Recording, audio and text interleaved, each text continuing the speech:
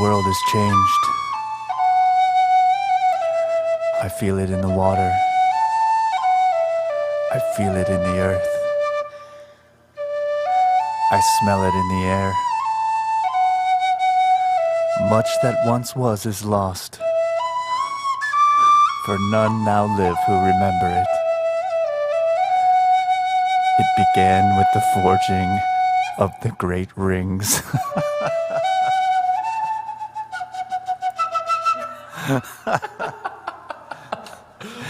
And we're live. Jeez. Began with the fortune of the great rings.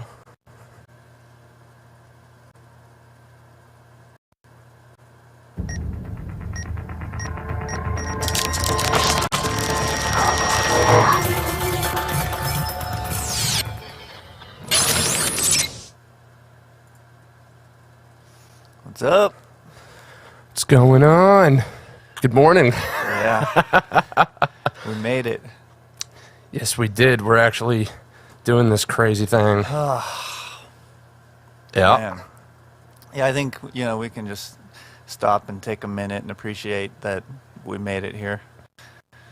Yeah. We made it to the starting line, which is it's an accomplishment in and of itself.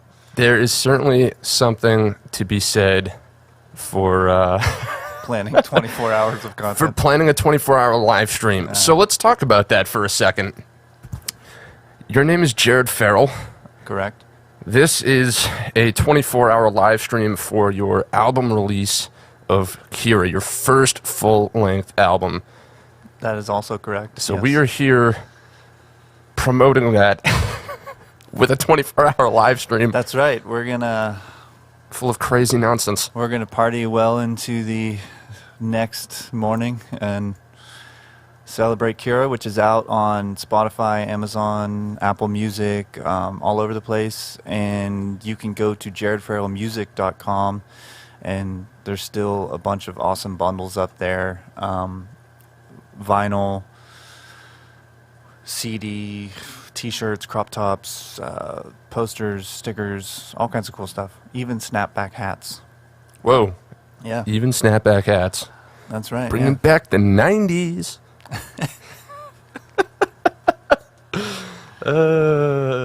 Yeah, man. So it's 6 a.m. and I've got my coffee.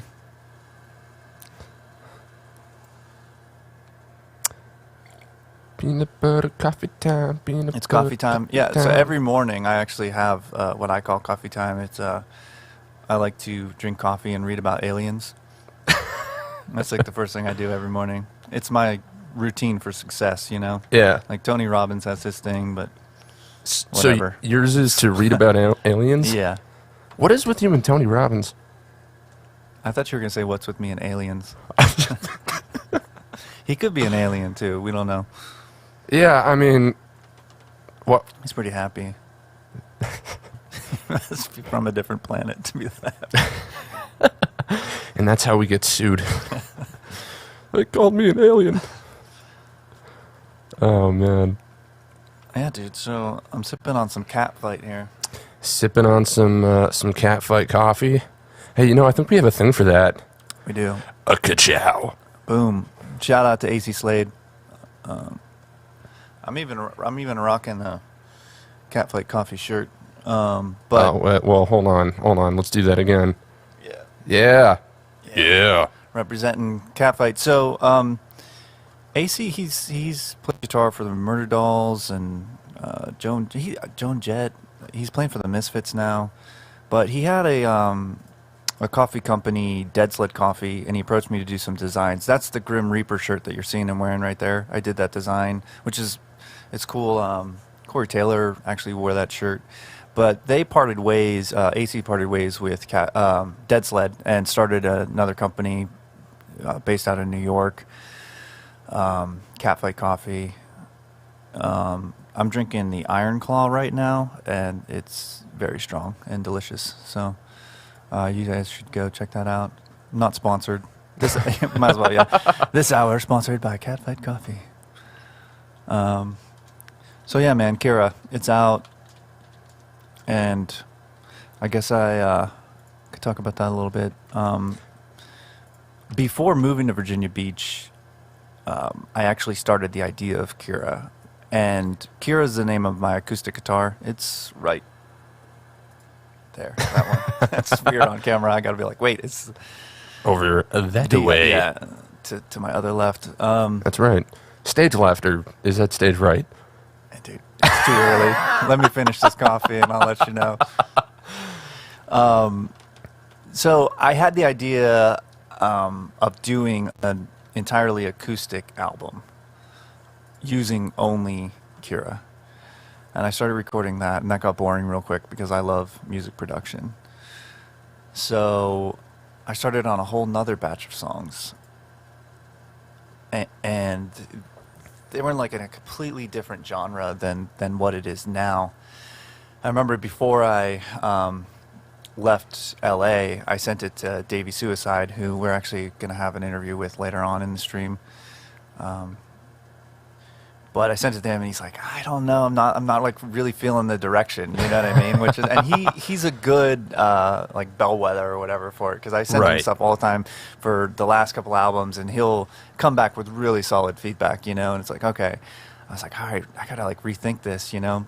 Which, by the way, not to cut you off, but that is something that I have found to be invaluable, is having a core group of people that you can really trust for feedback on your music. Because there's a lot of people who, either don't know what they're talking about, don't know how to give feedback, won't give you honest feedback because they're afraid of hurting your feelings, you know? No, you need somebody that's going to be like critical of it, you know, and shoot it straight. Yep. Yeah, and me and Davey have worked on enough stuff, I think, that, you know, he'll send me stuff, I'll send him stuff, and like we're just like, you know, be completely honest about it, and it's great. It's a great working relationship. But so when I moved to Virginia Beach, I had so many song ideas, but nothing really was coming together. And I think because moving here, then there was the pandemic, it really gave me an opportunity to listen to what I had already written and write new things. And I started working with you. I started working with Scott Ensign. Mm-hmm. Before that, I went and I recorded with Scott Canavan, and we'll talk about that in a minute. But, you know, slowly but surely, a batch of songs started, you know, forming that I'm like, okay, I have something here, you know, that I feel like is a collection of songs that works together. And so my older brother told me about Scott Canavan and his studio in Pittsburgh, and he's got like a Gibson Hummingbird, all kinds of cool ass equipment, basically. So I drove out there, we recorded a bunch of stuff. Mr. Canavan. Yeah, he'll be on later too. I think at 10 a.m. is actually, he's like our second guest. Went there, tracked a bunch of songs, brought him back to Virginia Beach, worked on some more, started working with Scott Ensign. We did Catalyst for Change here at Lock and Key Productions. Draven did some drums on some things.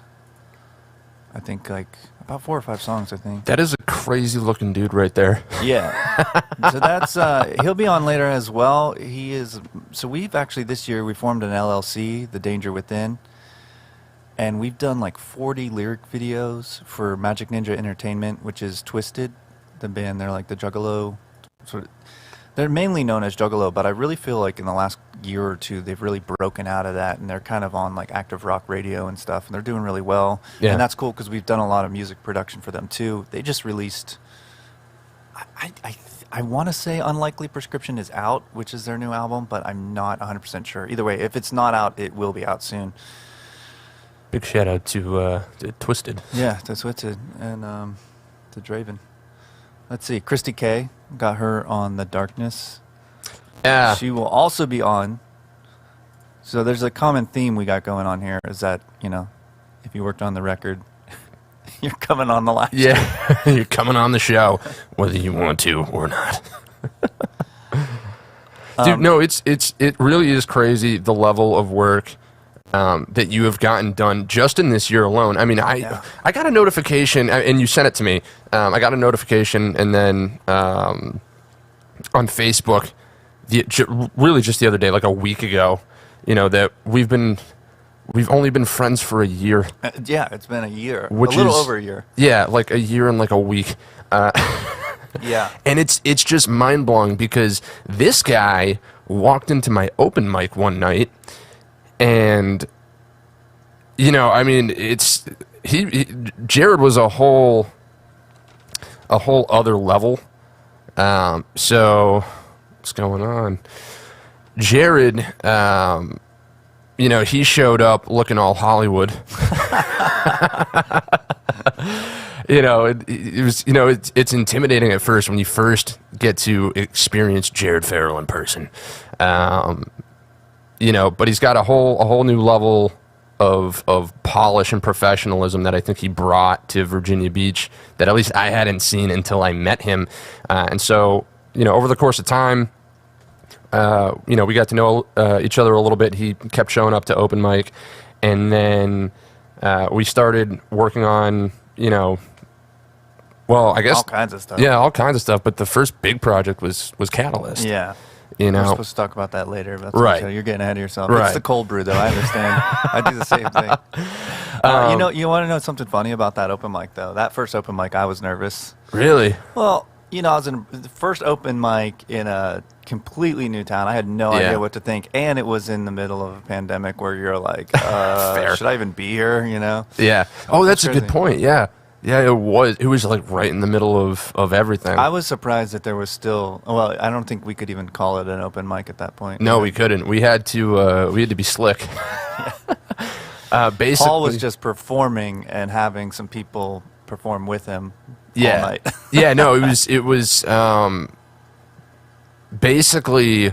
And everyone wore masks and did everything to CDC guidelines. Yes, absolutely, 100%. Yeah, no, it was that was a good time. That was a fun period in everybody's lives. So I got to give another shout out to Scott Ensign again. Man, we've written and produced so much music over the years. I've known Scott since before kindergarten. That was a long time to know him and his family. We just go way, way, way back, and the last couple years, it's not like we just kind of fell out of touch a little bit. And moving back to the East Coast, we kind of reconnected. I reconnected with his brother and their family and stuff. And it's just been awesome. That's been one of the best things about moving back to Virginia Beach. And working with him again, he really helped bring Cura to another level, and helped me get it done and get it done fast. Yeah. And we're working on new stuff, cinematic stuff with BLT, Christy K, some of it which you'll hear later as well during Virginia Beach Hour. So definitely huge shout out to Scott. And then I got to give a shout out to the fam. My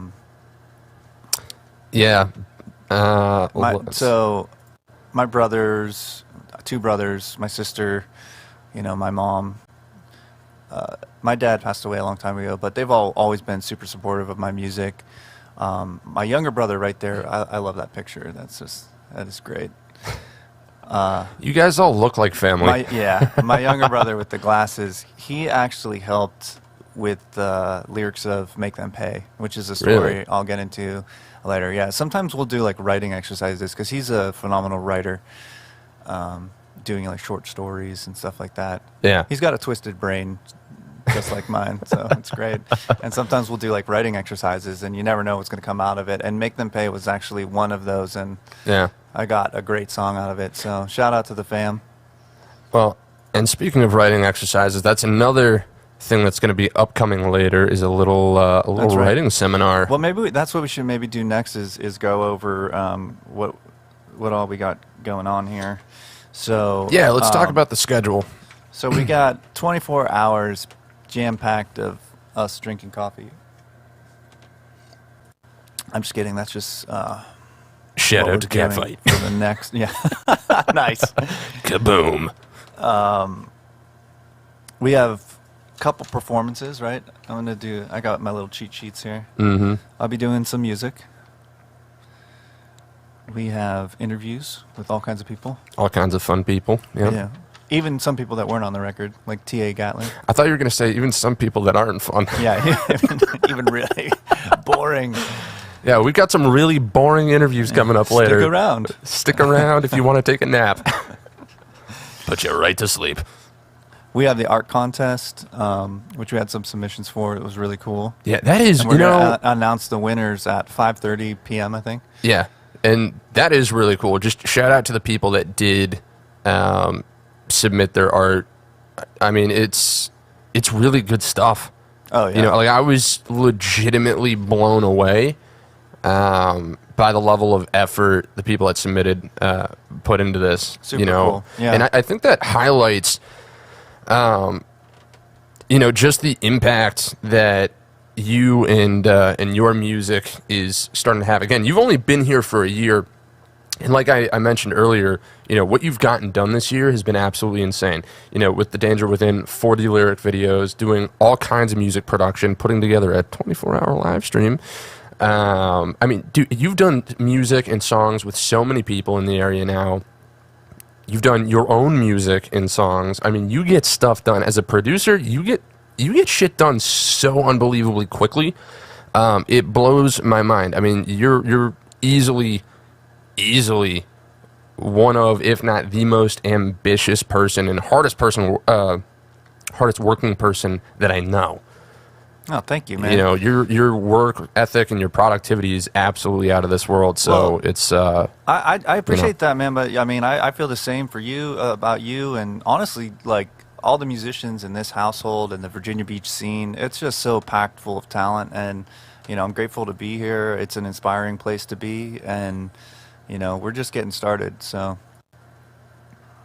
I think there's, you know, a lot of potential in this town, and there's so much talent. Again, I think Virginia Beach Hour, we're going to go over some of the projects that I've worked on, but I think if there's time afterwards, and I'm sure there will be, we've got all day, but we'll go over some of the other oh, hey, people in... good morning, Marianne. Nice. Woo! Oh, we got the first viewer. I love it. That's so cool. But yeah, we'll go over some of the other people in Virginia Beach that we know that are doing amazing things. We've got a bunch of unreleased songs we're going to play. I'll be showing off some artwork.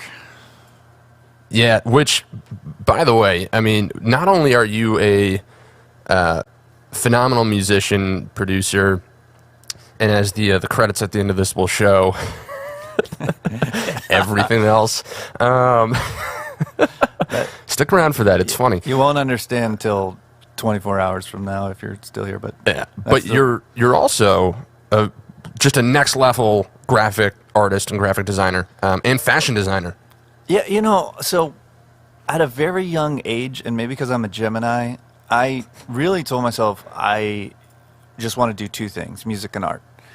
And everything has sort of fallen under those umbrellas, and you could really boil that down to just art, you know? Mm-hmm. So I appreciate that, man. I am definitely that. I feel like my job on this planet is to try to inspire people and to try to push the boundaries with my creativity. It's that I also realized at a young age that it was the one thing I could do that was the best for myself and also the best for the world. Yeah. Like people found value in it, and people could either get entertainment or find comfort in it. They could express, you know, you can express your anger and those toxic emotions. It's therapeutic. Music and art are all those things. Yeah. There's a way of saying things that you can't say otherwise, you know, and in a way that I think really resonates with people. And it's almost like sometimes I feel like art is our higher selves trying to communicate through us. You know, that's an interesting point that you bring up, because it's something that on my live stream that I talk about with a lot of artists, or something that they bring up. Like, they go into this flow state when they try to write a song Oh yeah, Jared's over here as well. It's pretty crazy. You like our multiple camera angles? This is high tech shit. Do you guys like that? You'll see this in the performance that every camera that we use is a step down. So like the best one is for the performances, and then there's Jared, and then there's me. Yeah, so the like you're saying, like your higher self almost getting through to project some kind of art into this plane of existence, if you want to go there. But a lot of people I talk to, they talk about that experience where, they go to write a song, and it starts as this like manual task of like, okay, I have to sit down and start working on this thing, right? But then something kind of takes over. You go into this flow state, and it's like the song starts to write itself, and by the time you finish the song, it's like, ugh, like, who wrote this? What happened? How did I even get here? And obviously that you were the one that did it, but it still feels kind of weird. Like what door opened that allowed that process to happen? And sometimes, like I notice, it can almost be like sending a message to yourself. That's it. I 100% agree. It's funny we opened up with that Lord of the Rings flute thing. If anybody heard that, that's yeah, just a little.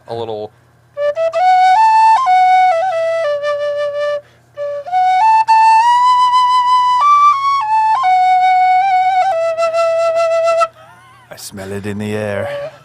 Anyways, well, Tolkien said that. Tolkien said that he didn't create anything; he discovered it. Mm-hmm. And one of the things I was thinking, because we had rehearsal, we're getting ready to do Riff House on the 28th, which will also be our CD release party. If anybody misses the live stream or wants to see the full band experience of Jared Farrell, we'll be doing a lot of songs from Kira, and we'll be doing some songs for the first time as well. Even though it's only our second show, we're going to have some new stuff. So if you were at VMP, you should still come to Riff House, because it's going to be bigger and better. And Starkround is headlining. Commitment Issues is going to be there, who's another just phenomenal. They're like one of the most badass bands in Virginia Beach for sure. Yeah, and big shout out to Commitment Issues, and in particular Brandon Williams, and who is generously. Geez, it's early. I said it right, and I felt like I said it wrong. Yeah. Philosopher. Hey guys, if this train goes off the rails, you're coming with us. Just hang on. Yeah. But big shout out to Brandon. He is the owner of the house that we are in, where the studio is located. Is it called Thrage Mansion? Castle Thrage. Yeah, Castle Thrage. Because it kind of looks like, the house is all made out of brick. We have walls. It's ridiculous. That's where we shot Catalyst in the garage. We're going to be talking about that later. Yeah, man. Brandon and everybody in this house. You got Richard. Yeah, Taylor, seriously. Everybody that... Phenomenal guitar player. Yes. BLT, ridiculous singer. Probably the best singer. Yeah. Ever in the whole world. No offense to anyone else in Virginia Beach. But yeah, Tony Robbins. Yeah, no offense to that alien, but... But a big shout out to all of those guys for allowing me in particular to do what I do out of this house. Hell yeah. They're very, very understanding and supportive, and especially for something like this, a 24-hour live stream. It's not all roommates would be appreciative of what we're doing. Flutes going off at 5 in the morning. Yeah. Like, what is that sound? But yeah, make sure you guys check out Commitment Issues. They are an incredible, incredible band, and I don't say that lightly. I wouldn't shout them out. And I don't think Jared would shout them out either if they weren't top tier. Yeah, they are one of the best. And so we got to give a shout out to you, man. Oh wow, little old me. Dude, I mean, the technical ability to even pull off what we're doing. So we should talk about that. I had this crazy idea that one day I was just like, maybe I'll do a 24-hour live stream for my CD release. And you're like, dude, that'd be awesome. You should do it here. And I'm like, really? You sure about that? Yeah. And you're like, yeah, it'll be. I'm like, you really want to put up with me for 24 straight hours? And, you know, I think you may have later regretted that decision as we got into the production stuff. But, no, man, I mean, yeah, like, I couldn't have done this without you for sure. I was initially thinking about doing it out of my own apartment, and seeing how we set this up and all the technical things that we had to upgrade your entire the software to even do this, to do what we wanted to do. We're having call-ins, we're having guests, we're having multiple cameras. Yeah. We have media just flying up with all kinds of different transitions, and so just amazing job, man. Thank you so much for, you know, no, absolutely. You know, being my sidekick here doing this, and also for all your work on Catalyst. I keep hearing a lot of people, it's their favorite record on the favorite song on the record, which is awesome. Well, I appreciate that, man. It's and also I appreciate the opportunities that you've given me as well, because you're fairly established as far as your artistic and creative career. You know, with your experience with Davey Suicide and the tours, you know, and some of the crazy stuff that we're going to get into later, like the Kardashians wearing some of your material. Yeah, and that's true. I did work for the Kardashians. Yeah, it's like you've done some pretty wild stuff, and so, you know, it's meant a lot to me that you've pulled me into these projects and that you've valued the work that I do. And so, yeah, when you brought up the live stream, I don't know what Jedi mind trick you did, but it worked. You know, as soon as you brought it up, I was like, oh, yeah, let's do that. Because, you know, I'd been doing the show for a while. I have experience with the tools, and I knew, just from how you'd been talking about it, like, when you would ask, like, oh, what software do you use?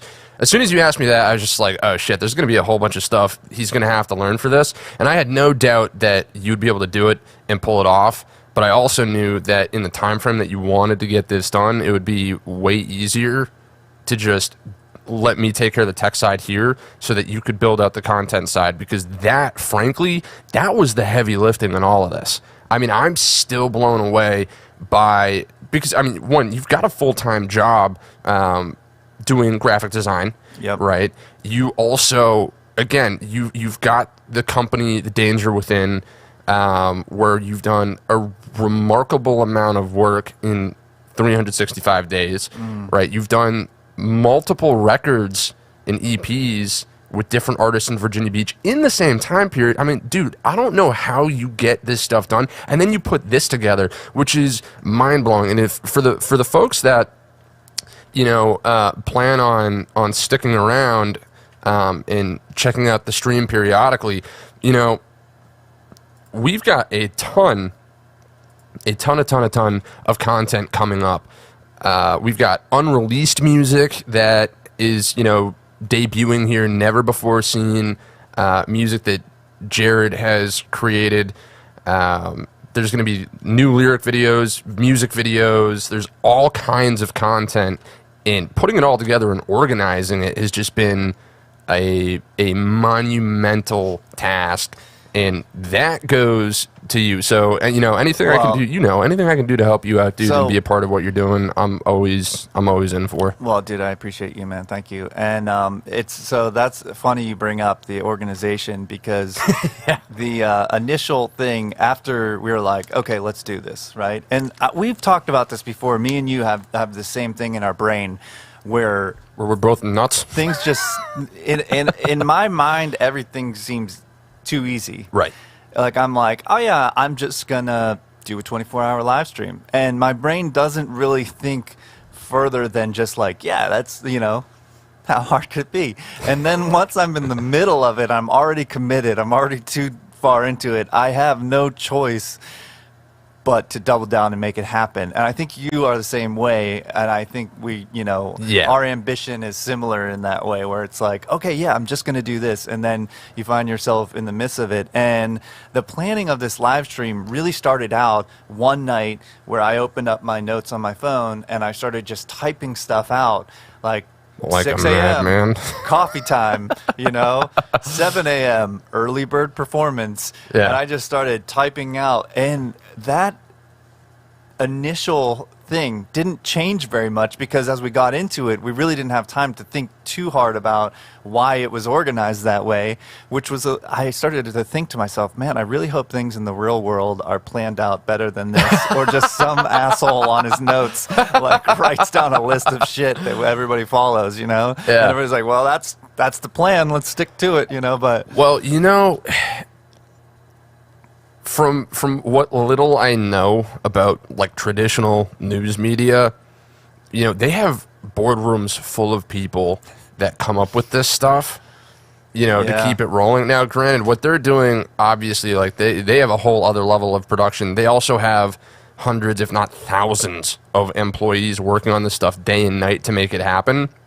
So this, for two people to do this, is kind of a monumental task. Yeah, hell yeah. And to plan it, again, dude, all the credit for the planning, all of the credit for the planning goes to Jared. He put this whole thing together, which, again, normally an organization would have a team of people sitting down and planning this stuff out.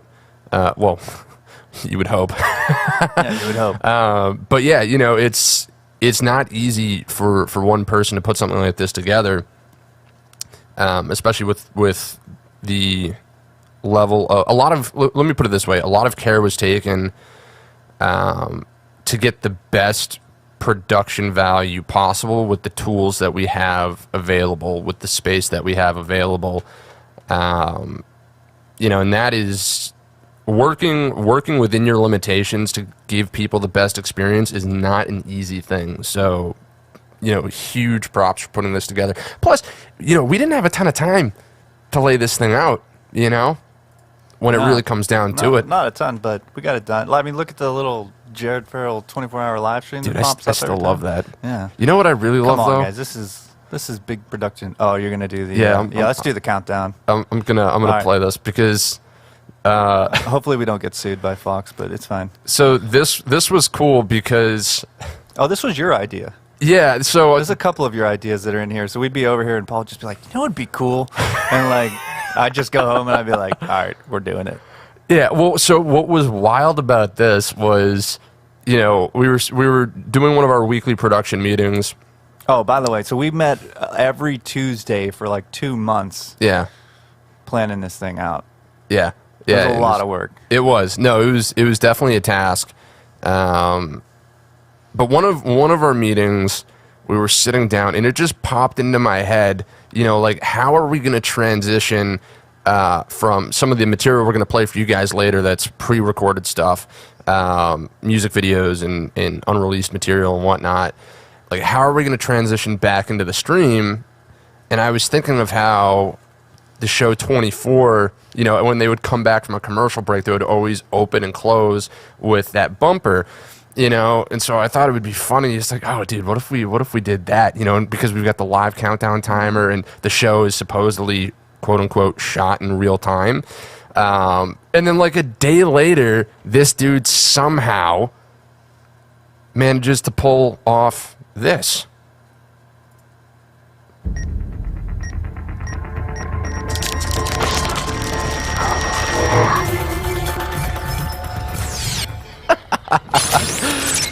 Dude, Nice. so how did you get the sound effects? Or should we not say? What sound effects? Yeah, what sound effects? There are no sound effects. I did a tutorial, of course. Yeah, but No, I think I did rip the sound straight off the 24th thing, but but the Damn artwork, it. dude, how copyright strike one. did I'm gonna get kicked off YouTube by the end of this? Yeah, That'll be great. seriously. I'm excited. I think Listen, folks. maybe it falls under parody or fair use, or I don't know. Yeah. We'll make up something. Hey, real quick. It was for educational purposes. Real quick, I'm just going to do a hard segue here. Make sure you guys take a second to head over to www.jaredfarrellmusic.com. There are links in the description down below. if you want to check out some of the pre-sale items. Oh, here I have them. You want me to show them on camera? Oh yeah, let's do that. Again, the level of professionalism and work that has gone into this has been absolutely outstanding. He's got a lot of cool merch, and we're going to show some of that now for the release of Kira. Again, that is www.jaredfarrellmusic.com. Yes. And if you guys want to stream my stuff on Spotify today too, that would be awesome because, algorithms and stuff. Yeah, so I just found out recently. Yeah, you told me about this. I didn't know this. Yeah, so here's a piece of news, and I guess a piece of information. Not really news, but it's news. Thing. It was news to me. News used to be information. And big shout from to Matt from Ghetto Hound for providing me with said information. Ghetto Hound, another killer band in Virginia Beach. Upcoming from Vancouver to Virginia Beach. We gotta talk about that stuff because you're producing their record, right? Yeah, we're doing a 5-song EP, but we can get into that. So what Matt told me, and this is the secret sauce here, was that the way the Spotify algorithm works is if you get 2,000 plays within 20 hours, their algorithm will bump you up as far as, search results and whatnot, and it'll start to push you. If you get 2,000 plays within the first 20 hours, it'll actually start to push you, and then you can get some traction. So it is really important that you guys... Is that like... So if you have an album, then it's like... And you have 10 songs or whatever. I think it's on the song. It has to be on the song. You know what? I got to find out about that. Okay. I don't know, but I don't think it's like a profile thing. Now, if you drop the album as a whole album, maybe. See, I don't know. We got to find out. But just generally speaking, if you put something on Spotify, your goal should be 2,000 plays within the first 20 hours. That's how you're going to gain some traction. So there's also a tip jar on jaredfarrellmusic.com, and if you want to give me tips, then I can hire out some people from India to get me to those play numbers on my album. Anyways, all right, so... Money bomb. Look at this. Look at this beautiful digipack here. So we got these up there, all right?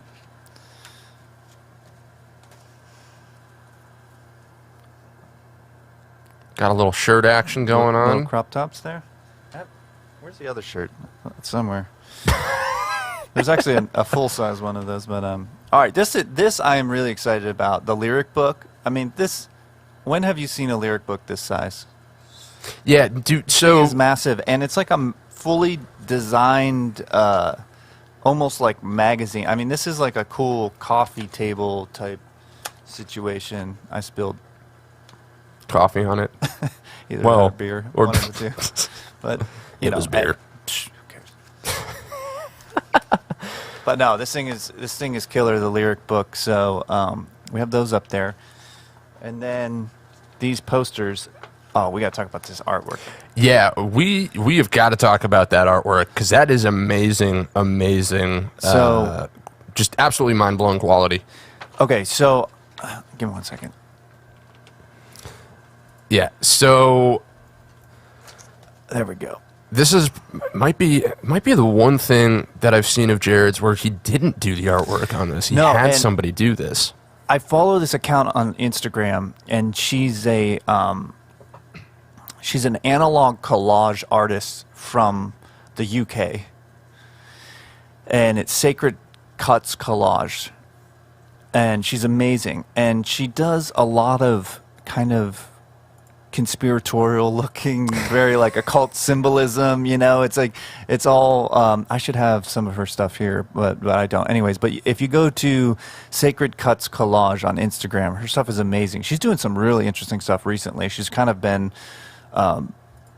getting into like a new style that's almost like Clockwork Orange-ish or something, like very cool. But getting into like a new... Whoops. So she did the artwork. I reached out to her and I said my initial thing was based on the song World's End. And it's like, here I am at the at the edge again, tightrope walking at the world's end, right? And I sent her that as inspiration and told her that I wanted a picture of somebody tightrope walking into like a nebula or something, right? And so she sent that artwork back, and she really just knocked it out of the park. Just amazing stuff. It's so inspiring to work with an image like that. The graphic design just came so easily once I had that, and it really, I love it. I mean, I just could not be happier with the artwork. Yeah, no, it's phenomenal work, and one of the things that really catches my attention is the level of detail and the level of depth. I mean, look, just we've got it up on the screen now, where if you look at it, especially like the black hole into space or the iris or like whatever it that like is, an eye, yeah. You know, which one I love the duality, like the multiple meanings of that in particular, but I love the depth. It really feels like this just infinite, you know, like you could just fall into that picture forever. So that's really amazing artwork, and props to finding that artist, man. Yeah, and then I guess the doves represent hope, and the butterflies represent change. And then it's cool that, you know, it almost looks like I'm walking over a pit of fire, you know, from the land into like the unknown. Yeah, which is just so cool. The symbolism there is perfect. I sent her the songs before, and I think it really helped her use a lot of the symbolism. There's also a clock, but it seems to be cut off in that picture. But up in the right-hand corner of the posters, you see a clock, which kind of gets into the whole time theme that's in Miracle and All She Wrote, which is like All She Wrote is a very Alice in Wonderland sounding type song. Yeah. Yeah, dude, so All She Wrote. Dude, that one... Oh, do you want to tell that story? We're telling that story later at the VMP show with the rabbit head. Well, so I could tell it now. Why not? We got a little bit of time. What do we got? Like, we're almost through the first hour. We got like 15 minutes. I know. Congratulations. Wow, we made it. And that's the show. Good night. 23 hours to go. Almost. Well, 20, like, you know, whatever. Yeah. We have a big clock here, by the way, too, and which is really exciting for me. That was something that I demanded, that we have a big, giant clock that I could see the time at all times. But yeah, this guy and his demands. Let me tell you about all the last-minute demands. Yeah. All right? There was a lot. God, this guy's such a diva. So hard to work with, just all the time. Like, we're sitting here, you know, at 0 hour, you know, doing our basically final production meeting last night and a dress rehearsal, just running through a couple of things to make sure that we know what we're doing. And, you know, towards the end, he's like, hey, can you add another camera? Hey, can you, what if we did this? What if we put this into the fucking timeline? Yeah. But that's one of the things that I actually love about working with you the most, Jared, is that one, you've always got a grand vision, and yet you never seem to overcomplicate it, right? Everything you do, it's big scale, but you try to keep it simple, you know, so that it's doable. You break it into sections, you organize it very, very well, and then you make it happen, you know, and I think that's the biggest thing that you have going for you, is that you follow through. You're exceptionally reliable when it comes to just getting stuff done, and you push yourself until it is done. Like, I haven't seen you trip and fall once, you know, which is with the level, again, with just the pace that you have set. Oh man, I've tripped and fell many, many times. And I think that's, you know, maybe that's how my brain has been able to organize these things. And coming to Virginia Beach, maybe I have a little bit more time and more resources, so I'm able to do more. But I've done a lot of things that are just fallen on my face and failed. And I talk about that all the time, how it's so important to fail. And if you don't fall and you don't trip, I don't think you're pushing yourself hard enough. That's a good point. Well, I should say, but I appreciate that, you know, that you've seen me. I know what you're saying, though, because it's like some of the videos and some of the, and like this, and even releasing the album, releasing other things. You know, some people don't get to that starting line, like I said, Yeah. which is why I said at the very beginning of this thing, it's worth just appreciating the fact that we made it to the starting line, because this thing could have blown up before we even hit go. Yeah. You know? Yeah. And it still may midway stream. I don't think it will, but you never know. Anything could happen, you know? And it's just like, that is, I think, you know, the amazing thing about doing something at this level. And that's art, man. You got to push yourself to that point. You can't be afraid to fail. Yeah. Well, and frankly, you know, so let me address that a little bit, because I haven't seen you fail. Right. Mm-hmm. Now, that's not to say that you haven't failed. I would imagine in your career coming up, doing all the things that you've done, that you have failed many times. You know, and I know that I have absolutely failed many times. But I guess the idea is to, you know, fail. If you're going to fail quickly. Fail forward. Yeah, fail forward, fail often, and just learn whatever lesson you were supposed to learn. 100%. Take that lesson and apply it to the next project until you... Because basically, I mean, and anybody that's successful will tell you this, that the reason they're successful is two things. One, they failed more times than most people have ever tried. Yeah, that's the quote I was thinking of. Right? I forget who said that quote, but it's a great one. And then the second thing is that they didn't let that failure stop them. So perseverance. They just kept going. And I'm a big believer that, you know, as long as you continue to improve, as long as you continue to find a higher mountain to climb, as it were, and just keep going, you know, the people that you see as your competition, eventually they're kind of just going to get out of your way, you know, because unfortunately a lot of people just give up. They give up way too quickly. And so all you have to do to make it is just keep getting better and just keep going. And if you fail, okay, cool, whatever. That's what happened. Move on. Just do better the next time. And as long as you do that, you're going to be successful. I don't see any way you could possibly fail ultimately if you know, there is no failure ultimately. There's giving up. That's another quote that I love. There's no failure, only feedback. I like that. Yeah, I like that a lot. I have a lot of quotes like that. My other quote that I'll give you guys here is, take the leap and the net will appear. I love that one. Yeah. Because it's true. Truth to I do think there's truth to that, is that a lot of people are afraid to take that leap because they need the safety net before they do. But the idea that the universe is going to provide that safety net, so just go out there and do it. There's even, you know, all kinds of stories of musicians that they were not ready to be at the level that they were at, but they just went out and they did it anyways, you know? So don't hold back and just go for it. And if you fall on your face, it's going to be a good thing. That's going to just make you stronger. That's going to make you better. Keep falling on your face until you learn to fly. There's a new quote right there. Yeah. Some shit like that.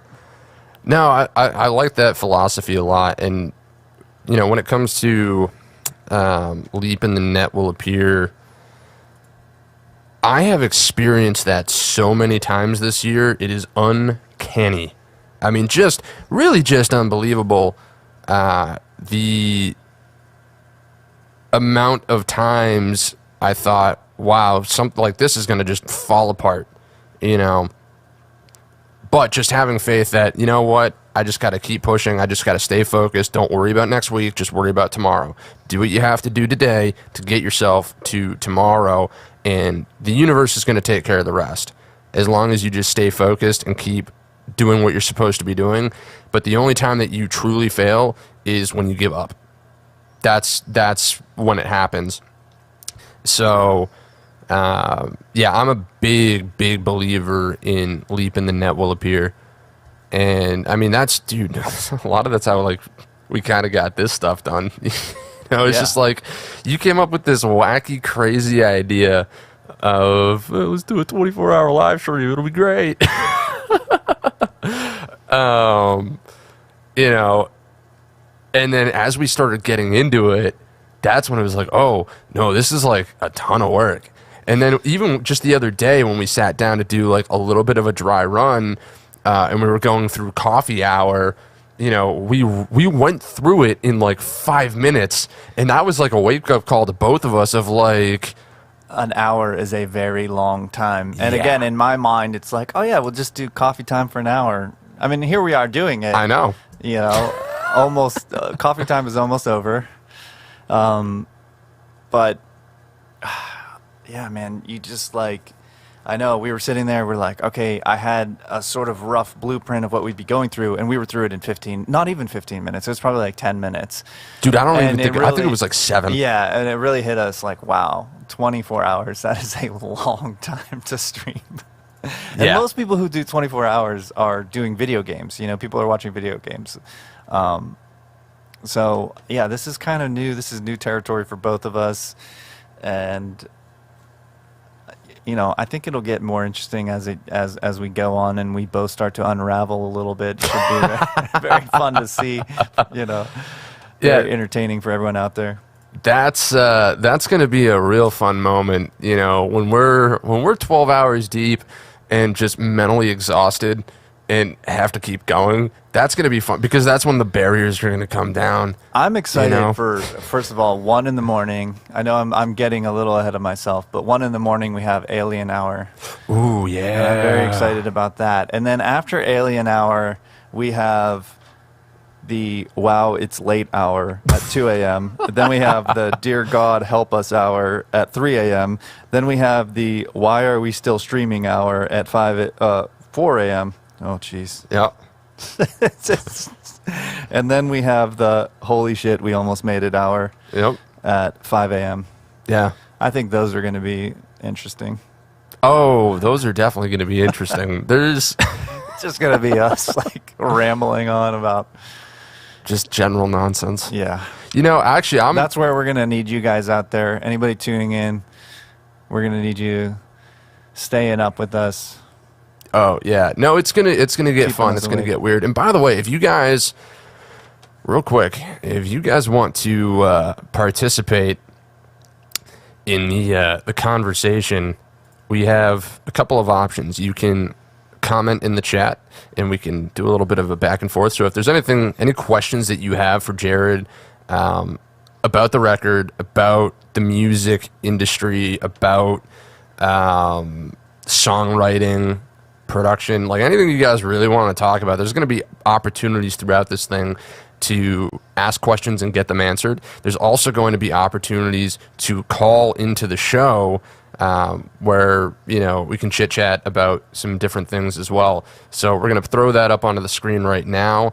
That number is 757-550-1814. That's 757-550-1814. Just don't call now because it's too early. It's too early. Not that we don't want to talk to you, but, you know, Well, wait till after the second coffee hour. yeah. Coffee hour 2. Coffee hour 2.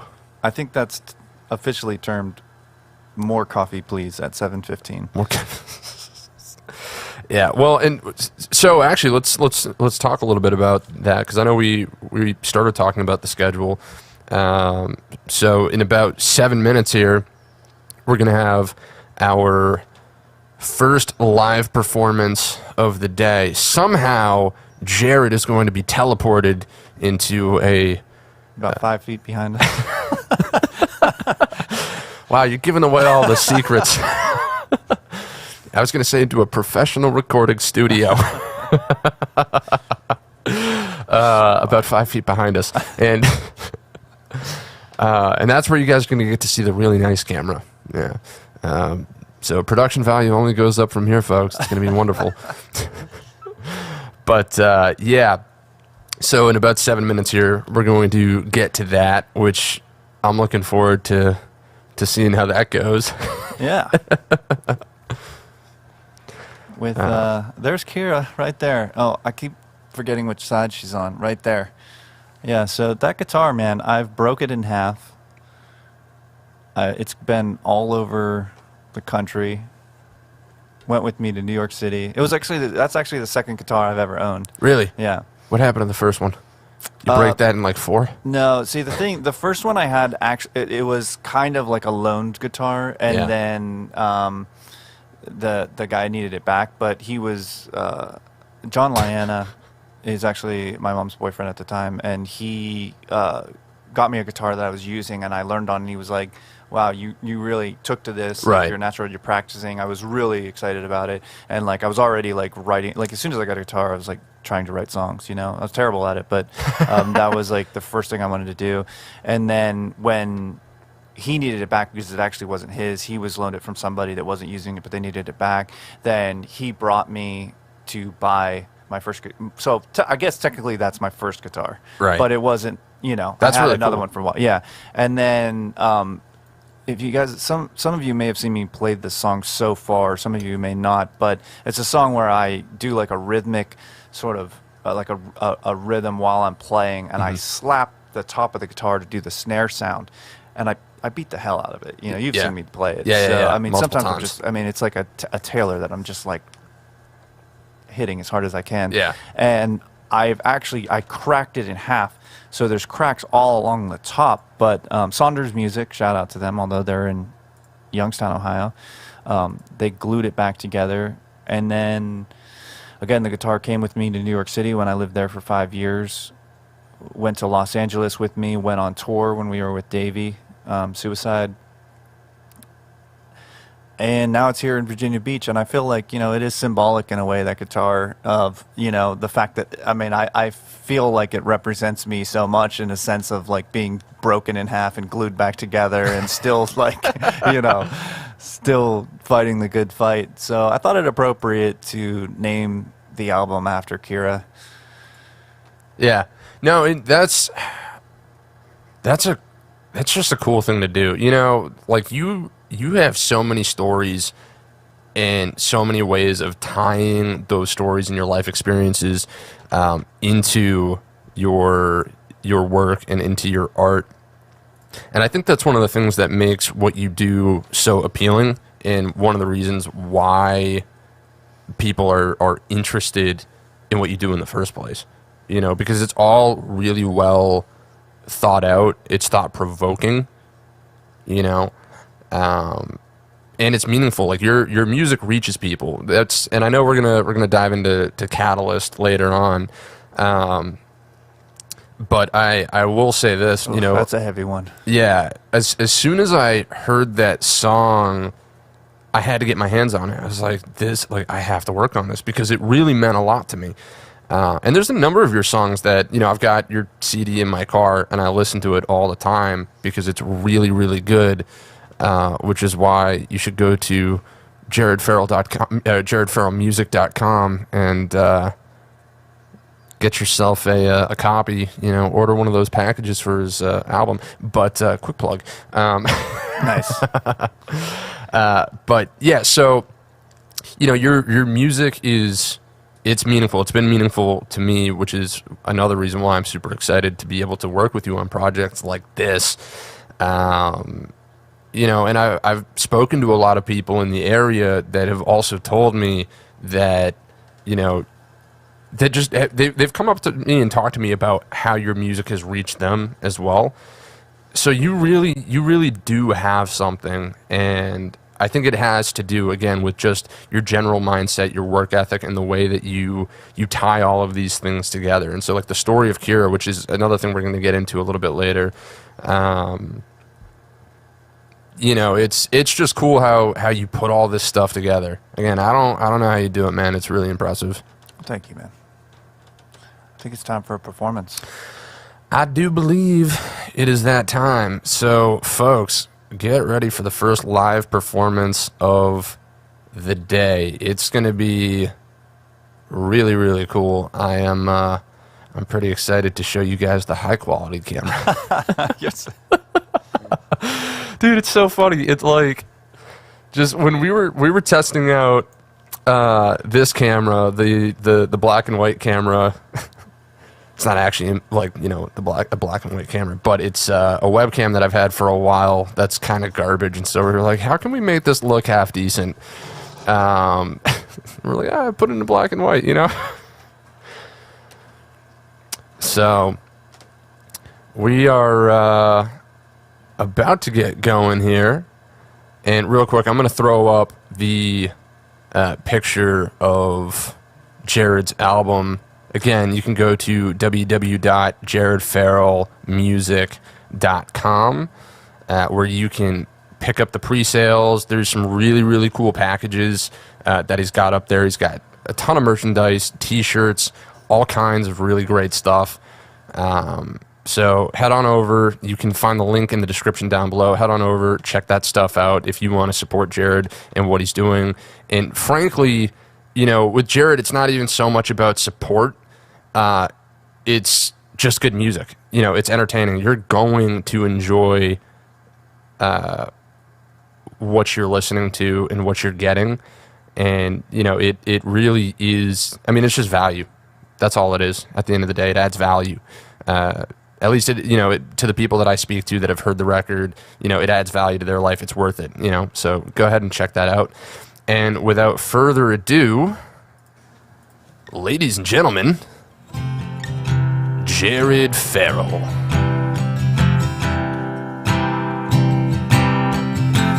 I've been trying to do it right. I've been living a lonely life.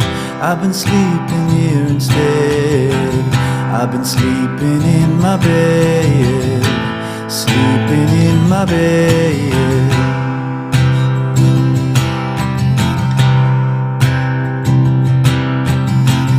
So show me family, all the blood that I will bleed. I don't know where I belong. I don't know where I went wrong, but I can write a song. Well, I belong with you, and you belong with me. You're my sweetheart. I belong with you, and you belong with me. You're my sweetheart.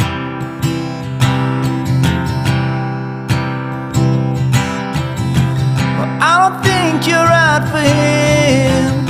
Think of what we might have been. Took a bus to Chinatown. I'll be standing on Canal and Bowery, and you'd be standing next to me. I belong with you, and you belong with me. You're my sweetheart. Well, I belong with you, and you belong with me. You're my sweetheart. Love, we need it now. Let's hope for some. Oh, we're bleeding out. I belong with you, and you belong with me. You're my sweetheart. Well, I belong with you, and you belong with me. You're my sweetheart.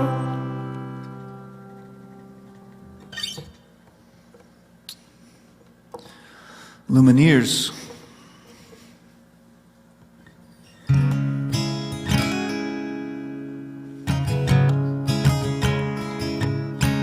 So, this is a song called My Sanctuary.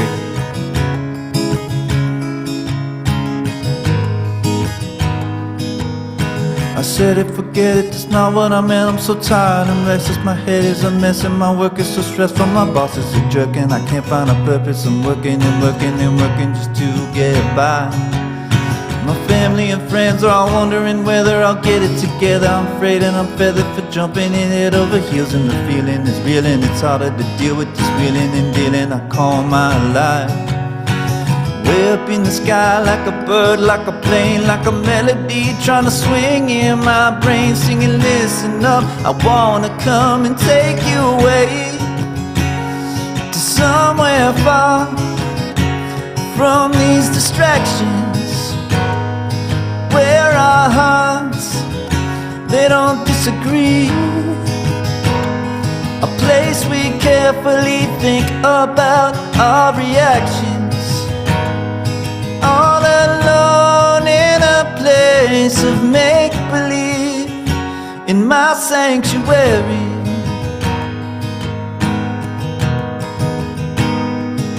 I sit alone and I'm frozen, a moment that's chosen. My eyelids are closing, my heartbeat is slowing. But where is this going? It's pulling me into what I call a window. It's really a symbol akin to a higher me. And my head is tripping within it, a head full of images deep as the river, and all of them spinning while perfectly fitting like puzzles of memories jumbled. They tumbled and tumbled and tumbled, but tell me, where do they lead?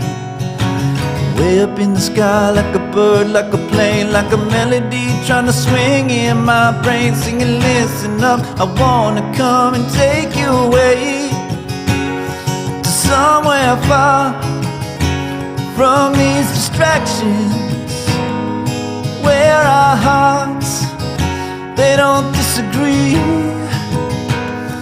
a place we carefully think about our reactions, all alone in a place of make-believe, in my sanctuary.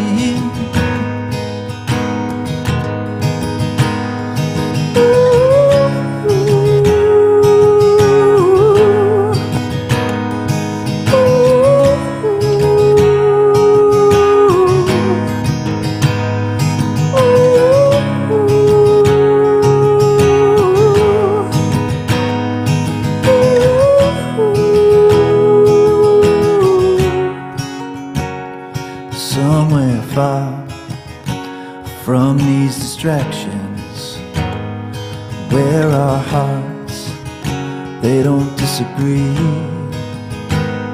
a place we carefully think about our reactions. I'm all alone in a place of make-believe, in my sanctuary.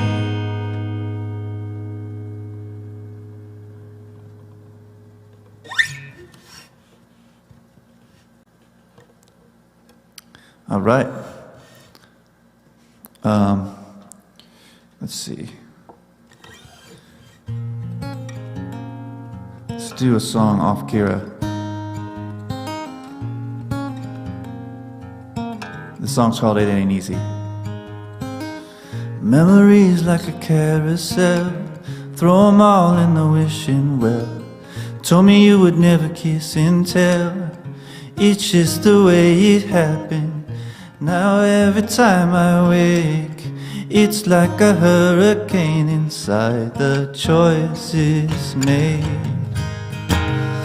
It ain't easy, love. No, it ain't easy, love. It ain't easy, love. Saying goodbye, saying goodbye.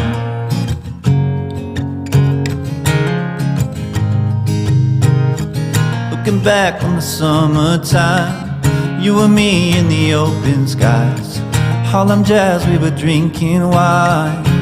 I can still see you laughing, but can we go back to it before the whole world split and opened up to pull me in?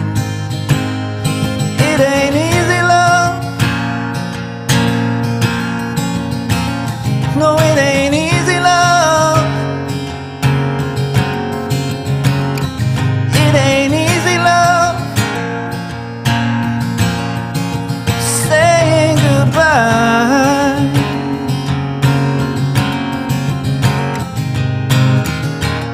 I know it ain't easy, but it's necessary. Don't wanna hear about how you're sorry. I never asked for much, a little bit of love and a little bit of trust, but now all that is over. It ain't easy, love. No, it ain't easy, love. It ain't easy, love. Saying goodbye, saying goodbye.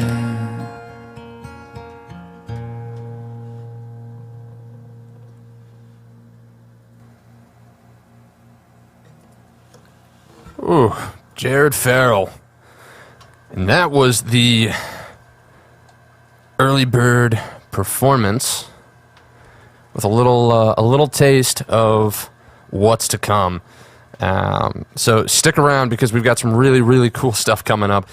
We're going to be talking a little bit about, or showing one of his lyric videos that he's worked on, and discussing the song Better the Same. That'll be coming up in a bit. But for now, it looks like he's getting some more coffee.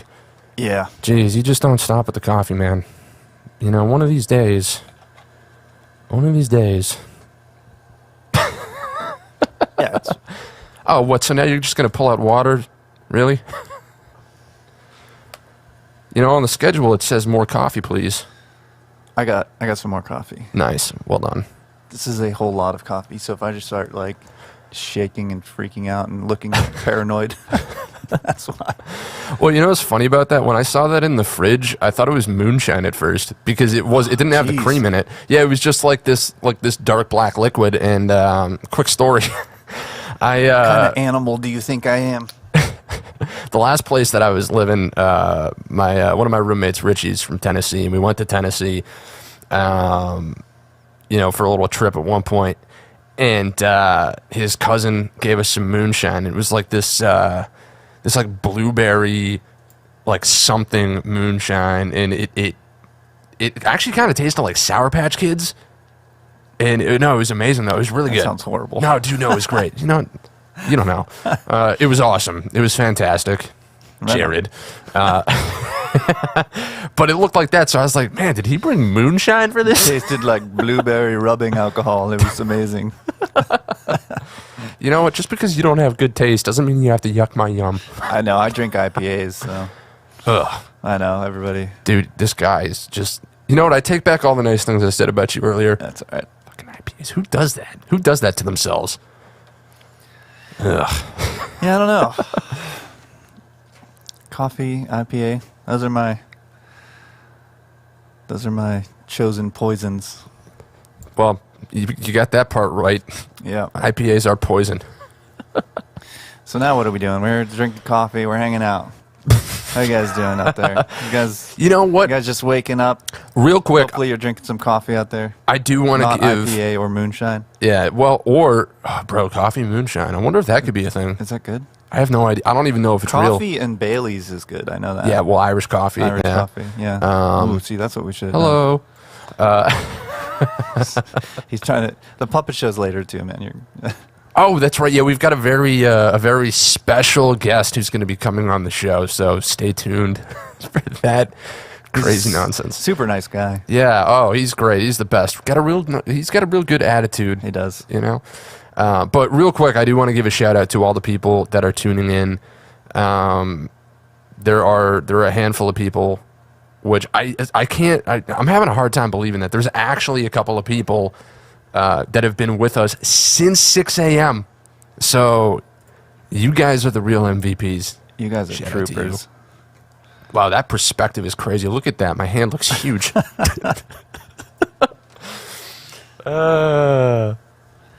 Yeah, no, so this is pretty cool. I would say this is going fairly well.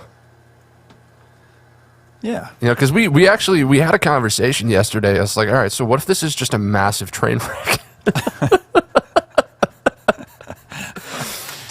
And I don't know. I think we were both like, well, you know, either way, it'll be entertaining. Yeah, man. I mean, we'll see. You know, it's still early. I think there's plenty of time for this thing to just go off the rails. But, you know, what'd you think of the early bird performance? I thought, you know, I kept it kind of mellow for the folks out there, you know. No, I was actually... I love that Lumineers song. Like, it's so much fun to play. It's really simple, but it's a great song. And then My Sanctuary. Yeah.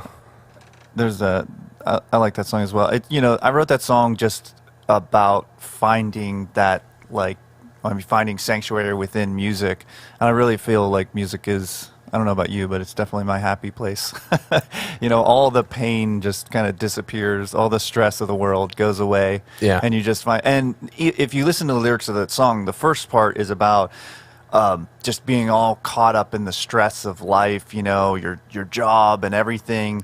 And the second, so then it's like somewhere far from these distractions where our hearts don't disagree. Right. Where we carefully think about our reactions all alone in a place, my sanctuary, yada yada. But the second verse is really, Is that one of the lyrics? Yada yada. Yeah. It should be. It will be. Which I'll add that in. real quick, guys, if you want to be able to take a closer look at this, again, head over to Jared Farrell music. Jared Farrell. I keep messing that up. JaredFarrellmusic.com, where you can pick up. Yeah, if you go to jaredfarrell.com, you'll just see a bunch of artwork. But head over there if you want to check out some of the packages that he has for purchase. One of which, or possibly multiple of which, has the lyric book. Which again, I don't know if you want to pick that up and show that, but it's pretty incredible artwork. It's really cool. It's like a super high quality magazine with all of the lyrics in it, where you can really kind of dive in. Yeah, it's like 8.5 by 11. This thing's awesome. The lyric book is amazing. So you guys should definitely pick one of those up. Yeah, and I personally recommend listening to the record with the lyric book in hand and going through it. It turns it into a whole experience. And in fact, if you really want to get crazy, you can listen to it on vinyl. Right. The vinyl it's gonna be a while before it gets here because of shipping issues because of COVID. But you can get Kira on vinyl, and we're hoping it's here by October. And if you get the vinyl and the lyric book, I think that's going to be the ultimate Kira experience, is to put Kira on vinyl, listen to it from start to finish, and read along with the lyric book. Yeah. It's going to be the way to go. No, for sure. It's going to be an enjoyable experience, let's put it that way. And all of, again, dude, like the artwork, bro. The artwork that you had done for this is just next level insane. Yeah, Sacred Cuts Collage. How do you find these people? I don't know how I found her, actually. Because that's somewhere on Instagram. Is probably looking up like esoteric occult like symbolism or something, and she pops up. That's awesome. Well, and you know what? This is kind of a good segue, because one of the esoteric occult. Now what are we segueing into? We're saving that stuff for later. Remember, after Alien Hour. After Alien Hour. Yeah, we're going to get into the, all the crazy nonsense. It'll be great. No, but that's a good segue, because one of the things that you are also very good at is building teams, finding the right people to work with, which frankly, I mean, I don't know if you want to say that's half the battle or if it's like 90% of the battle. It's not necessarily what you know, but it's who you know.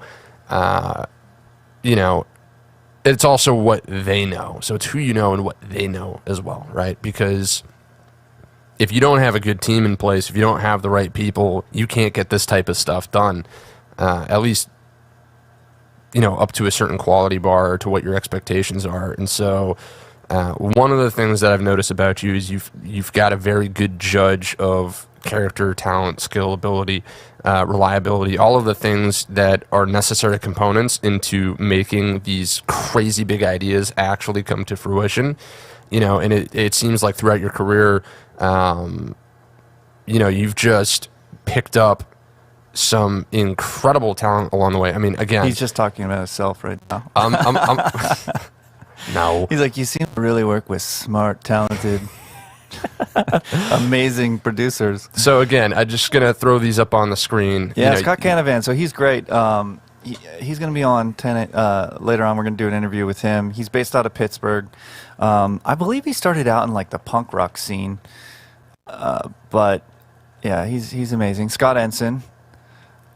So Scott Ensign is kind of my brother from another mother. I've known him forever. Super talented. This guy is, he's next level. He's definitely next level. Christy K on the Darkness. She sang on The Darkness. We also are going to be debuting. Well, no, I already released it, but we're going to play it here as well. There's a new cinematic song I just put out with her called "Lift Me Up." I don't know if you've heard that yet. Who, me? Yeah. No, I haven't. I haven't heard it. Okay, so you'll be hearing it first. I think some people have checked it out, because I released it on Facebook and some other places. We can't officially release it because we're trying to get some placements, right. Possibly TV, movie type stuff. But it's really cool. She did a great job. She helped with the writing as well. So, and then my partner in crime, Draven, he played some percussion on "Make Them Pay," "It Ain't Easy," "Miracle." The Fam, of course. We got to give another shout out to the Fam. Shout out! Oh wow! Look at. I love that picture. Look at Jared way back when. When was that picture taken? That's a good question. Now they were like, "Smile," and all of you were like, "No, we don't do that in this family." Pretty much. Now, I will say one of the things that I'm excited about, as you just mentioned, one of those tracks that you've done with Christy K that I haven't heard yet. There's actually a number of things in this project, in this 24-hour live stream, that I haven't gotten to experience yet. So I think that's going to be pretty cool for me. I kind of get to go along on the ride with everybody tuning in and watching as well. So yeah, that's kind of cool. So with Scott Ensign, we have a side project called The Eye Inside, and we're going to be debuting a song that nobody's ever heard before right after his interview, and I am really stoked. I have a lot of side projects going on, but out of all of them, this is one that I'm probably most excited about. He pretty much did the production, and I just wrote and sang vocals, and we recorded it when I was up finishing Kira in Baltimore. So we recorded the vocals, and it's awesome. It's kind of in that cyberpunk world, Yeah. So it's a lot heavier than what I'm doing with Kira. We got a song with BLT that is nobody has heard yet, with BLT singing. It's again, I created it for movie and TV placements and stuff like that, because I'm trying to work with Virginia Beach artists and submit for that kind of stuff. Hopefully we can all make some money, but it's a banger. I'm really excited. That's going to be in Virginia Beach Hour. There's also going to be a Lorraine Santa Lucia song it's unreleased, so we're gonna stream it here first. But I think it should be coming out soon. But it's so I produced her EP. That was the first thing I did when I moved to Virginia Beach. The first project that I worked on. Yeah. We did a 5-song EP, and this is probably my favorite song on the record. She's been saving it for last, so we're gonna debut that here. Oh, that's exciting. And I don't think I've heard it. Maybe not. Yeah. But the other thing I'm really excited about is T.A. Gatling. Yes. He has an EP that I produced, and then Scott Ensign mixed. And it's called Respect the Shadows. So we're going to be debuting a song from that, and T.A. is going to be on later doing an interview. It's going to be really cool. That's right. And this is unreleased stuff, it's exciting. Yeah, so, and that's another thing, folks. So we've got some really, really cool video interviews coming up later. I believe we're going to have Christy K on. We're going to have some of the people that you've worked with from out of town coming on. We've got TA coming on later, which is going to be really exciting. And then we've got a pre-recorded interview with Davey Suicide, which that's going to be... It's good. It's interesting. Davey has a lot of wisdom to impart to people out there, and we have a really interesting story. So that is the only pre-recorded interview, but I believe he's in Seattle. He would have come on, but I believe he's in Seattle with his dad for his dad's birthday or something like that. I could be a little bit wrong about that, but the's something going on where he couldn't make it onto the stream. Wow, Dad beat out Jared Farrell. Yeah, I mean, can't believe it. Jeez, priorities, Davey. I know, gosh. So maybe we should talk about Better the Same. Yeah, let's. We're a little bit early on that. We're trying to follow this big clock that's over here. I don't know if I told you guys about that, but there's a big clock, and it's really. Did I mention how much I like this clock? Yeah, you were really pushing for that too. At first, I was like, "Why?" Like, we've got the computer monitors. It's just, But then he's just like, "No, but I really need the big clock." And then, God, Jared, you are such a diva. I got to take a picture of it and post it at some point. But, yeah, that's actually the clock is really the star of the show. I'm not gonna lie. I mean, no offense to you, Jared, but that thing. Music is great and all, but time. Yeah, but bro, it steals the show. Without time. Let's talk about time. We need some flute for that. Let's hear some flute. Let's hear some flute. Okay, hold on. Wait. Cue the reverb. Boom. What am I playing? Come on, flute. It began with the forging of the great rings.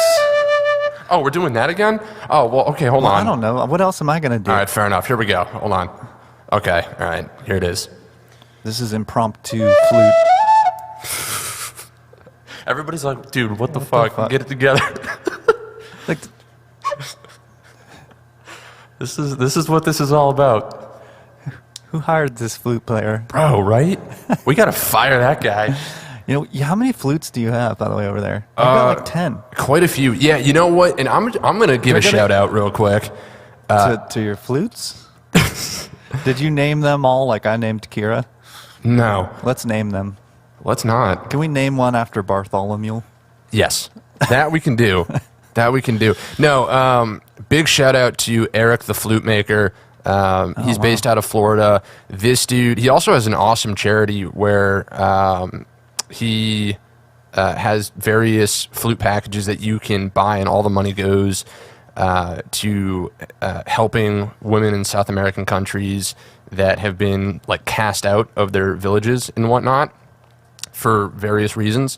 That's cool. Yeah, so he does incredible work with bamboo and like coca-cola wood. So I'm going to cut back to you, Jared, real quick if you want to show that. Here it is. And then there are a couple other different flute. Yeah. And then this looks like a peace pipe to me. Yeah, right. So here's how this sounds. I mean, this dude again, he does amazing work. He has his own bamboo forest on his property, and he does all of this stuff with a small team in a workshop that he's built. So Eric the flute maker, really cool if you're interested in wind instruments. Wait, where do you go to get that? I believe erictheflutemaker.com. Really? Yeah. Nice. Eric with a K. Flute promo. Yeah.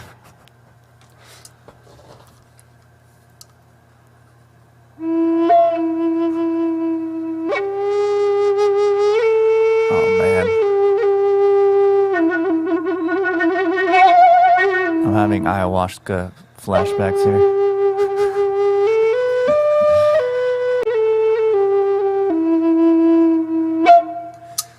Anyhow, so yeah, big shout out to Eric the flute maker. Nice. Are we doing the Lord of the Rings thing? No, I think that moment's passed. We'll have. Damn it! Wow, I really screwed that one We'll up. have plenty more shamanic. Did we bring the? Are we gonna do drum circles too and make it rain and stuff? Do you see drums in here? I mean, come on, Jared. What do you think this is? A professional recording studio? We don't have drums. We took the drums out of here. We're having fun. How are you guys doing? You know what? Real quick, How did you guys like the flutes? If you guys are having a good time, yeah. If you loved my exceptional flute playing, drop a thumbs up and go ahead and share this video with all your friends that love exceptional flute playing. All right, so let's dive into Better the same? Better the Same. All right, let's do it. Wow, we're actually on schedule. Now we're on time. The flute just killed another, 5 minutes of your life that you'll never get back. We're doing this for 24 hours, folks. Stick around. It's going to be great. All right, so we're going to go ahead, and we're going to... We're here all night, folks. We're here all night. Yeah, Better the Same. So, all right, so let me tell this story. So during the pandemic, because when I moved here, we were here for a week, and then sort of all hell broke loose with the pandemic, and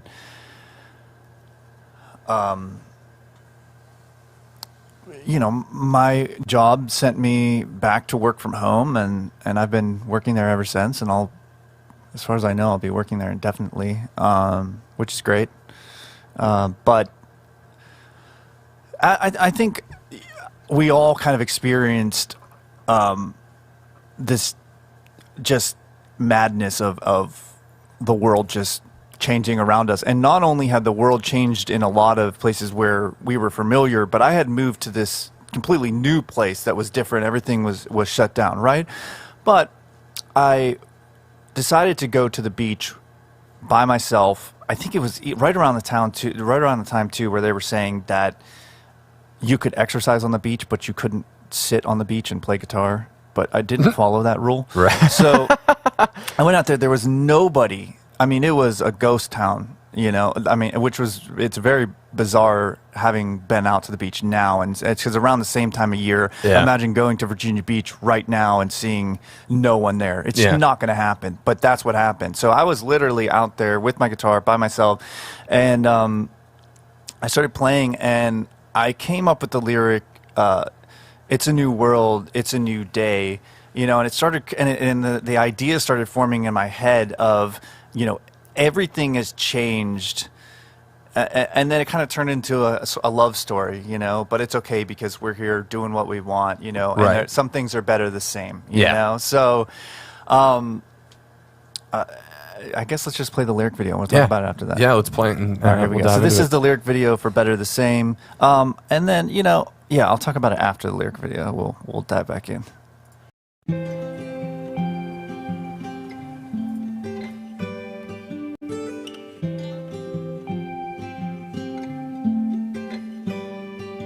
There's a brand new feeling. Can you feel it too? A new set of questions. Do you want the truth? If I had all the answers, I bet I'd have proof. It's just another quiet night in this place here with you. It's a new world, it's a new day. There's a new reason for a new way. And everything has changed, but some things are better the same. Like me and you, here together, doing what we want whenever we want to, and that's okay. 'Cause some things are better the same.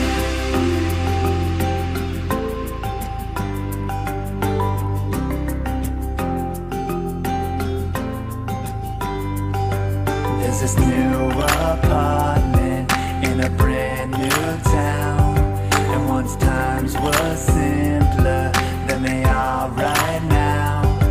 But I'm counting my blessings, and I'm loving the sound of the quiet life.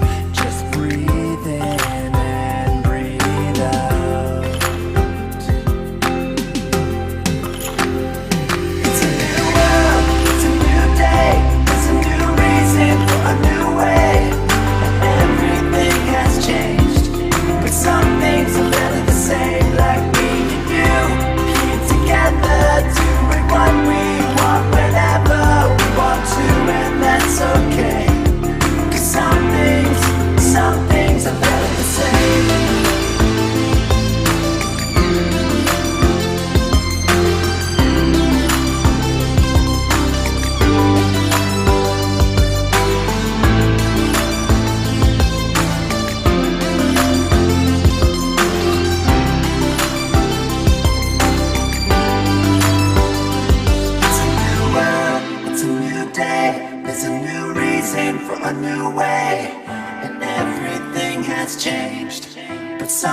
things are better the same, like me and you. Together, doing what we want, whenever we want to, and that's okay. 'Cause some things are it's a new world, it's a new day, it's a new reason for a new way. Everything has changed, but some things are better the same, like me and you. Keep together, doing what we want, whenever we want to, and that's okay. 'Cause some things are better the same.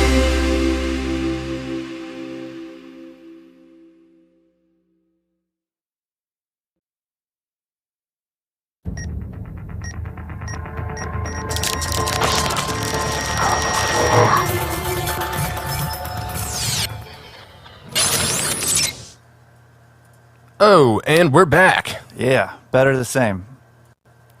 I think that song. You know, it's hopeful, but in the context of the pandemic, it's not really a happy song. You know what I mean? Yeah. Yeah, no, it's but I see where, you know, lyrically where you're coming from with it, you know? Mm-hmm. Yeah, so let's dive into that a little bit more as far as, you know, so you'd mentioned, you know, you were going out to the beach and like you're breaking the rules. Yeah. Jared. Gosh. Me? Never. Yeah, I mean, and a lot of that stuff is true to what was going on with me, you know, a new apartment, brand new town, you know, I mean, I think telling, like, and even watching the lyric video, you can kind of see the story unfold, and it literally was, you know, I'm out at the beach by myself, kind of experiencing the world just shifting around me. Yeah.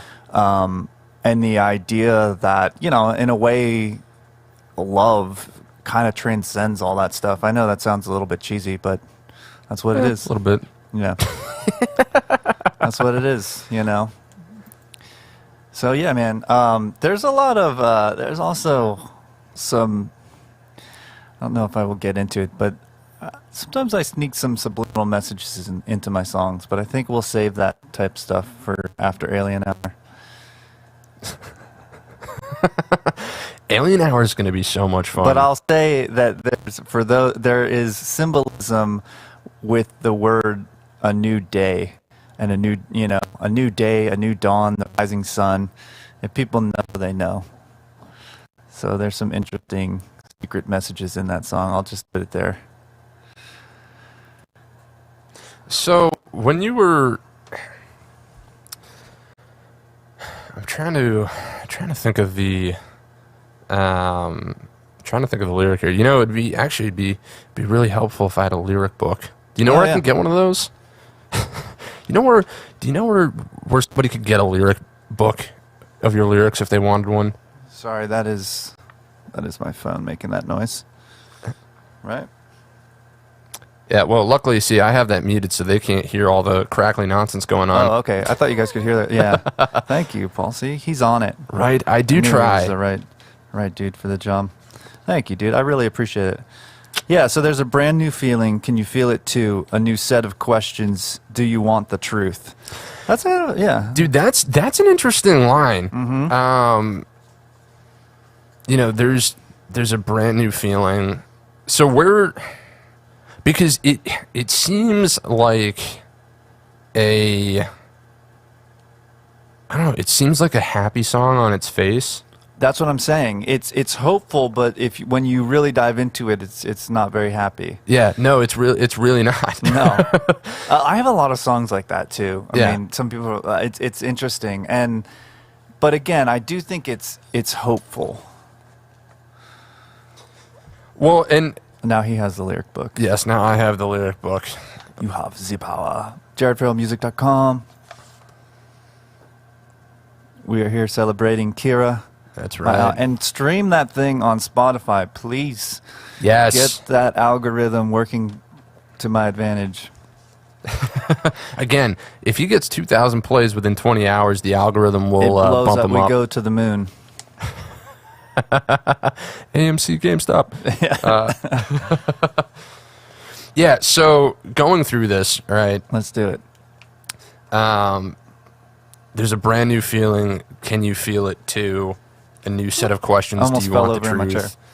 If I had all You the guys answers, I bet I'd have proof. It's just another quiet night in this place here with you. So, what are you?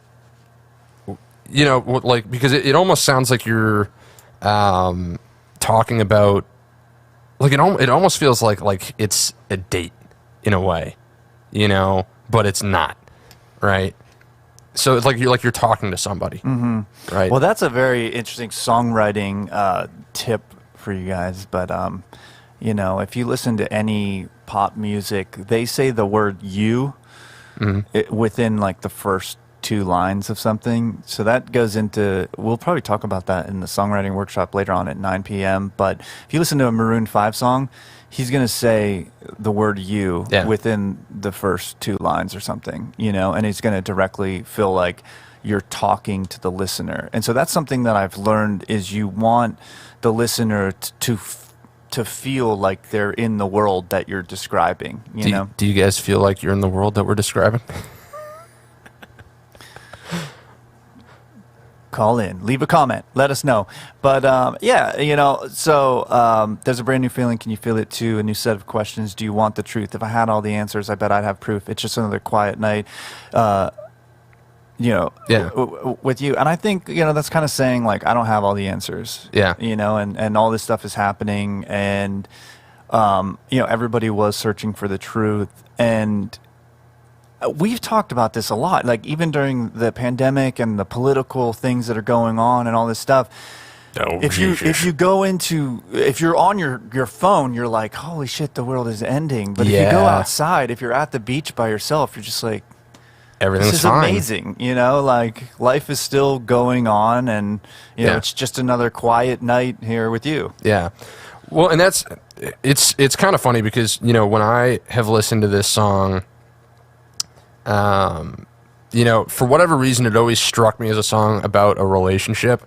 And hearing you talk about it, it still kind of does, but instead of a relationship with, a person, it feels more of like a relationship with reality, and a relationship with the world and current events and with the things that affect, one's life, and it's, I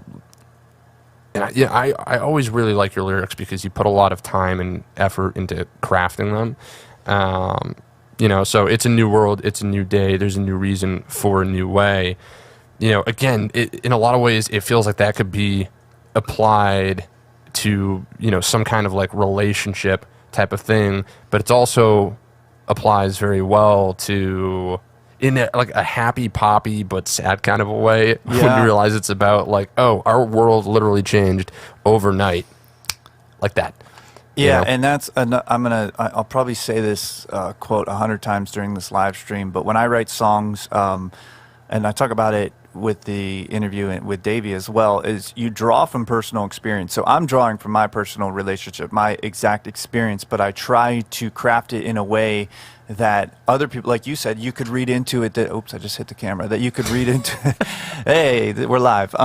You can read into it that it's about a relationship. It's people can interpret different things of what the song is about, which that's what I try to do. I don't, I want to invite people into the world and let them interpret it and feel what they want, but ultimately I think you're capturing the initial feeling. And the feeling was kind of a hopeful but yet sad feeling. Being out there on the beach during a pandemic, it was like, I know life's going to go on. I know we'll make it through this. But the world's changed, Yeah. And sometimes you do. I think we all kind of found comfort in those relationships, even if it wasn't your loved one, but maybe it was just your friend or your family or your pet or whatever. You were there with those people, and that's the thing that never changes. Yeah. You know what I'm saying? Yeah.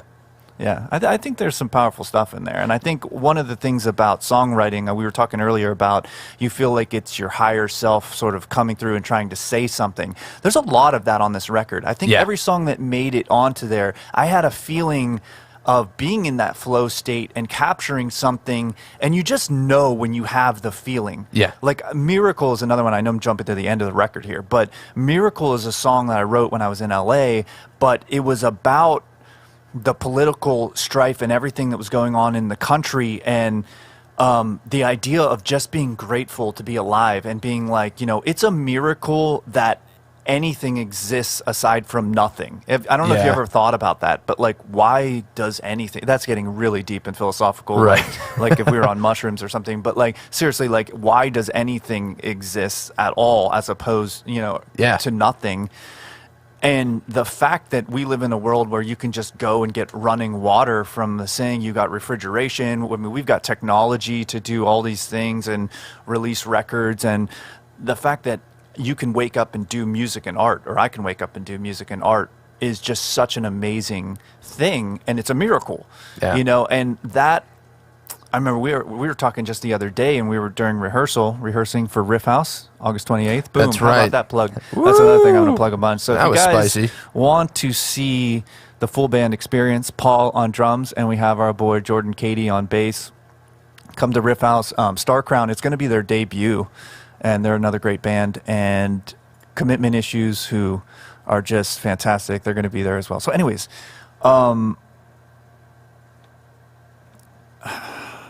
miracle. Yeah. It's a miracle. Yeah, and we argue, it's like talking about arguing about our failed philosophies. Yeah. We yell and scream our failed philosophies, and so we were having a conversation about, and I won't mention, but certain things that had been kind of stressing me out, and you had been sort of saying, you shouldn't be paying attention to that stuff. Like, pay attention to what you're doing. Like, keep your eye on the ball, and then when we came in from that break and we played Miracle, it was like, I got it. I was like, I get it.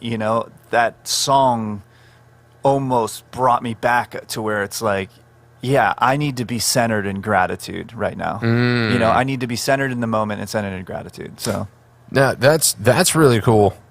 Because I am at this point, I got so caught up in a lot of last year. I think we all did. Yeah.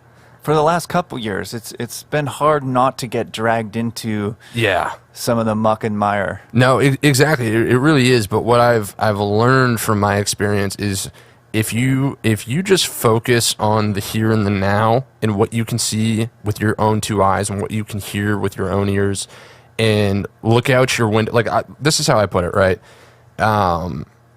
If you look out your window, everything's fine. Yeah. Boom. Another plug. Another song off Akira. But that's a funny one. What people have done with technology is they've replaced their windows with their computer screens, and now you have a window into the world where you can see, you can choose what you want to focus on with that window, which is an absolutely insane power to have at your fingertips. And I think the problem is that we spend a lot of time focusing on the negative things, and we kind of lose sight of what our lives in our world is actually like. And so I think that's, it's really important to, not necessarily bury your head in the sand per se, but stay focused on the things that improve your life, not the things that are going to detract from it. Yeah, it's funny, and we said we were going to save the philosophy and stuff for later, but we can't help ourselves. But you said something interesting. You were like, the world is the way you see it. Yes. Yeah. That's a powerful thing, man, is like, in a way, what you're focusing on, you're giving power. Yeah. And so as humans, I think we tend to focus on the negative because it's a survival instinct. We want to, I'm sure in the jungle, we had to be aware of if there's something coming to eat you, or something that's going to bite you, or some fruit you're going to eat and it's going to be poison. So I think we evolved to be hyper aware of fear and things like that. But, are there forces potentially, or maybe even our own, are we now sort of, what's the word I'm looking for? Like sort of slaves to that, evolutionary function that it doesn't serve us now because there's nothing coming to eat us. I mean, I think again, like, because it's we have important guns to be now. aware of it. Like you said, don't bury your head in the sand. But and there we go. Just stick around. It's only gonna. Yeah, it's only going to get crazier, folks. So real quick, we got to do another promo, don't we? Yeah, we're going to get back on track here. So if you stick around past Alien Hour, we're going to dive into all this stuff when our brains are just totally fried from melting. Because again, there is a counter up in the corner of Jared's screen, and we are almost 2 hours in. This is flying by already, isn't it? Yeah, and this is the longest live stream I've ever done so far. So congratulations! Nice, breaking records. Making records and breaking records. I like it. So with that, we're going to do a very smooth transition into the promo because that is what we are doing here. We are here to talk about the record, Kira by Jared Farrell, and to promote it. It's being released. There's pre-sales going on right now. You can head over to jaredfarrellmusic.com where you can order some of the packages, and that's what we're going to start looking at. So the first package. Yeah, and before we jump into it, I also want to thank everybody who's already purchased the record. I've had some people who have already bought the $65 thing with like the vinyl, the CD, the posters, the shirt, and that really helps. This stuff isn't cheap, and I love being able to do this at the level that I'm doing it at, and the more I can generate from this, the more I can produce, the more we can do stuff. Even this isn't free to put this on. I mean, it costs money to do this stuff. It's the stuff that you don't think about. The Red Bull to supply Paul's brain. It gets really. All right, let's go to this. So this is the Digipack. And this is the first bundle. You could just get the CD for $12. And we've got Kira on vinyl. Again, this is not going to be here until October because of shipping issues all over the globe because of COVID. But they are doing the best they can, and they're going to get it to us as soon as possible. And when it comes, it's going to be amazing. I'm super excited to put that on and listen to it again with the lyric book. So $25 for the vinyl. You can get the CD and vinyl for $30. Ooh. Yeah. You can get a Kira T-shirt, which it looks amazing. I did find it. Now I don't know if you guys were here earlier. I could not find the full-size T-shirt, but they look great, super great quality. And then the CD, so the shirt and CD for $30. We have crop top, vinyl, CD for $55. Crop top CD for $35, and it goes on and on. Yeah. That's the. Can you go back to one? Yeah, I like to call that one the Big Whopper. So you could get Big Kahuna. You could get the Big Whopper, which is a vinyl CD, shirt, poster, lyric book, and sticker for $65. That's a great value, man. Yeah, no, that and really is. And some of this stuff, it is. I think it's really cool as a sort of collector's item. I tried to not like brand the stuff super heavily, so you're not walking around with a big giant Jared Farrell sign on your shirt or on the wall, but the artwork itself is just amazing.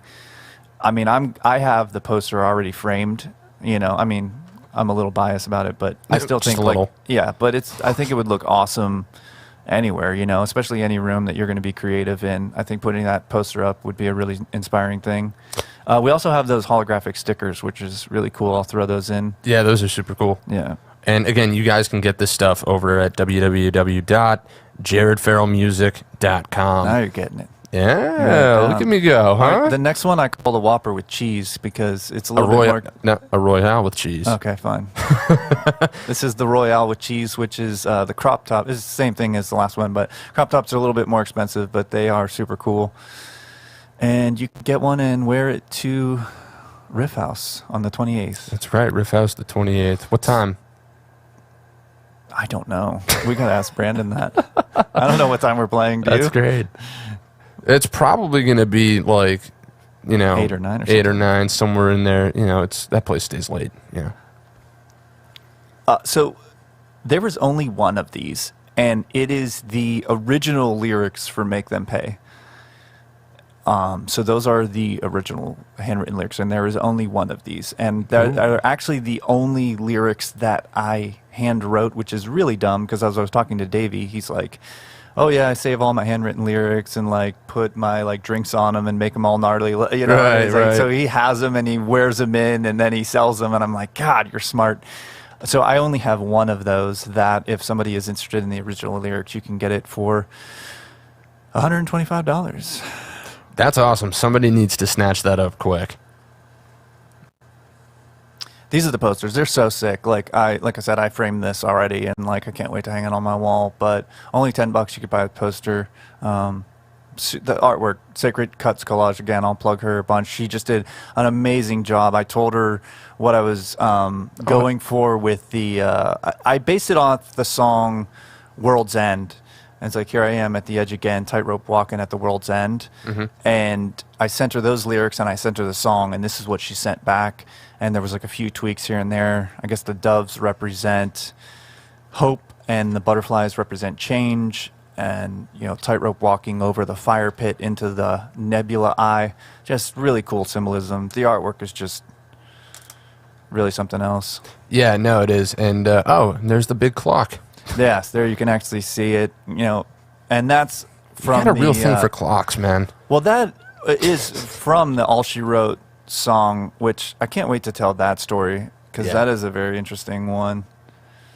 So that'll be later on. Later on, we're gonna listen to the whole record, and we're gonna have kind of commentary about each song and really do a deep dive of it, which should be cool. Yeah. So you can actually go and listen to the record right now on Spotify, and then come back and hear us talk about it. Woo!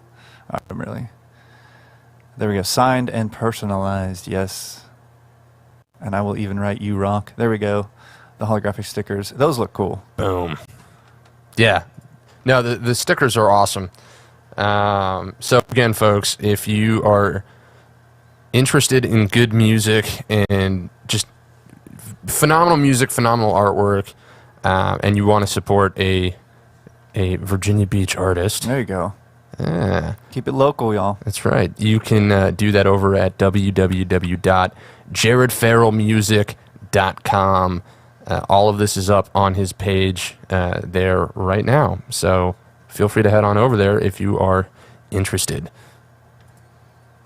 And now it's time for our very first guest. Let's see, where are they at? Oh, right here. Oh, Paul, wow. welcome to the show. Geez, it's me. It's you. Hi, guys. My name is Paul. I'm here on the show. Thank you for inviting me. Yeah, thanks for being here. Yeah, this is cool. This is cool. You know, How are you going to do all this while you're being interviewed? That's what you've been doing for the last 2 hours. So I think you'll be all right. I think you can handle it. Well, I don't know. See, I mean, I don't know. Traffic was kind of crazy this morning, and you know, trying to get here on time, and then you know. But I'm glad I made it for my portion Dude, of the. I drove here. There was no traffic. It was amazing. A lot of times, it literally took me 15 minutes to get here. Normally, it takes me a half an hour. So I don't know. I think that's something worth mentioning. But Fair. So, dude, let's talk about our story. Yeah, let's. So, like I said, yeah, I walked into Bucketheads. This was again, during the pandemic. I didn't know if there would be any open mics even running, and turned out there was one that's very close to my house. And I was nervous the first time I went in there. I was. And I was super early, and I was just like, how's this going to go? And then you walked in, Yeah. and we met at Bucketheads. No, I remember when walking in there and seeing you, because you were all like, you know, like styled out the way that you do, you know, and going, who the fuck is this guy? Like, where did this dude come from, and why is there somebody famous at my open mic? Jeez. No, seriously, it was just like, whoa, like, what is going on here? You know, and then, of course, you got up and played, and there was that other whoa moment of just like, okay, like, this guy, like, you know, he doesn't just walk the walk, but he can, or talk the talk, he can walk the walk. Like, this guy is for real. So that was an experience, and it was funny because at first I was like, man, I don't even know if I can talk to a dude like this. Like, Oh my God, this man. guy's like a whole other level right here. Like, I don't know what he's doing here or what's going on. Maybe he's just like in town, doing a show in the middle of a pandemic. I don't know. That's hilarious. Yeah, no, it's funny, dude. But again, we talk about perceptions a lot, and managing perceptions and understanding perceptions, and that's the vibe that you give off. You've got this larger than life kind of a thing going on, which is funny because when you get to know you, it's like, no, you're just like a normal, creative, cool dude who does music and graphic design and is exceptional at those things. But you're super easy to talk to and get along with and work with. So that was a cool moment, and it was cool because you kept coming back, right? And that's when we really started to get to talking. Was like the second, third time that you showed up, and we discussed the studio a little bit, and we got into your production work and some of the things that you had done, and then. At first I was like, man, it'd be cool to like do a project with this dude. But I was like, I don't know. I don't know if I'm quite there yet. I don't know if I'm ready for that. And so actually it was because of you, I really started to step up my game. I was just like, all right, I got to like really, really buckle down and get to work here. Because this dude clearly does not fuck around. It's so funny. I don't know. I just, Bucketheads really became my, I would go every Tuesday. I mean, and there's so much talent that comes through that door. You as well with your songwriting, and your production and everything that you're doing. I mean, I'm inspired by it, so I get challenged every day by people in Virginia Beach. I think there's just so much talent here, and it's awesome to feel appreciated. It's really a cool thing, especially coming from the bigger markets where you kind of get drowned out a little bit by everything that's going on, but there's so much talent here. And Bucketheads was every Tuesday I was there. It was awesome, T-Rex, everybody. It was like family, And then, Thursday. Or, oh, God, yeah, Thursday. It's I early. said Tuesday. You would think, it is Thursdays. Yeah. Sorry about that. Nothing's going on Tuesdays. Anyway, so... Is there? I don't know. No, Anyway, but we've been having our production meeting on Tuesdays for the last 2 months. that's probably So where my that's- brain is yeah. getting mixed up. Yep. But yeah, no, it's well, I had been going to Bucketheads, and we became friends, and we had been talking, and then I got COVID. that's right. You kind of dropped off the map there for a little while. So you got COVID, you kind of disappeared. Nobody really knew what was going on. And that was in October. Yeah. Yeah, last October.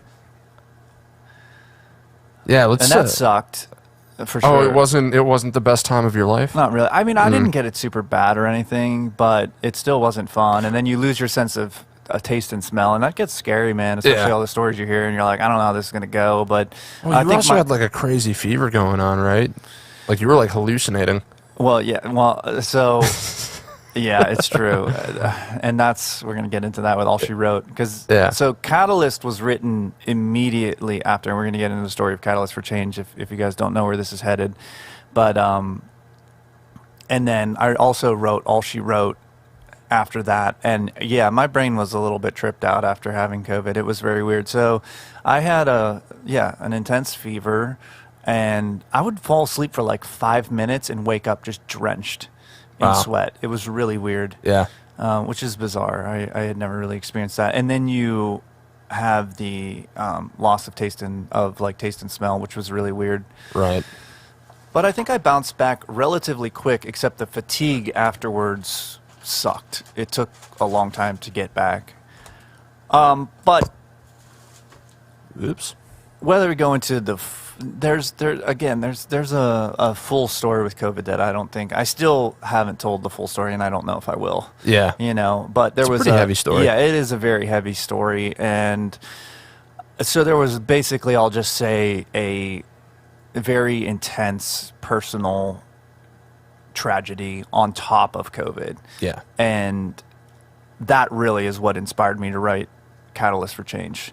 And I remember I reached for my guitar, and there's so many times in life, and I know this sounds dramatic, but in a way, music is that therapy for those traumatic moments in life. I've always found a way to find resolve and healing through music. Yeah. Again, like my sanctuary, right? Yeah. Yeah, I exactly. And so I just picked up the guitar and Catalyst just poured out. Yeah. It just wrote itself. And there was something going on in my head, which is the chorus of that song during that whole period where it's like there's got to be a reason for the pain. Maybe it's a catalyst for change. And I really do think that is it's a powerful thing. I've had people reach out to me and say, you know, I was just having the worst day ever, and I put on that song, you know, and it gave me strength to kind of get through what I was going through, and had nothing to do with the pandemic. Maybe they were just like having a just horrible time at work, right, or whatever. And I think that message applies to so many people. And when I wrote it and when we did the video and everything, that's what I told myself. You know, I was like, I hope that this song can bring other people strength in moments like I was going through. You know, I just hope they find, you know, a way through it, and this song can help them through it. Yeah. Yeah. Well, and I'll tell you what, man. So the first time that I heard Catalyst was at open mic at Bucketheads. And I remember I was talking to Bobby Wilson. Shout out to Bobby. He's actually going to be on here 9 later p.m. this evening. Songwriting session, yeah. Yeah. Great dude. Yeah, no, Bobby's the man, and he has come such a long way with his music and writing. Oh my God, I played a show with him the other day, and he's just come light years, man. He's just, I mean, because from the first time I saw him to now, and he's out there doing 2 shows a night and hustling, and that's how you do it, man. Yeah, no, he's putting in the work, and actually this past Thursday, he played a new song that he just finished writing, and it was phenomenal. I mean, like it really impressed me. Mm-hmm. You know, and I don't usually go up and like I'll talk to people after they finish performing. As soon as he finished that song, it was like the second or third song that he played. Like I had to go up and say something. Mm-hmm. You know. Yeah, I mean, I've never done that before. I'm not sure, but yeah, it's like almost like a country sounding one a little bit. You know, I'm not. Maybe he'll play it anyways later. We might hear it. Yeah. Maybe we'll work on. But either way, but Bobby will be on later. So yeah. So anyhow, so I was talking to Bobby that night, and we were having a conversation, as you do. And Jared starts playing Catalyst, and Bobby, like mid sentence, just stops, and he just, you know, he turns, like he just breaks off the conversation immediately. And he's just like, yo, you like we got to listen to this. I'm like, oh, okay. Like we got to, okay. You know, cause I guess he was paying more attention in the peripheral than I was. And so I'm listening to it, and I just start hearing production in my head, which doesn't often happen, unless it's something that I'm really like, you know, getting into, and I'm really paying attention to the lyrics, and it just, man, like the whole room went silent, you know. And you drew everybody's attention with that song, and it changed the vibe of the room, you know, and I just really felt it, and I really, really connected with that song. You know, again, that lyric, there's got to be some reason for the pain, maybe it's a catalyst for change, is just so powerful, and it really resonates with a lot of my own personal philosophies.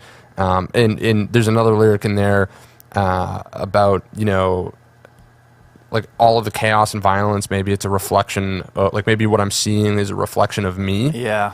You know, and that's another thing that, you know, actually, I'm going to give a shout out to John DiGirolamo as well, because maybe about 2 years ago when I was living in my apartment, a different spot in Virginia Beach, he came by one night, and I was preparing for a show where I was going to be the drummer for this band, and I hadn't done that in a while.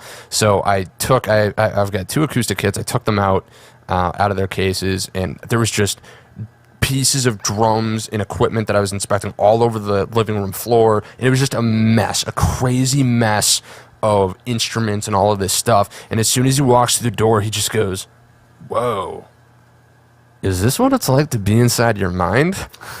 And I was just like, that was like an eye-opening moment for me where I was just like, holy shit, kind of, you know. And that's when I realized, like, okay, I need to keep my spaces cleaner and more organized. I need to, you know, if you know, because at the time my mind was kind of chaotic, so I was like, you know what, my space is kind of chaotic. Maybe if I address that, it'll address the chaos in my mind. And that's when it hit me. It's like, okay, you know, everything kind of is a reflection of you. You know, sometimes what you need to work on is what's in front of you, not necessarily what's up here. And so, so that line really resonated with me as well.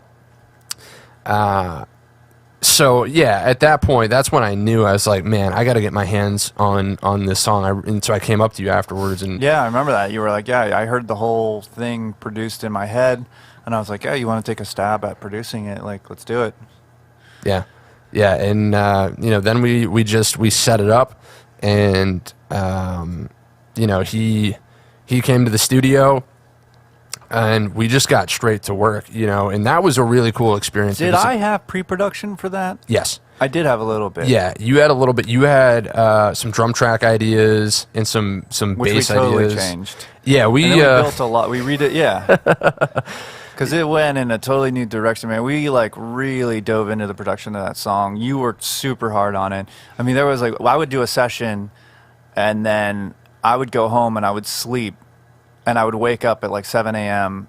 and he would send me a mix. And I'm like, oh my God, like that's like insane. Yeah, I would literally... You really fell down the rabbit hole with it and just worked incredibly hard to produce something awesome. So thank you. Dude, well, man, again, thank you for the opportunity in trusting me with that project. Because that's kind of a big deal, you know, when somebody hands you their art and something that is meaningful to them, it takes a lot of trust to undergo that process. So that's something I really appreciate, and that's why I put, you know, the level of effort into it that I did. I mean, I think I worked on that song for 7 days straight. And I slept 4, maybe 5 times in that period. And I mean, I was doing like 18 hours a day, like really getting after it, because you were having dreams about reverbs and like send signals and stuff. Yeah, no, dude, it was crazy. I mean, I literally went nuts working on that song, but also it was because, you know, up until that point, like I could feel that was, if I just kept pushing, that song was going to be the threshold from going from, you know, an amateur home studio sound to a professional, you know, a professional studio sound. And I really... You leveled up? Yeah. No, I leveled up because of that song. And that's why, you know, like, I could feel it. I could taste it. And I was like, you know what? I don't want to waste any time, you know, losing the momentum that I had built up in getting to that point. So it was like, yeah, you know, if I gotta go to the point of just like exhaustion or whatever, then that's what I'm gonna do, because this has to get done, and it has to be the best thing I have ever done to date. And it also has to honor and respect the trust that you put in me to get it done. You know, right so on, that's a big deal for me. So I'm not gonna lie, dude, when I finished that song, I mean, the last session that I did on it, I was just so beat. Like, I think I like cried a little bit when I heard it. I was just like, wow, like I finally got there. You know, I finally got to this next level, and now, you know, I'm just looking up from there, you know? So that was an emotional ride for me. Right on, man. Well, yeah, you did a phenomenal job. We had Arliss come in and track some slide guitar on it, which was killer. Yeah, big shout out to Arliss Saucier. Yeah. Saucier. from the Ember Sound. Yeah, man. I mean, I didn't know how even like where the production would go, but what's so interesting is that it's the only song that isn't mixed and by Scott Ensign, and also the production was done by you instead. I mean, Scott has helped me out with additional production, a lot of it on Kira. Yeah. And then the fact that Catalyst just fits right with the rest of the songs, like you wouldn't be able to tell. It just seamlessly goes into it. It's awesome. So we're definitely going to do more stuff. We've been so busy, I feel like, that it's been hard for us to do other stuff between getting. I mean, you've got multiple projects here at Lock and Key, which is awesome, doing amazing things. You've got an open mic. You've got your Sunday live stream, which you get to do tomorrow after not sleeping and doing this for 24 hours. You're welcome. That's going to be great. Yeah. What are friends for? And then, we've just got a lot going on, but we're definitely going to record some more songs here for sure. And, but when we weren't doing songs, we ended up doing music videos. You were involved in Make Them Pay at VMP, which is the first music video that we did.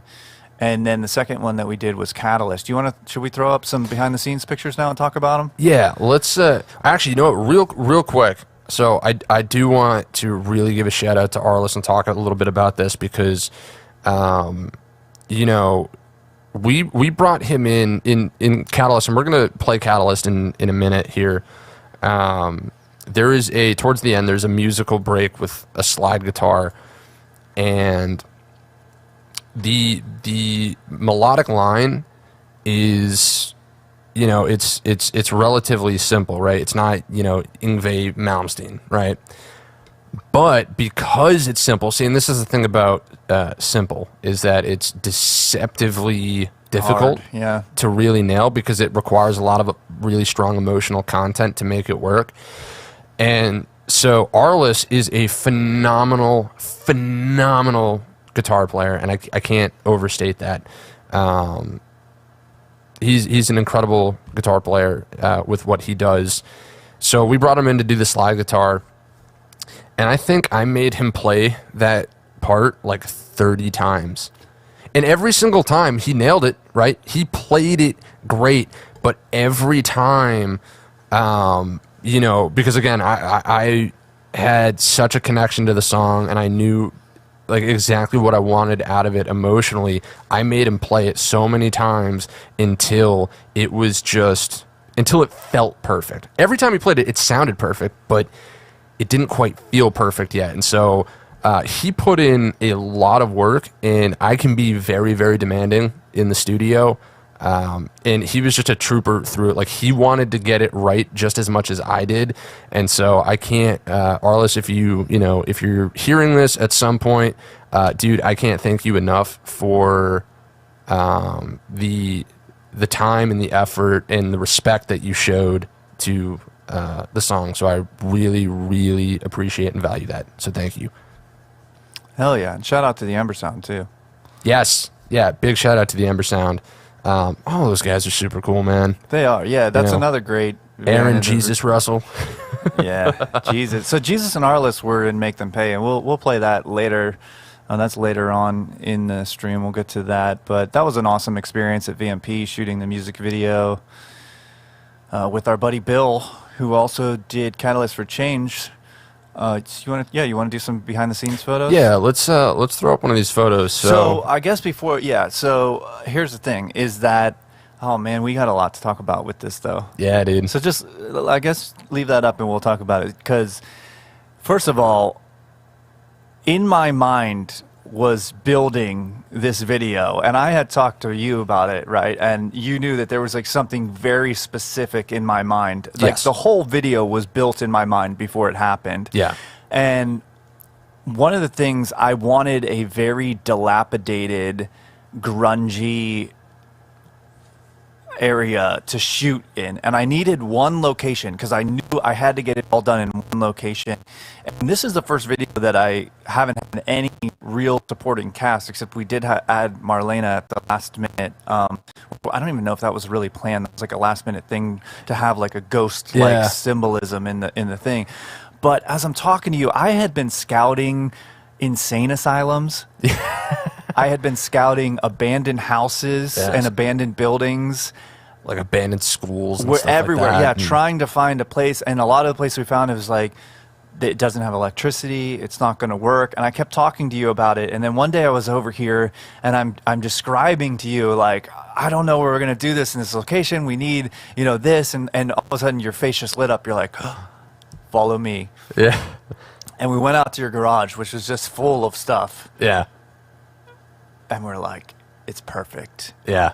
And so we had to come over. We had to clean the garage, organize it, which you guys needed to do anyway. So I happily volunteered to like help you accomplish this project so I could shoot my music video in Castle Thrage's garage. And we really transformed it into that. Yeah. And we built the set, and it was, once we were done building the set, it was just perfect. We were like, wow, there could not be a better setting for what I was trying to do. Yeah. And we were in a controlled setting, so we could control the lighting. Yep. We could control the set. No worries about sound and playback. No worries. And here's another big one, right? And this is something I remember when we were doing a lot of the groundwork to prepare for this. One of the things that you had mentioned to me was time, right? Oh, yeah. So we didn't have any time constraints, which, some of your prior experiences where you have to like rent a spot, it's like everything has to get done like this. And ideally, I mean, that's what we did. I mean, we like, and just a huge shout out to everybody on the team. Everybody was so dedicated to the vision and really, really put in the work. Bill, Aaron, and Marlena, Lauren was there. Yeah. Everybody was she just really helped out with set design, and Yeah. she's awesome. She just guides me through this stuff. She has such a great eye and a great mind, and Marlena did a phenomenal job. Aaron was, both of them were at both video shoots. Yeah, that's a team. There it is. That's the crew that pulled it off, and that backdrop that I spent a bunch of money on and maybe used like for like a couple of scenes. Sometimes I get obsessed with little details like in my brain, and I'll go there, and sometimes it's like, well, did I really need to make that? Was that worth the investment? Yes. Maybe. No, you know what though? Maybe. I think that, again, I mean, I said it earlier, I'll say it again. I think that's one of the things that makes you really good at what you do is that you are detail-oriented, right? You don't just sloppily throw things together. You Things actually happen in care my about brain. it. When it happens in my mind, it's hard for me to let go of it once I see it in my mind. Right. And that's like Imagineering, like Disney talked about that. And with this video, I could like lay in bed before I fell asleep, and I could see it in my brain. And one of the things I talked to you about this as well, that's weird, is when you do that and then the time comes and it happens, it's like it's happening almost exactly how you imagined it, but it's realer than real. Yeah. Because it's really happening. Yeah. And it's just like, wow, this is so bizarre that like this is what I've been imagining, and it's happening, but it's happening in a way like your brain could have never imagined the richness of life, of the experience of it happening, But I think we talked about manifesting and things like that. I'm a true believer in that if you hold the image in your mind and you put that energy into it, it's going to happen. Yeah. In fact, Again, the world is how you see it. It's what you're seeing in front of you. And if you fall into that stuff, then they talk about how people, they know it's going to happen, but they're not sure how it's going to happen, but they just move forward having faith that it's going to happen. Right. That's exactly what I did with this video, because we didn't have a location. We didn't know how we were going to pull all these things off, but I started buying stuff for the set before we had any location. You know what I mean? I just kept moving forward. I designed the backdrop. I just kept moving along like, this is going to happen. I can see it in my mind. And then eventually we had the place, we had the date, we had the crew, and it happened. And it didn't look, when you look back, it's not exactly what I had in my mind, but it's cooler. It actually happened. So we can, if you want to go through, let's go back to the first photo and talk about it a little bit. All right. So there you see, so I bought that old TV on Facebook for like, I don't even know, like $20 or something. I drove out to the middle of nowhere to pick up that TV. It was so hard to find like an old TV like that, but I really wanted to superimpose myself singing to myself. Mm-hmm. And the whole idea of the video was I'm living in this degraded, like, addiction, like, dilapidated world, and a version of myself, again, going back to maybe like a higher version of myself, Right. is talking to myself, inspiring myself to be that catalyst for change, right? Yeah. So I don't know if there's anything else we could talk about with that first picture, or maybe we'll go to Marlena on the doghouse. Yeah, so this was a fun scene because this was awesome. this is one that I get to take a little bit of credit for. We were in the middle of shooting, and one of the cool things about again working with Jared is he's got a very strong vision, right? When he comes up with ideas. I'm going to talk about you like you're not here. But he is also very open in certain circumstances, and this was one of those circumstances, to, hey, if you've got a cool idea, throw it out there. It doesn't necessarily mean we're going to do it. It doesn't necessarily mean it's going to make it into the final cut, but throw it out there because it just might, and we want to make this thing as cool as it can possibly be. Oh, 100%. You need that synergy, yeah. Yeah. So, midway through shooting, one of the things that I thought might be kind of cool, because the song has this vibe of just it's kind of haunting. Yeah. You know, and I think Marlena personifies that aspect of the song. So I thought it would be cool for one scene where Jared's on this bed, if we had Marlena outside the window kind of teasing him. Yeah, and I think we kind of thought of it as Marlena was like the symbolic representation of your pain. Yeah. That was like haunting you and taunting you, and, you know. Yeah. So, yeah. So it was cool for that scene because it adds a little bit of depth to it. And it's almost like, you know, she's just like this thing that is, you know, in the back of your mind, like right outside that window. And again, kind of going with the symbolism of like our computer screens being our windows into the world now. Mm-hmm. You know, it's just that thin barrier of glass between you and the thing that's kind of torturing you, you know? So that's cool. That's Yeah. kind of where my head was at with that. So yeah, that was It's a so really funny. cool She's scene. like, "What am I doing?" And we're like, we just need a white dress, and you're just gonna Dance around be a and creepy ghost." It's like, Yeah. okay, cool, and she just nailed it. pop out of a It was- box. which didn't make it into the cut. Bill, Damn it, Bill. Bill. That was a really cool scene where she's glitching out of this box that we had in the garage. And Yeah, it was like a such storage moment trunk. maybe we can find that, and Bill could send it to us, and we'll Do something with it. yeah, like a highlight reel Exactly. of the video. Like I mean, we have like quote unquote documentary footage, so that could make it into the making of video. yeah, for that might Catalyst. be kind of cool. So here's Bill. So speaking of making of, so at one point during the process, well, actually at multiple points, you know, as you can see here, Jared and Bill are sitting down talking about the direction and, you know, how they want to play out this scene. So do you want to actually dive into that a little bit and how this all came to fruition as far as getting it done? Because again, you had this vision, but like you said, things change in real time, and we never did like a storyboard. You know, We did, though. You did? Yeah. Okay. Me and Bill had a storyboard. Okay, so you and Bill had the storyboard. Yeah, and also worth noting that I shaved my head for this. I really wanted that dystopian look.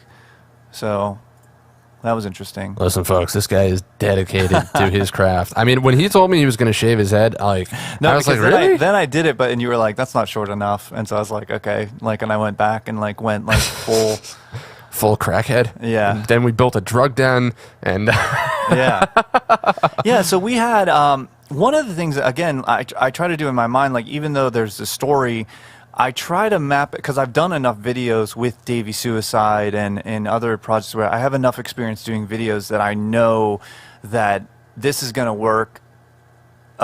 These scenes are going to work. Mm-hmm. So I'll plan it out in my head of let's shoot this, and get all the material that we need, you know? So that's another thing that I think a lot of that success lies, I think, in planning it out in your mind. And then what I try to do is I try to set up scenarios where it's like, okay, I know I'm going to get these shots, but I can also be creative and get everybody else's ideas and work within that space to get more. And so like this next video, we had this, I think the mirror was, did I have the mirror? Did I bring it?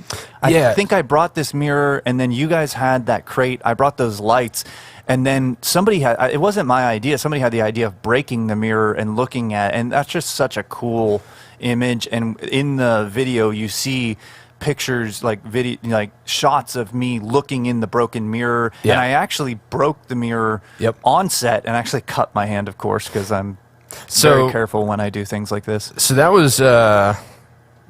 was another one of my was that you? Genius. Yeah. So I thought it was like either you or Bill that was like, yeah, you should break it. And when you brought the mirror, you know, I was looking at, and when you were doing like the brushing your teeth scene, I thought it would be really cool if, you know, because I know you had talked about getting a camera shot of like the reflection in the mirror. And so I thought it'd be cool. That's to, well, right, what if, you know, as he's getting frustrated, he breaks the mirror? But then I was thinking, like, how do we actually make that happen without him just smashing it with his fist to try to avoid cutting you? So I grabbed a drill bit because it's got this nice sharp point, and so instead of cracking the whole thing, you know, it can just crack in a couple of places, and you can hide it in your hand enough where the camera won't pick it up, right? And so that's what we ended up doing. And it came out really, really cool. I mean, but of course, you know, you end up cutting your hand anyhow. But what we do for art. Yeah, exactly. Yeah. Worth it. Totally worth it. Yeah. So what other pictures we got here? Oh, there we go. See the trunk. It's a there's the trunk. The trunk in the background right there. Glitched out of that we don't have the video of. But you also you could control that lamp with your phone, and the light could like fade. And I think that's in the very beginning, or some of the B-roll footage we got was really cool. Yeah. And yeah, it's a very dramatic video, but I mean, I guess it's fitting. Oh, it's absolutely fitting. Which brings up a good opportunity. You want to dive into the video? You want to play it? Yeah. Why not? All right, here we go. Catalyst for Change. Here's the official video.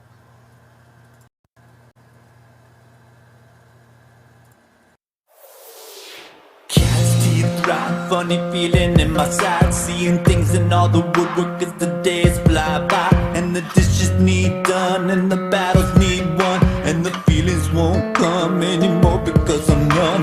The workload rises, she cries and cries. I've been looking for some refuge in the rhythm and the rhyme. I love to hear you say, you know what, I can relate, but the algorithm won't even let you see what I made. Hold the line, I'm doing fine. I'm doing fine. I'm gonna make my way through all this fire. I'm doing fine. There's got to be a reason for the pain. Maybe it's a catalyst for change. I've got this feeling that won't go away. A catalyst for change. A catalyst for change.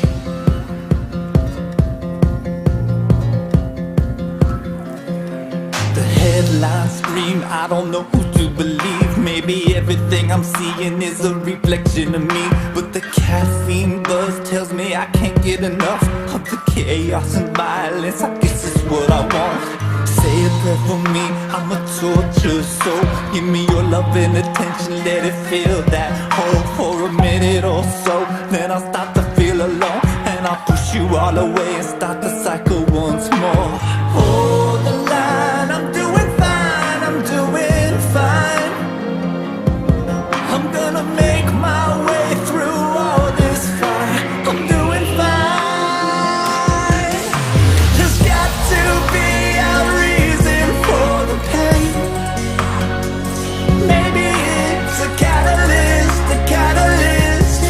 change.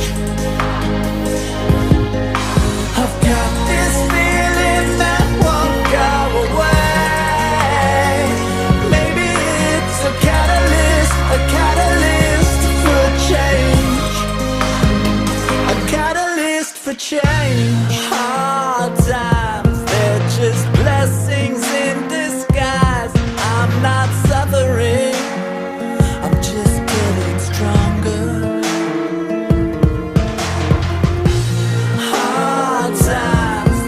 just blessings in disguise. I'm not suffering, I'm just getting stronger. Hold the line, I'm doing fine, I'm doing fine. I'm gonna make my way through all this fire. I'm doing fine.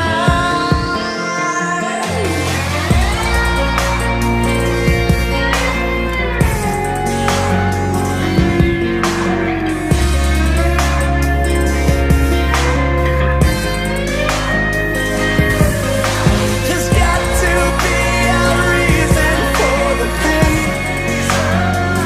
Maybe it's a catalyst for change. I've got this feeling that won't go away. Maybe it's a catalyst for change. A catalyst for change.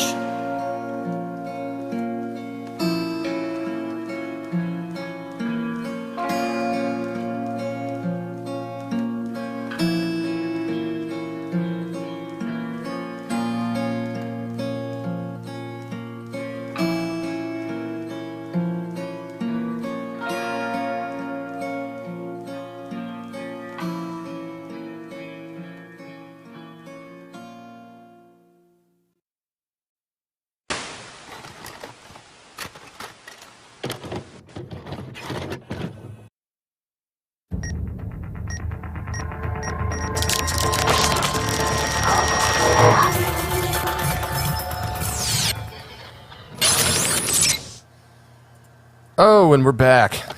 Catalyst for change. Catalyst for change. Yeah, so, man, I really, really love how that all turned out. It was such an awesome experience. Yeah, wasn't it though? Dude, super cool. Yeah, from start to finish, from recording it to, I mean, it's funny too, from such a horrible experience, you know, inspiring the song to turn it into, you know, such a positive thing like the video. Yeah. It's really cool. Yeah, no, it really is. And again, that song just hit me in such a powerful way. And like, there's a line in there. There's a line in there about the algorithm. You know, like if only the algorithm would show you what I made. Oh, the algorithm won't even let you see what I made. Yes, that's the line. And that's another one that resonates with me, and I think resonates with a lot of artists and musicians, people, you know, trying to promote their work on social media and whatnot. And it's such a, man, I almost don't know. Basically, if you don't pay for it, you're not going to get anywhere. Unfortunately, it's really hard to grow organically because of the way that the algorithms are set up, and because nobody really knows how they work. You know, I mean, there are little things here and there that you can pick up, and a lot of this stuff changes too on a regular basis. So, you know, that was a really, I don't know, you throw it in people's faces in a way that's not, well, I should say in a way that is effective, you know, because social commentary, like when you put social commentary into a song, a lot of the times I find that that type of stuff can kind of fall flat if it's not done well, but you did a really good job of that. And it fits just so perfectly. And again, that's one of those lines that I think any creative person that hears it, it's going to resonate with, you know? Yeah, I'd love to hear you say, you know what, I can relate, but the algorithm won't even let you see what I made. Yeah. And yeah, I mean, again, like there's I kind of touch on the political, the social, the pandemic, what I was going through personally, but yeah, I think a lot of artists feel that way. You know, and that is why we create art. Is it kind of, you are hoping for somebody to say, you know, yeah, I can relate to that, you know? Yeah. I get it. Like, I appreciate what you're putting out there. Like, you're expressing some emotion.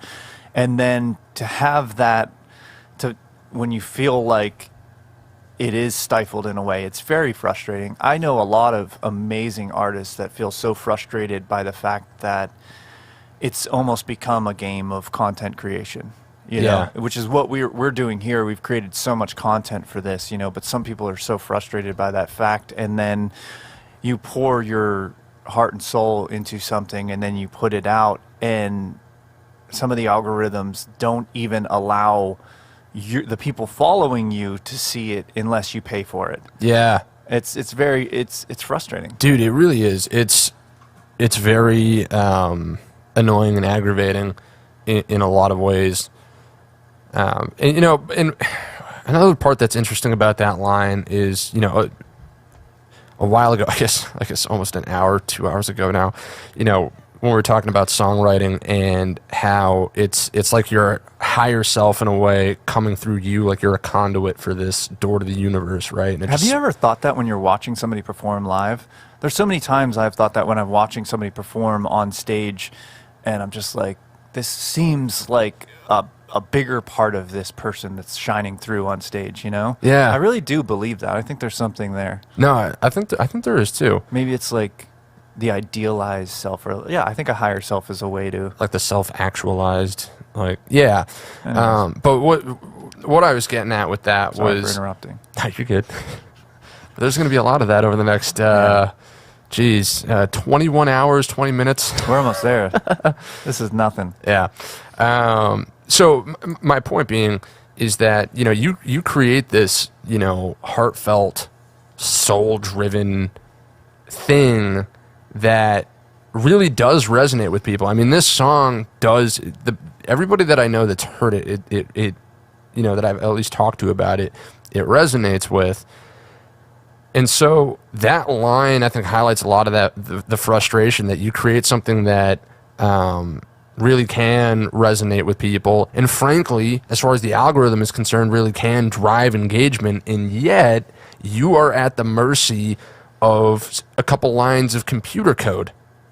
Well, more than a couple lines, but you get the point, you know, and that is frustrating because it's not, you know, it's not like a roulette system, or, you know, there is nothing in place to try to get good content out or new content out there per se. It's just a numbers game. Well, and you I basically think do this have is to pay the thing. for it. I think even though we might not fully understand them, I think we have to try to understand them as best as possible. Like you were talking about Spotify earlier, if you get, what was it? 2,000 plays in 20 hours. 2,000 plays in 20 hours. The first 20 hours specifically. So that's something we know that, you know, artists can use to their advantage. I know Facebook, a lot has to do with engagement.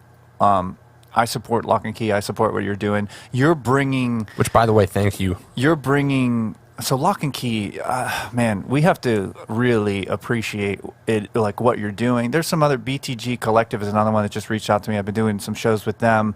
But look, I want to support people in Virginia Beach. I'm going to bring another one, Taste Breakers Music Festival. Yeah. I haven't performed there, but I went there and saw Christy K and a bunch of other amazing songwriters. That happened not too long ago. But whenever we have... places that, or people that are supporting original music in Virginia Beach and giving artists a platform like you're giving them for Lock and Key. Every Sunday you have a different artist on and you're showcasing their work, you know, and we should talk about that, how that all started during the lockdown, the fact that it's called the Lockdown Live Stream, right? And it's Lock in Key, which is just so cool. But, you know, when your podcast comes on or live stream, whatever, I try to, even if a lot of times I'm busy, but I'll try to turn it on my phone. I'll try to make a couple comments on it. And then even if I can't watch it, I'll leave it open on my phone so that it's playing. So we have to learn, and I think artists have to support each other, understanding the algorithm, and let's support our scene. Let's grow our scene, you know, and let's help each other get our art out there, you know, and use them to our advantage as much as we can. No, absolutely. And you know, first off, I really appreciate just all of thanks for the kind mention. Oh, dude, lock and key, man. But I really appreciate all you have done to help in that regard. You've done all of my branding and all of the graphic design work, which has really given me a step up. I'm very proud of that logo too. I think that's a really one of my better logos that I've designed. Yeah, no, how do we not have a picture to throw up for that? Shame on us. It's okay. I might be able to sneak one in there at some point. I mean, isn't it? Yeah, it's on your site, so. Yeah. But yeah, it's... Yeah, okay, so the Lockdown live stream, which, shameless plug, the Lockdown live stream is a live stream we do every Sunday at 6 p.m. with a different artist or band, trying to highlight the musicians in Hampton Roads. So how that got started was I tried when the pandemic first kicked off. I was living in a different apartment in Virginia Beach, and the first couple of weeks of this thing, like, a lot of people were staying home. I was one of them. I was really, like, again, in the first couple of weeks, I was really on board for that. So I had canceled all my upcoming shows. And I was like, man, I need to figure out something to do. And part of it too was like, man, I need to see if I can make like money, because again, my gigs, they all got canceled. So I looked into live streaming a little bit. I was like, I've got a camera. I can look into some software and figure out a way to make it work. And so I did a couple streams, and I mean, they were all right. Nothing to write home about. Frankly, I mean, the audio was decent. At the time I was just using the webcam. I hadn't figured out how to hook up a nice DSLR and really get, high quality video, which, you want to wave, Jared? I gotta move my hand back, right? Yeah. Be in focus. That's the performance cam. Yeah. That is a nice camera. Yeah, I mean, it works out. I had to actually... It looks great, and the sound is one of the best live, like, as far as doing, like a, how do I... Like a live mix, like across the board or something? Yeah, I mean, you've seen live streams from, like, Bring Me the Horizon or whatever, where it's just, next level production. But as far as, like, a in-your-home studio type of live stream, this is the best sounding one that I've heard. It looks great. The lighting's cool. The environment in here is super cool. So, thank you. Yeah. I appreciate that. So, yeah, so what basically happened was that's where I kind of dipped my toes in the water, and then it wasn't very successful, and I was just like, all right, whatever.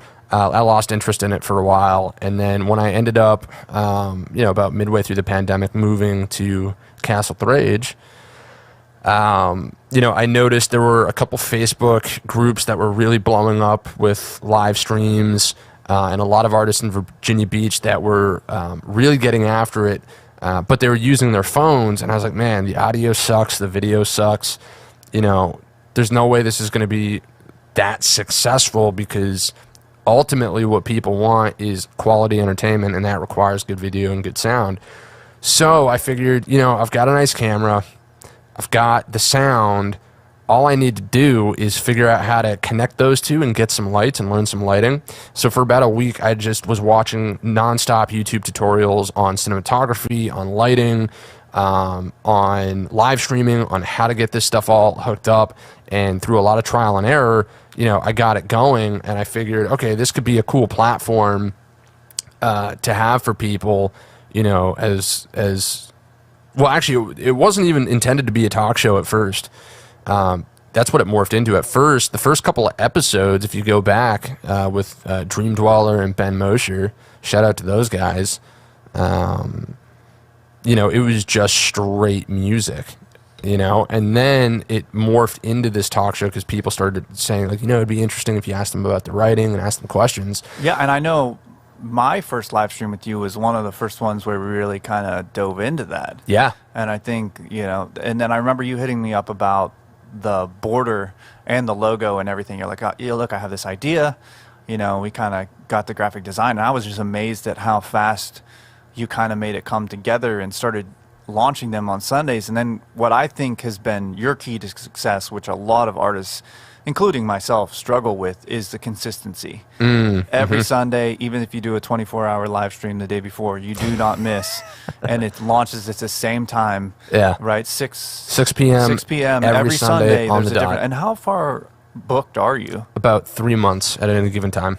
Yeah, I mean that's amazing. But if you are an artist, if you're listening to this, or if you see this, if you know of any artists that you want to get them on, Yes. Lock Yeah. and Key, send Paul a message and get scheduled in there, because this thing's just going to grow.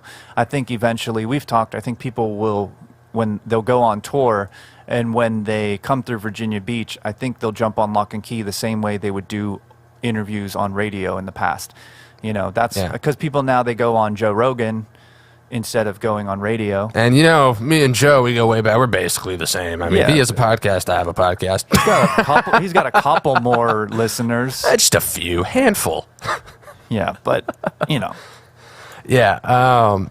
No, it's been a really cool experience. And so like the name Lockdown Livestream, obviously, that was kind of a twofer when I thought that up. It's like, well, it's because of the lockdowns, but it'll last because the company name is Lock and Key. Well, technically it's Lock and Key Entertainment now. But and it's LOCKE. Yeah. Do we want to talk about that? Yeah. Dude, boom, hot seat. Yeah, why? It's actually a really dumb story. It's like unbelievably stupid. Well, we've got all day. Yeah, you know what? You're right. Night. Let's hear it. Well, actually, we only got 10 minutes, but then it's time for a performance. Then it's time for a performance, and then you guys get to hear the real sound for this thing. So real quick, I will say, if you are an artist or musician or band, well, I guess just a musician or a band. Do you do comedy? Not yet. No, not yet. Interesting. We did poetry. We did musical poetry. That was Alex Best. Shout out. Huge shout out. Can we just do that for a second? Huge shout out to Alex Best and what he does for the music and art scene in Virginia Beach. You jumped the gun. We're supposed to do this during the. I know. You're gonna do it now. Anyway. No. I'm not gonna. We're gonna do the full thing later. But I just want to say, since his name came up, Alex Best might get 2 awards today. Dude, Alex Best, we love you, man. Like you're something else, dude. He might get a trophy. We'll save that for later, though. Yeah, but Alex Best, man. Shout out. Nate Sachs. Yeah, real quick, just everybody tuning in. Diamond Hall, Nate Sachs, Jim Knox, another Marianne. That's another quasi genius in the Virginia Beach music scene. Nate Sachs with the life hacks. These guys are just.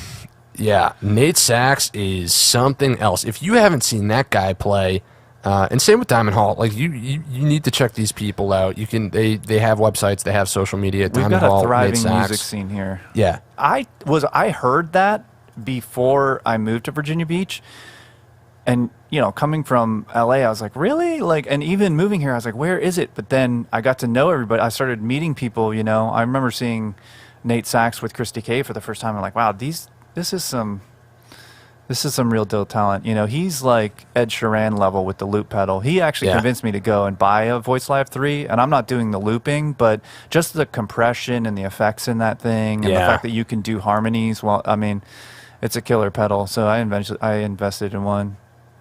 Yeah, Very cool. It's Diamond Hall's another great songwriter. Yeah, she's phenomenal. She's been on here a couple times, right? She's been on here once so far. Yeah, we're going to talk about Diamond. We got to talk about getting you on here again. And Nate, if you have an interest in coming on, I would Nate love. Sachs has never been on Lock and Key. I would love to get you on here. Now he's asking about the name. So it's a really dumb story. There is, back when I had time for video games, there's a game still in development for the last 10 years now called Star Citizen. It's this crazy project. I mean, if you're into PC games, like high-level performance PC games, you got to check it out. They're very public about their development process, which is really cool. I learned a lot about game development. Side note, I've done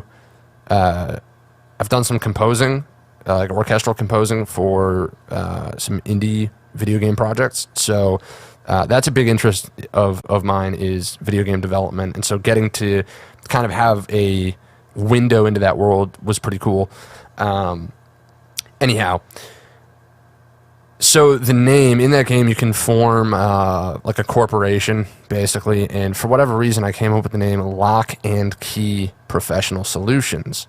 And so when I was trying to figure out like the name for my studio, like months and months down the line, I was like, oh, what if it was like Lock and Key Productions? So that's kind of cool. And then a buddy of mine, Tristan Jantz, who is going to be down here on a tour this week. Doing a guitar workshop? Yeah, doing a guitar. He's doing a guitar workshop. He's an amazing guitar player and Berkeley graduate, and a guitar teacher. But he's also doing an East Coast tour with Kaylee Spreen. They're both amazing, next level musicians. We've got shows lined up next week. They're going to be at Bucketheads on Thursday. They're going to be at Chicho's on Friday and the VMP on Saturday.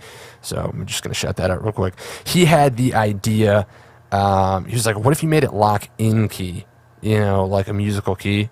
And I was like, oh, that's kind of cool. So then I switched it to that. So that's the story. It's super exciting. Lock is like LOCKE. So that's just because that's what you named the thing in the video game. Yeah, I just went with that for whatever reason. I don't know why. I know, actually I do know why. I remember now. John Locke? No, it was because Locke. I wanted it to sound like a last name as opposed to like a physical lock. Okay. So adding the E adds, anyhow. So that's where I came up with that, which is fucking weird, but the story of Lock and Key. That's right. So there you go. Nice. Well, I'm getting ready to do another performance here, but if you guys are just tuning in, Kira, my first full-length album, is out. That's why we're here celebrating for 24 straight hours. And you can go to jaredfarrellmusic.com. There's CDs, vinyl, T-shirts, crop tops, snapbacks, stickers, posters, everything your capitalist heart desires. That's great. Yep. Do you want to show some of that stuff real quick? Yeah, you want to show it on screen? Yeah. Let's show the people what they want. Check this. All right, so we get These a are little the T-shirts. little T-shirt. They look dope. Look at that. Yeah, it's pretty sweet. And like I said, I didn't have it doesn't have a big like Jared Farrell branded thing. It just has my logos at the bottom. So yeah. No, that's a really cool shirt. Again, the artist. Sacred Cuts Collage on Instagram. Yeah, she's an analog collage artist from the UK. Phenomenal work. Absolutely phenomenal. I don't know how many of you have CD players, but even if you don't, bro, these make great coasters. CDs are a collectible now. Oh, there you go. Yeah. Like I've bought a couple CDs off Amazon, and they give you like the digital version and the CD. So I only listen to the digital download, but I keep the CDs because it's kind of like a cool collectible. I keep them wrapped up and everything. I forgot that I have a CD player in my car for the longest time. And I was like, where can I even play CDs? And I was like, oh yeah, I still have a CD player. How about that? Posters. Ooh. These look great. And again, it's not branded super huge with Jared Farrell. I kind of went with the whole Pink Floyd type thing. If you see a Pink Floyd poster, it's just cool art. Yeah. So there's that. And then we have the lyric book. This is like one of my favorite things because this is, you've seen lyric books before, but this is like a designed magazine. Yeah. The graphic design in here is super high quality. Not to make them pay. So yeah, if you go over to jaredfarrellmusic.com, you can get these. Yes. And there's also a donate button on there if you just want to contribute, whatever. There's a donate button on my website. And if you can't do that, you can support by sharing this live stream, or you can go to Spotify and just stream it. That helps us, or anywhere else you listen to music. Google Music. Is that what it's called now? Or just YouTube Music? I think it's just YouTube Music. They got rid of Google Play. And then there's... Google likes to do that. They like to try a big idea, fail super hard, and then get rid of merge it with something else. Yeah, or just stop supporting it. Remember like Google Hangout and like Google tried with social media with like circles and stuff, and the running joke at Google was Dante puts his friends in circles too. Yeah, it's my brother-in-law used to work for Google, so it's some fun stories about Yeah, all I that. actually used Google Play for a long time. Yeah? And then they moved it over to YouTube Music, I think, and eventually I just switched over to Spotify. But It makes a lot of sense. I mean, YouTube's a better brand for that, I think frankly. So that does make a lot of sense. All right, so... All right, I'm going to play some songs. Yeah, we're going to do a little music. So, if you... Yeah, what do you got for us real quick? What are you planning to play here? That's a good question. I have no idea. Oh, I'm thinking good. I'll play some more originals. Maybe I'll do... I'm thinking Scarlet Letter, Make Them Pay, song about drugs. What do you think? I like it. You know, the early bird was pretty subdued, so I think it's time for people to wake up. Yeah, no, for sure. All right, let's do it. And real quick, folks, I'm also going to throw a number up here on the screen. Later on in the day, if anybody has an interest in calling in, we are able to take live calls on the show that will be broadcast. The number is 757-550-1814. It's 757 actually, no, I got to use the announcer voice. 757-550-1814. Infomercial. So feel free later on to go ahead and call in.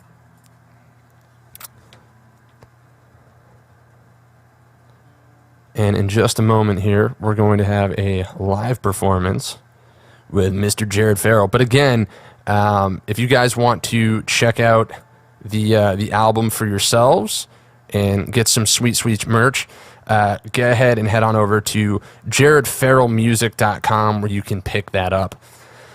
And without further ado, ladies and gentlemen, with a live performance right here from the Lock and Key Production Studio in Virginia Beach, Jared Farrell.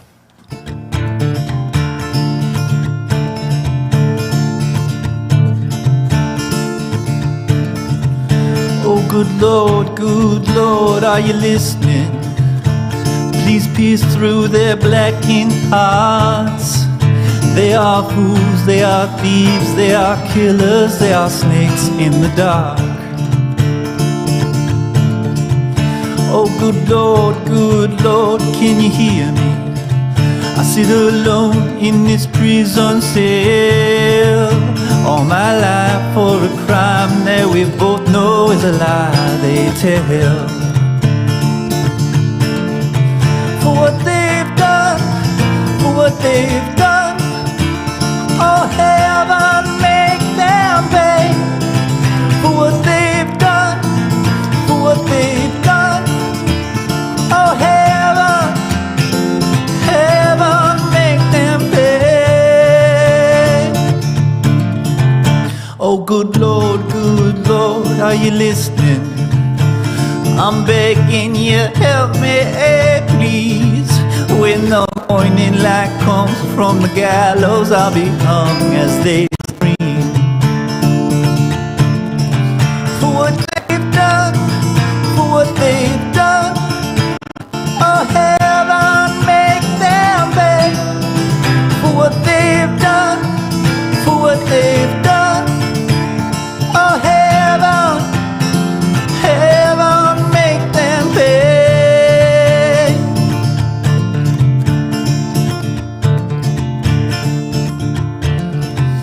Oh good Lord, should have known you weren't listening.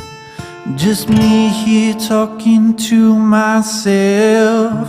This platform will fall, I guess that I'll see you all in hell. For what they've done, oh heaven make them pay. For what they've done, oh heaven make them pay.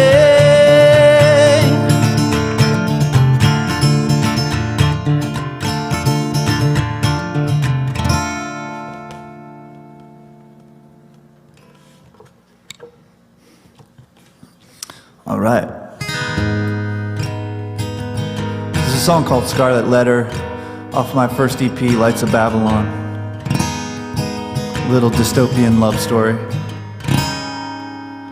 My days are filled with gnashing teeth, or wingless angels next to me.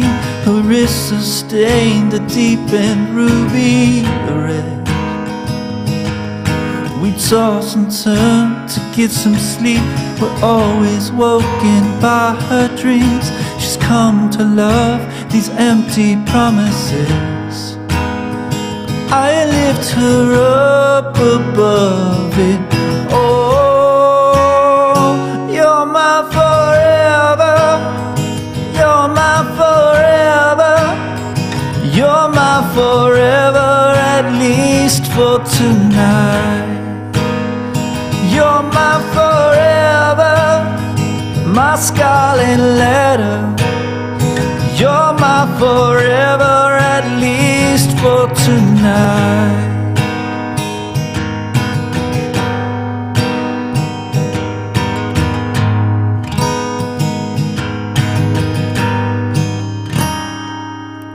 My heart is numb, you feel it all under the gun, against the wall. We never stop, and life goes on and on. The pain, it comes and comes again. The walls, I feel them closing in. But all I ever talk about is when you lift me up above it. Oh, you're my forever. You're my forever. You're my forever, at least for tonight. You're my forever, my scarlet letter. You're my forever, at least for tonight.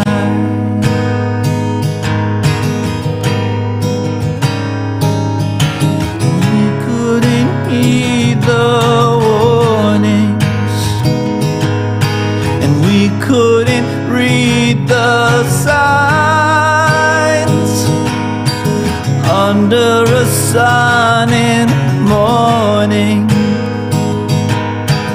under a blood-red sky. You're my forever. You're my forever. You're my forever, at least for tonight.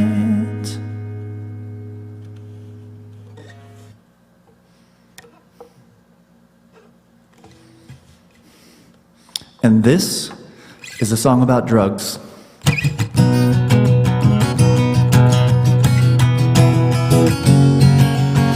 Mary Jane, baby, show me the way, and no, I won't forget you. Lucy in the sky, you taught me to fly, and I'm so glad that I met you. Oh, Jack Black, we both made a mess. Maybe we could talk next weekend. Miss Snow White, we stayed up all night, and no, I still don't know the reasons. Nobody gets me higher out of my mind, not like you.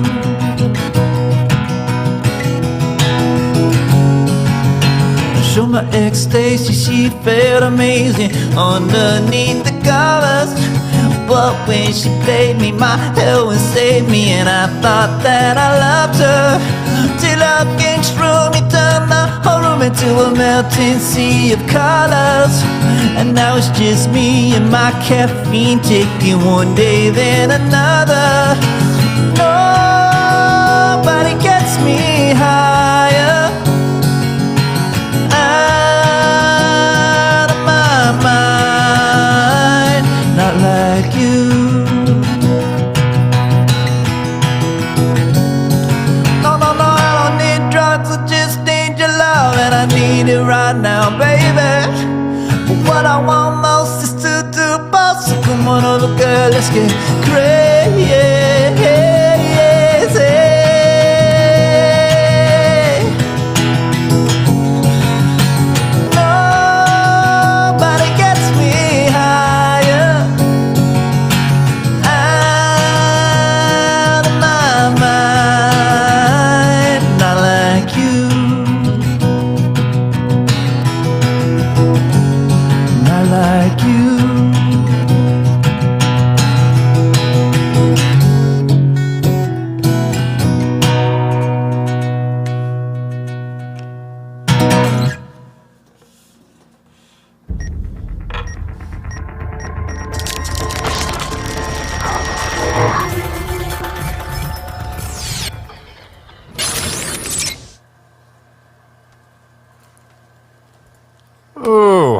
was fun. And another fantastic performance from Jared Farrell.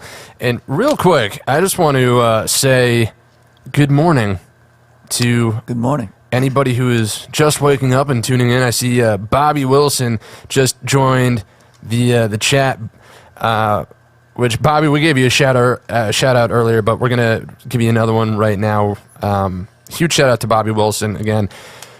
He has come so far in music since I first met him, and we're going to be discussing songwriting with him later this evening at 9 p.m. So make sure you tune in for that, for the songwriting seminar with Jared Farrell and Bobby Wilson. I'm really excited for that. Hell yeah. And again, dude, that song that you played the other night, man, really, really, really solid work.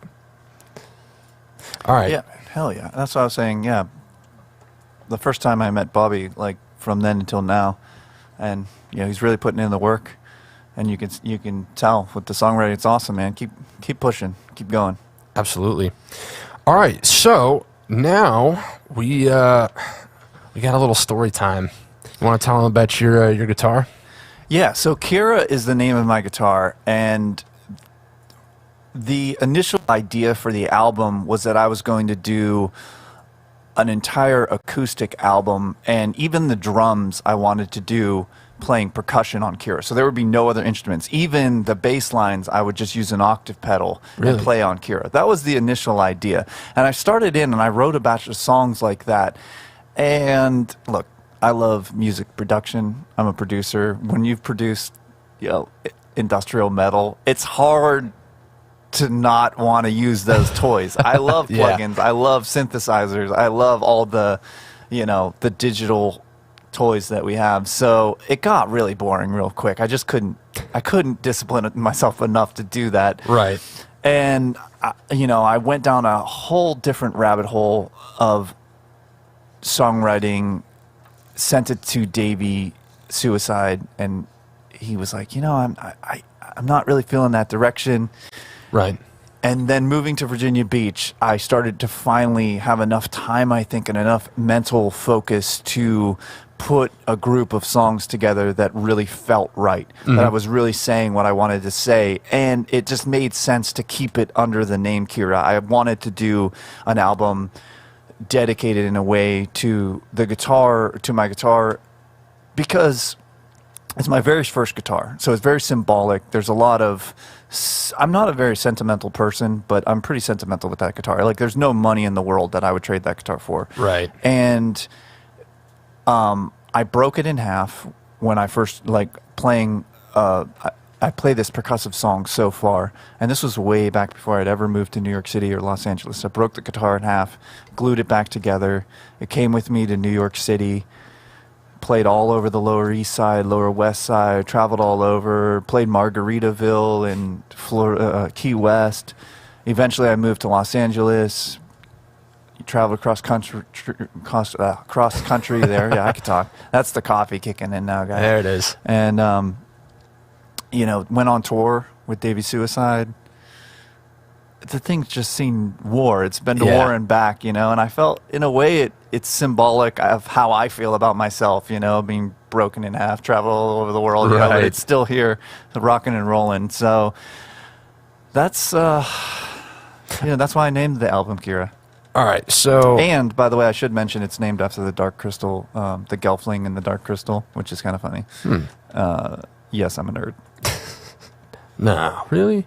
You spend hours and hours and hours a day doing graphic design and music, and you're a nerd? Say it ain't so.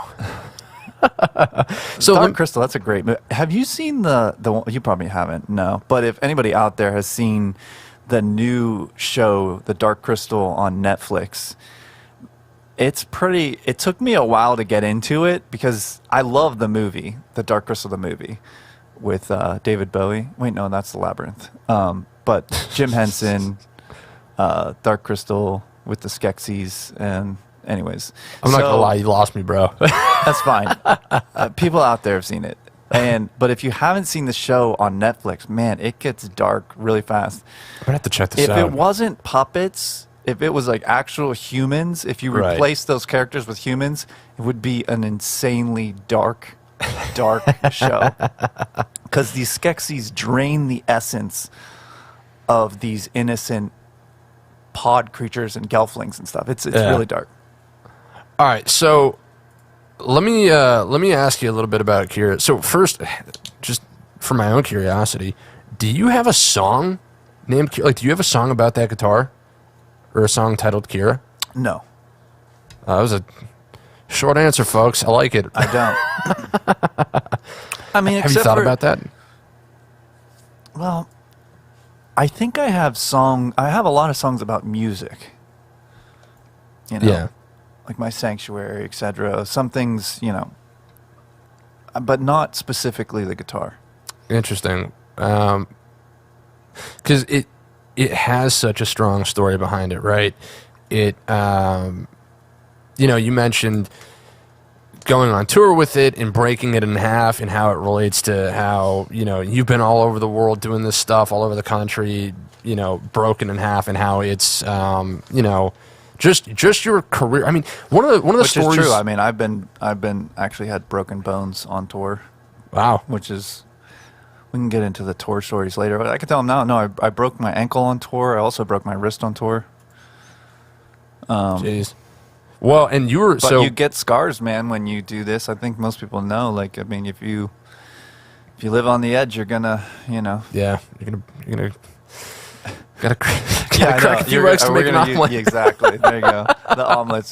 Gotta break some eggs to make an omelet. There you go. But I'll tell you what, though. I mean, it seems like, I don't know. I think there's a song in there somewhere where you could relate it to the guitar, and also like use the guitar as a metaphor for you. Maybe, yeah. Which is what the album is, though. So I mean, Fair. Yeah, that's a good point. It's funny. I guess it sort of is a concept album. maybe. No, I don't know. I said, I thought I'd name the album dedicated to it. Yeah. But it's interesting the themes that are on this album, because a lot of them are pandemic related. Yeah. Some of them were written before that, and they still seem to fit in the context of it.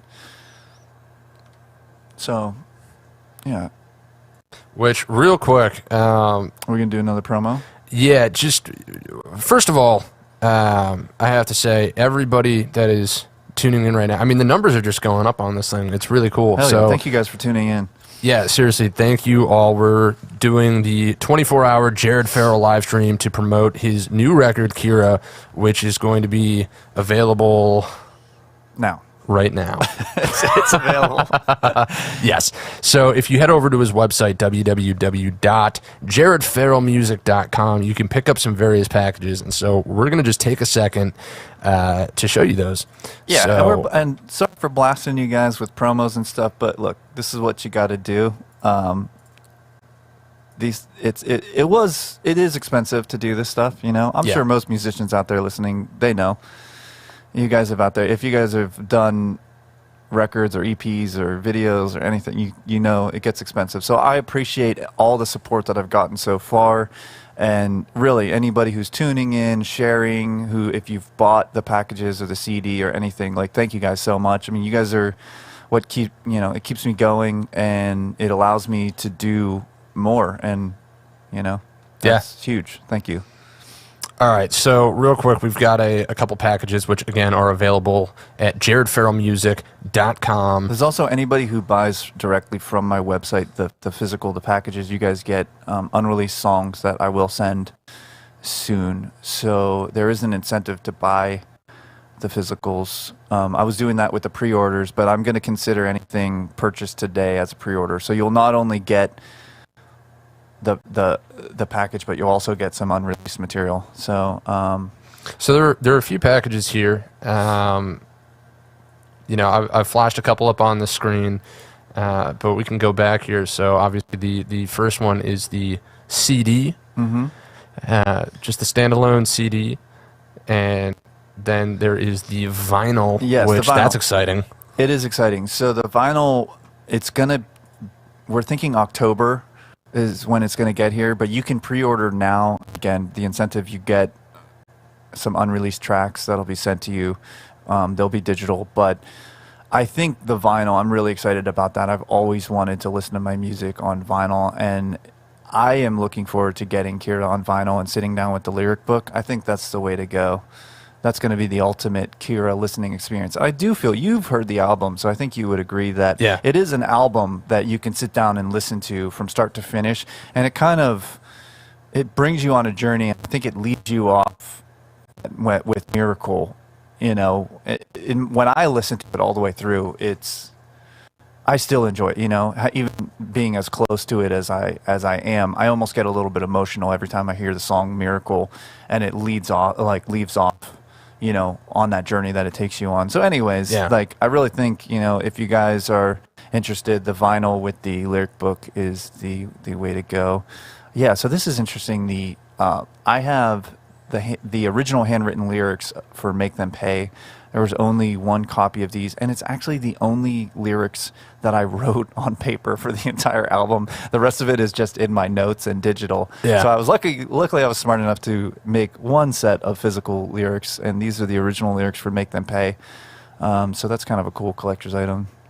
Yeah, no, absolutely. And again, I cannot recommend the album highly enough.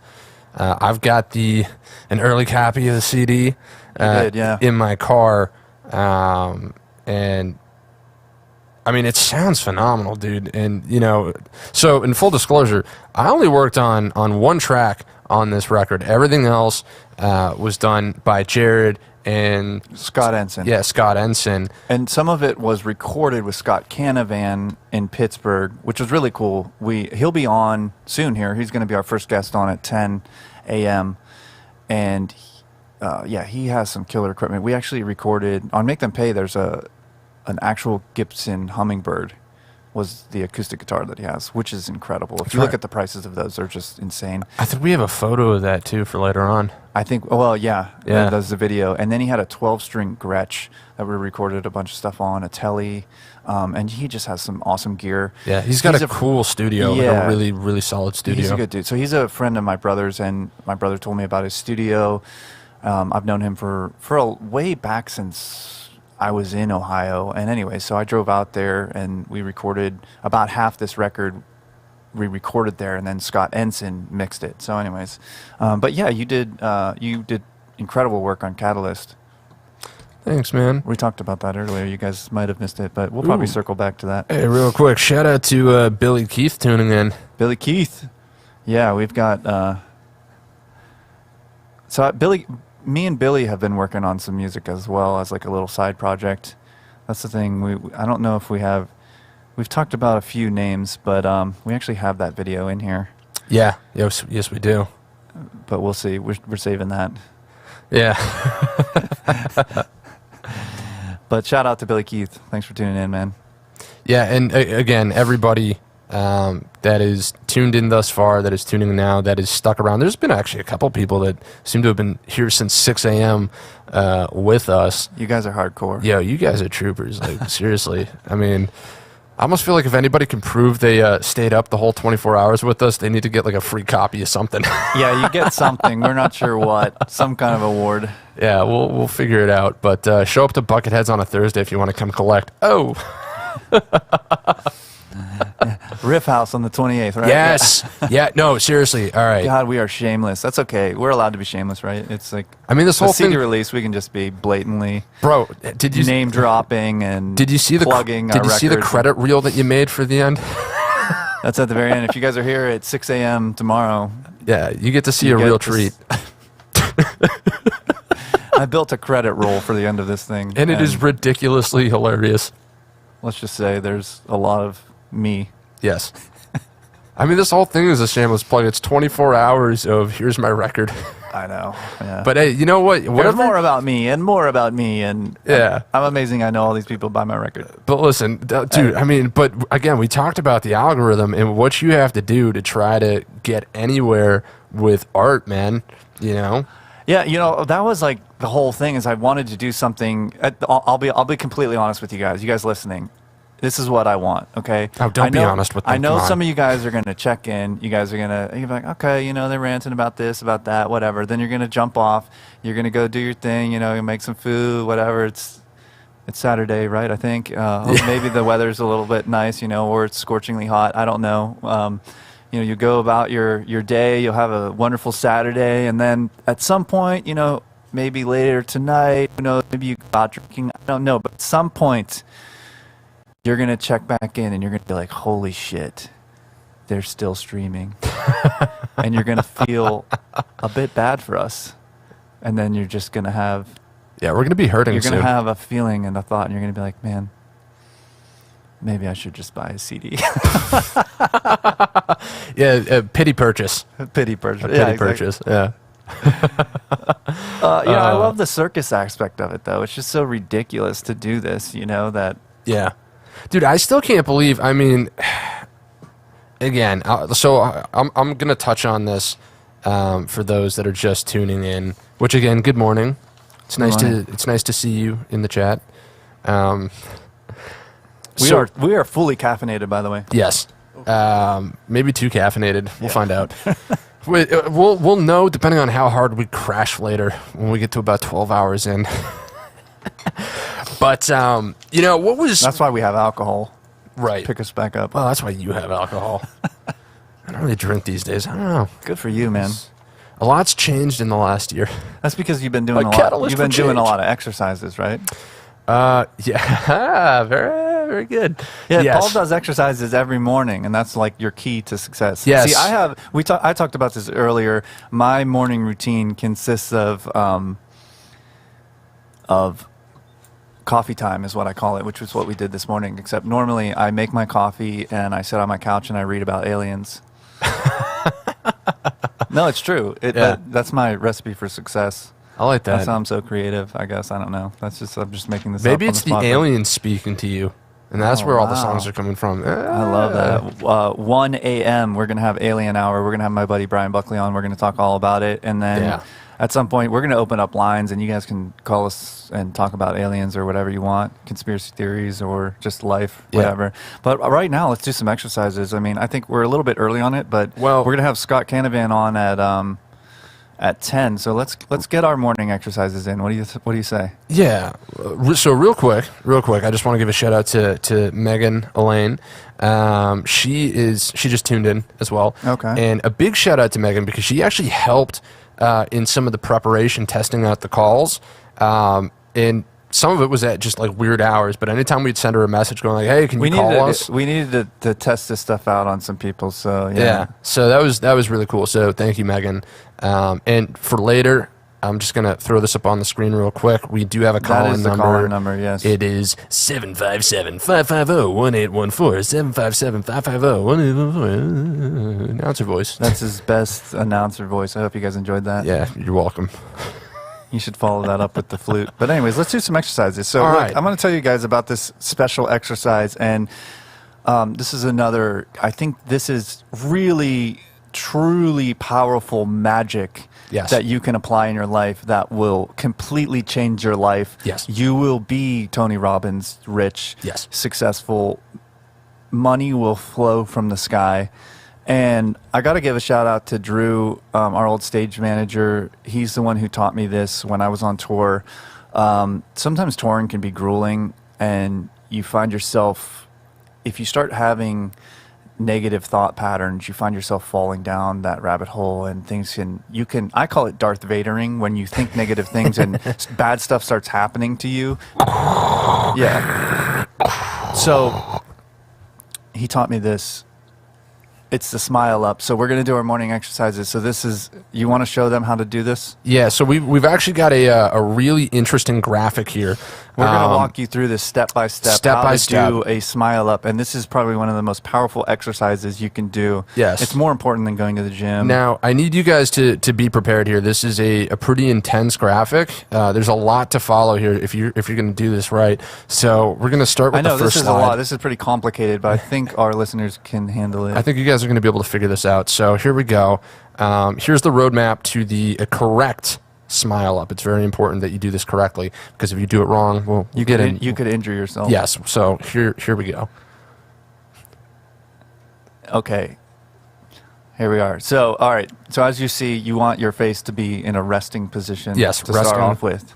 And then you smile. I think we all know how to smile, right? Well, I mean, it kind of shows you on the screen how to do it, and then back bit. to a resting position, and that is one smile up. So I recommend at least doing 10. So let's do 10. You want to do 10 right now? Okay, right now. Here, hold on. Here we go. We're gonna cut back to you. Oh, fancy. All right, here we go, and we're gonna count it out. Ready? Oh, I already did too. It's okay. All right, here You know, Jared, you're really making my life hard I here. jumped the gun. All right, man. Jeez. Let's do it. Are you Okay, ready? here we go. And 1, and 2, and 3, and 4, and 5, and 6, and 7, and 8, 9, 10. Oh, well done, buddy. I already feel better. Like, I feel like I could take on the world. I have to say, I'm pretty impressed. You know, some people, they get to like 8 reps, 9 reps, and they just give up. You made it all the way to 10. And I put in a lot of practice with these. And big shout out to me. I managed to count to 10. So, Nice. We're doing well. So look, We're doing I know real well. there are people out there that are. I know what you guys are thinking. You're like, oh yeah, stupid. I'm just, I'm gonna do some frown downs. I know it because that's, Yeah. I thought it was funny too, but we have a dire warning for you out there. Yeah, so here's the thing, right? Again, the smile up is very powerful if you do it wrong, or if you do a frown down. Frown downs are equally as powerful, but Yeah, not in the way that you think. This is what can happen.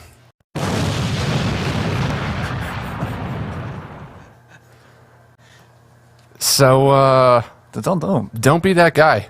Don't do that, because again, bad things happen when you do the frown down. The world could end. Yeah, kaboom. Just had to play that twice there. All right, so I've got another exercise here. Really? All right, you guys ready? So I hope you guys did the smile ups with us. I hope you're ready to conquer the world now. But another exercise, this is a technique, okay? So what you do is I want you guys to visualize a problem. Any problem that you have. Maybe you need $1 more billion live stream viewers. Maybe So the way you solve that problem need to is sell you more records, right? Whatever your problem is, right? So you want to close your eyes and you want to visualize it like on a movie screen. This is perfect because I can almost visualize it on your screen. Yeah, because your big monitor is like a movie screen. So you visualize it on a movie screen, right? Then what you want to do is you want to imagine that movie screen shifting to the left. Left is important because of your subconscious mind. Okay. And then you want to imagine the solution for that problem magically appearing somehow. So it could even be fantastical. Like, let's say you need to heal some ailment, right? Right. So on your movie screen, you imagine it coming down from the clouds, or you imagine meeting some magical wizard that gives you a box that inside of it has the thing that you need, right? And then you shift a little bit more to the left. And the left, I think, is because it's in the future in your subconscious mind. Or something Wait, but like what that. if you're like left-handed and your I don't think brain it sides matters. are flipped? No. I don't know. That's a good question. I don't know that. See? So you want to imagine yourself with the problem on the third screen, or the third time it moves left, with the solution. So imagine yourself feeling, and this is important, how it would feel to have that problem resolved. Boom. Huh, I like that. That is a mental exercise. Sorry, could you say that one more time? I know you want to do the frown down again. Just do it. Sorry, did you say it? I'm sorry. He Hey, really loved that. Like he went and found the sound effect for it and Yes. everything. That was Yes. I had to make sure there was a concerted effort to make sure that that happened. I was like, Jared, if you don't let this spent happen, minutes we're canceling the live stream. he spent minutes mixing that explosion. Actually, it's probably like seconds. Yeah, probably seconds. Yeah, I mix pretty fast these days. Like I'm starting to get there, you know. You're doing a lot of things here. What projects are you working on? Let's stop talking about me for a second. I'm tired of hearing about Jared Farrell. Yeah, who's Jared Farrell? Let's talk about what Paul's doing. So you got Ghetto Hound, right? Yeah. So I'm working with There are Canadian friends from. I'm sorry, from Canada, from Canada. I don't know what you're talking about. Yeah, right. I'm sorry. Oh, jeez. And yeah, so who else? Matt and Kai from Ghetto Hound, as well as shout out to James Ford. Oh, you're working with James Ford? Yeah. So oh no, because he's playing bass for them. Yeah, yeah, he's 100%. That's right. He's the official bass player of that band. He's gonna love that. If you guys saw that live stream, then you know the inside joke because yes, he was getting frustrated. Yes. Vehemently denying that he was a fixture in that band. That's so right. Now we all tell him that he is just to fuck with them, basically. Yeah, pretty much. And of course Kane Adams on the drums, phenomenal drummer. God, we know some talented people. I know, isn't that Silly. wild? Virginia Beach is a cool place, man. It is. Yeah. You're also working with Christy K, aren't you? Yeah, we've been talking about doing an EP project. So she's coming on later. Works. That is right. Not too long from now, I don't think. What time is she coming on? She's coming in noon. at 12 noon. Yeah, if you want to. So we have to reset the stream at noon, right? By the way, for those of you watching, if you are here, that's a while from now, isn't it? Yeah, a little bit. But time has flown by. It's already 9:30. I know. We kicked this thing off at 6 a.m. We were worried that by 6:15 we'd be like out of shit to talk about, and this whole thing would fall apart. Turns out we are both very long-winded, and we love the sound of our own voice. So yeah. I think it's going to go great. Yeah, but Christy K is going to be on later, which is exciting. So yeah, you're doing it. You're going to do an EP with her, which is excited. I kind of might be involved with that as well. Yeah, there's talk of me being involved in that project, but we'll see. Dude, anything that involves anything like musically that involves Jared is going to go well. Well, anything musically involving Christy K is going to go well. That too. Yeah, no, she's a phenomenal performer, phenomenal writer. I am very excited to get to work on that project. I've also got a project with Angela Huntz. So we're gonna. That's her musical name. Yes, Anla. Anla. How do you pronounce that? Or how do you spell it? It's not pronounced. Anlah. Oh, really? Yeah. So Anla Music on Instagram, and Christy K on Instagram. So yeah, we're gonna be doing some work together, probably starting in September. She plays ukulele, right? Yes, very talented. Very, very, very talented. Very skilled. She has a phenomenal voice. Her writing ability is exceptional. So that's going to be very exciting, and we might see Jared getting involved in a little bit of that too. Am I involved in that too? You can be. You want to be? I know that you need 808s for that project. Yeah. Well, and that's the cool thing. I'm already working on some concept stuff, just to see how she feels about it. I think you're going in a kind of Billie Eilish direction, right? A little bit. I mean, not. That's going to be cool. I could hear that. Yeah. Yeah. Obviously she has her own sound, and but yeah, there's I think like vocally too, and just mix wise too. There's some cool stuff that I really like about Phineas and Billie Eilish's work.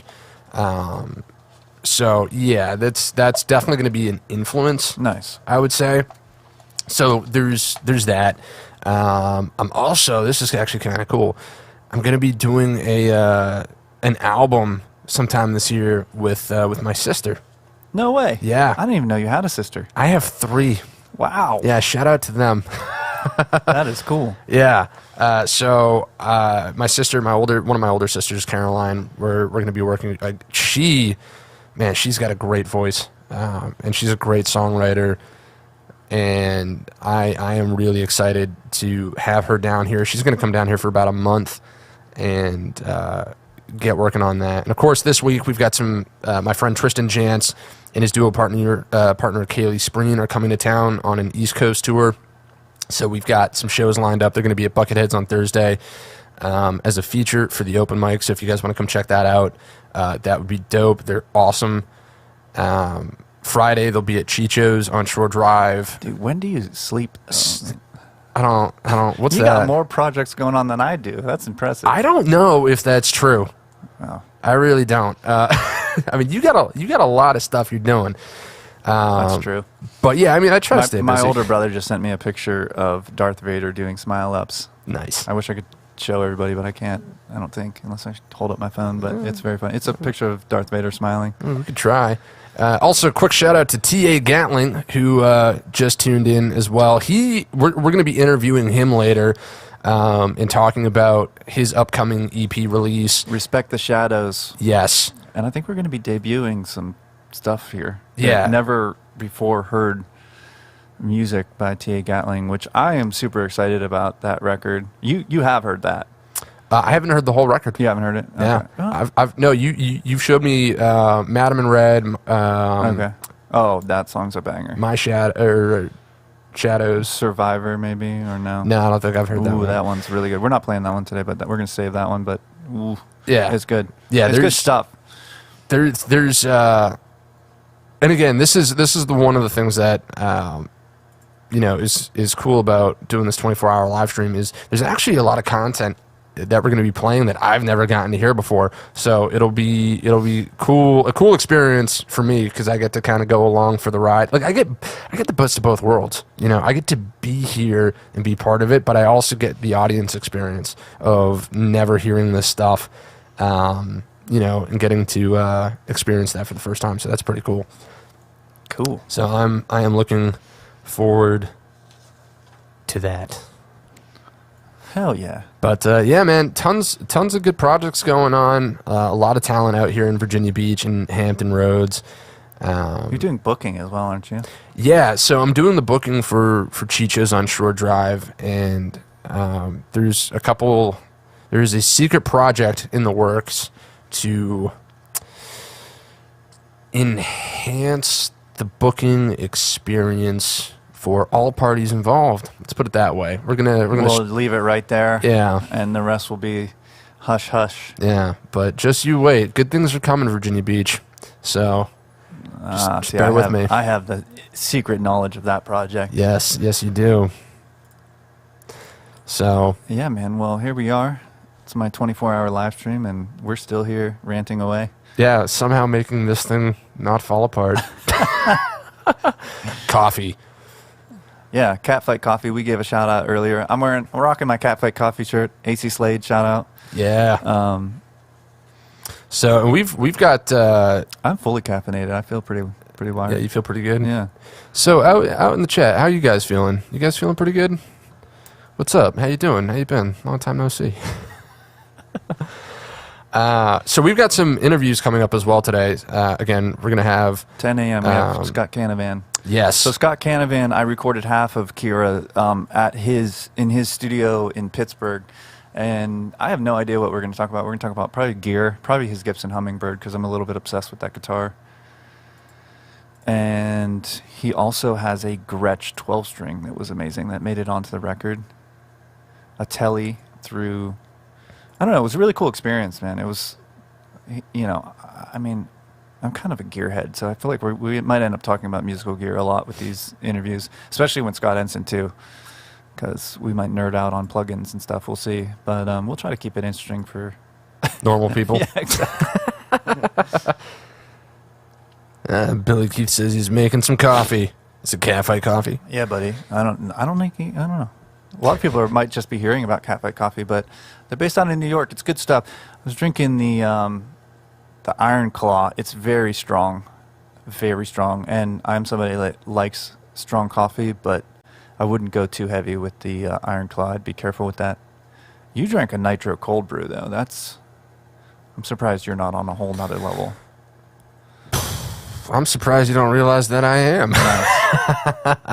Now, dude, like before we started the show, I was actually, because I chugged it. I got one of those Starbucks nitro cold brews, and I haven't had caffeine all week intentionally, because I wanted to make sure that it would have the intended effect when we did this, and boy, did it. About 5 minutes before showtime, like my arms are like twitching and shaking, doing the little, and I'm like, man, am I nervous or oh no, it's the coffee. Cause like I feel fine, but like I can't control my appendages. So that was fun. But you know what? I'm leveling out. All right. Yeah, that's good. Isn't it though? Let's just hope you don't crash in like Burn? a couple hours. Yeah. Yeah. Well, you know, we'll see how it goes. I So think that's we're doing Kira pretty back well. there. See, back there, it's weird because I wanna. Oh, you know what? But Megan brings that's- up a good point. She's saying, is it cat flake or cat fight? Fight. It is cat fight, as in cats fighting. Wow. Let's see, I gotta get used to this camera thing. Cat fight. Yeah, he used to have a company, Dead Sled, and I did some graphic design for them, which is cool. We're gonna show that in the artwork of Jared Farrell. There's actually a shirt that I designed that Corey Taylor from Slipknot wore on stage, which is pretty badass. Yeah, that's going to be cool. Then we're gonna talk about my experience working for the Kardashians. Yeah. True story. Dude, it's wild. Dude, the level, They're very again. professional. They are. They're nice people. I mean, Yeah. the mom is just like. There's a reason they're that successful, and the mom is like a genius. Yeah. She really is.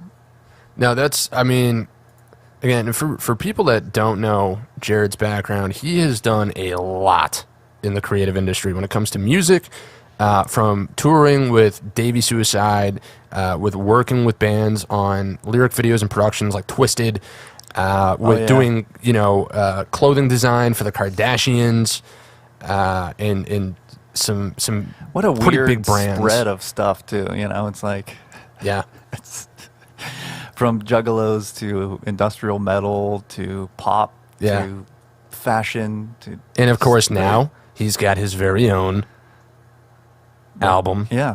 No, and you know, Full length. it's so exciting, man. Like I can remember when this is going to date me for sure, and you guys are going to know how old I am, but that's okay. Like, I don't know if you remember this, but there was like those tape recorders where you would hit record and play, and it was like the little speaker you could Yeah. hit the tape in and you record it. I can remember sitting with my guitar with Kira and trying to write songs. I was terrible at the time, but I would, you know, play a bunch of songs on there and then design the artwork and kind of make like a little mock tape. Mm-hmm. And since then, man, it's just to listen back to that and to take out the artwork. I mean, it's just been the coolest thing in the world. And I've always said that music is like the biggest canvas that you can paint on. Right. And it all starts with the song. So I was obsessed with songwriting and storytelling because once you have that song, then you can back it up with the cool artwork. Yeah. You can back it up with a video, and that's, in a way, it's like theater and acting and, you know, the production of just videos and lighting and all that stuff. You have the performance element on stage, Yeah. you know, the actual performance. You have the poetry within the lyrics. And it just goes up from there. You have merchandise, so you do have the fashion element of it. You have the fashion element of what you're wearing on stage. It's just, music is the biggest canvas you can paint on. And it's just rad. So I mean, since before I can remember, that was just been my passion, you know, and my obsession. And so it's such a cool feeling because I have been writing music for so long and I've written so much of it, but I've only released 2 EPs and a couple singles, you know, so to find... Only. Well, I mean, yeah, but still, Yeah. you know. No, I that's get not what you're that saying. much. Like from Some people have like 12 album, full length. yeah. I mean, look or at if you're Twisted. Bob Dylan, like 39. I mean, even Davey now has 4 records that Yeah. I worked on with him, which is that's a lot of music to pull from, you know. Yeah. So it's really cool. I think moving to Virginia Beach allowed me to slow down enough and gave me enough mental energy and focus to organize it, because that's one of the big things that I think changed moving here is that I've just had a little bit more time. I've had a little bit more energy and mental energy to focus and really pull it together. Yeah. Because it's hard. And for somebody like me, I write music all over the board. You know this because I play songs, like new songs that I'll write from industrial metal to country for no reason. And Right. just like, I'm going to do a polka song. Sweet. Like, I don't know why. I would love to hear that, by the Yeah, way. I probably have one, you know, and it's just, I don't know. it. It's just whenever an idea comes, I don't really filter it of like, oh, this is my genre. I just Right. let whatever happen. And then in a way you have to curate what does fit for Jared Farrell. Yeah. Which is hard. I needed a producer, you know, which is why Scott Ensign definitely helped me, you know, curate those songs. And then, like I talked about earlier, Catalyst just fit perfectly with those songs. Yeah, no, the whole album, I mean, it is so well done. I mean, you guys, you and Scott, especially, like, as you just said, curating, you know, putting the whole thing together, because I know that's something that at one point we had talked about a little bit, how you're like, man, I've got like all these different genres of songs, like where does it all fit into an album? And so the fact that you were presented with that challenge and then figured it out and just made it happen. Yeah, it's a good problem to have. Yeah. Some of the songs that, even the song Lift Me Up that I just released with Christy K was part of a batch of cinematic songs that I was working on first, because I was thinking about doing a cinematic album for Jared Farrell, which made no sense. That was part of the batch that I sent to Davey, and he was like, this doesn't make, you know, right. I'm not really feeling it for like your stuff or whatever. And then I moved it with The Danger Within, and we were doing a bunch of cinematic stuff. And, you know, now I came up with the brilliant idea, I think it's a brilliant idea, of working with Virginia Beach artists like BLT, Christy K, and, you know, some other people to kind of have them sing these songs that I've written. And Christy K helped me write Lift Me Up as well, helped me with some of the lyrics, and it's just really cool, you know. And so that's the great thing, is writing in all those different genres. I can still apply what I know to those genres, but like I said, curating for Jared Farrell, I need somebody on the outside, which was Scott in his position, you know, or in this case, where he's like, these songs, like, they're not working for what we're trying to do. This song works, but I'm going to take the production in a little bit of a different direction. Yeah. You know what I'm saying?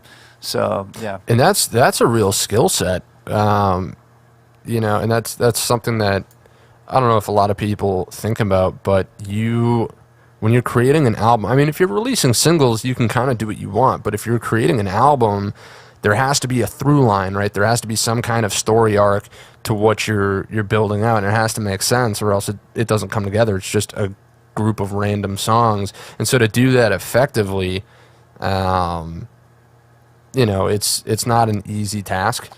So yeah, it can be challenging for sure. Some people, either their songs sound too much the same throughout the whole thing and it's not interesting. I thought it would be better the same. Yeah. By the way, we're going to do that the whole time. I'm going to just keep finding ways to sneak in song names off of his album. Well done. Yeah, you're welcome. He's going to hate me by the end of this. He's going to be I doubt it. That's great. Yeah, we're here. It is almost time for our first interview. We've got about 9 minutes. 9 minutes. By the way, I mean, if he wants to call in early, he can, and it'll be set up and ready to go. Yeah, you want to send? I'll send him a message. Yeah, no, I'll send. We're doing this, huh? Nothing. I was gonna say, I'll send the guy I don't know a message. We're having fun here, folks. So, real quick, I'm just gonna jump back a little bit to do a shameless plug for this record. So there's some different packages. If you go over to jaredfarrellmusic.com, you can order you know, any of the various packages that he has, ranging from just the CD to the vinyl. We've got Jared's got t-shirts for a limited time only. Yes. Kira. And some of these packages free, sale. Some of these packages come with a lyric book, which is like a super high quality, like magazine quality lyric book. That's absolutely incredible. And if you're really, really about it, this package right here, the $125 package, comes with the one and only copy of the handwritten lyrics for Akira. So if you want to get your hands on those, head over to jaredfarrellmusic.com, where you can pick that up right now. And for the lyric book, do you want to show that real quick, Jared? All right.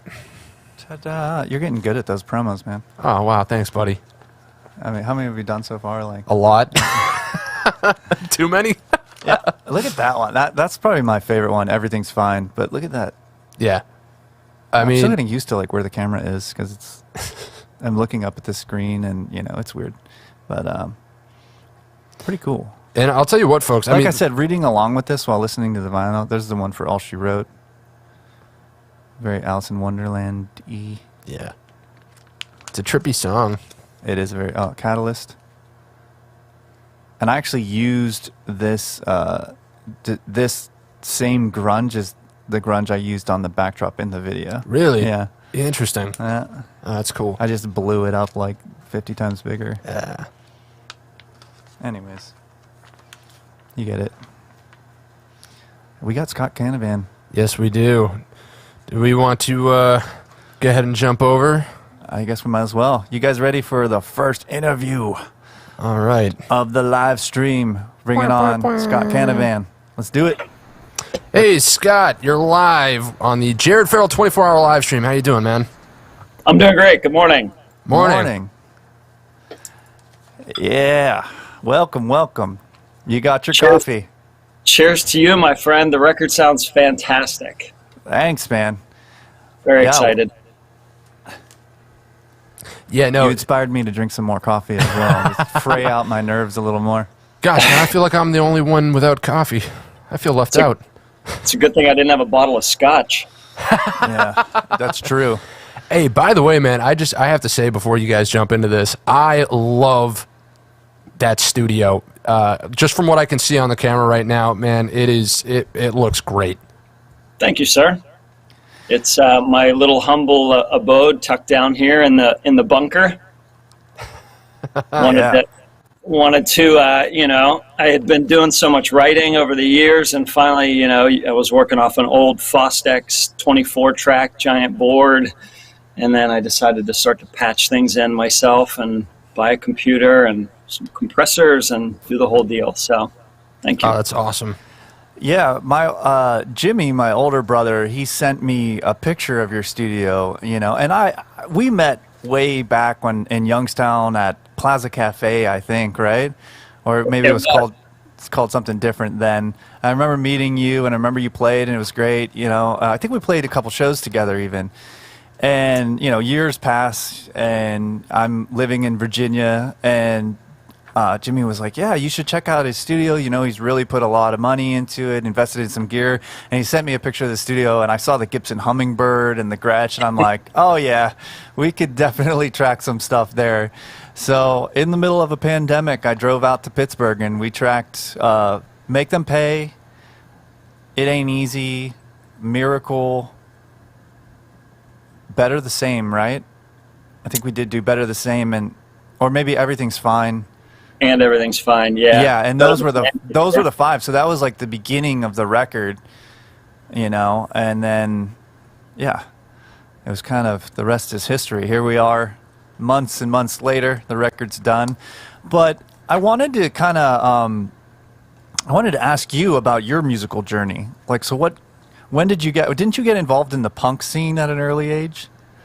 So really for me, when I start to talk about music, I really preface it with I was the last of 5 kids, and I was born in 1966, right? So by the time it's 1970 something, I had the luxury of being in a house where there were Beatles records and there were Rolling Stones records, and at the same time there was Neil Diamond and John Denver, right?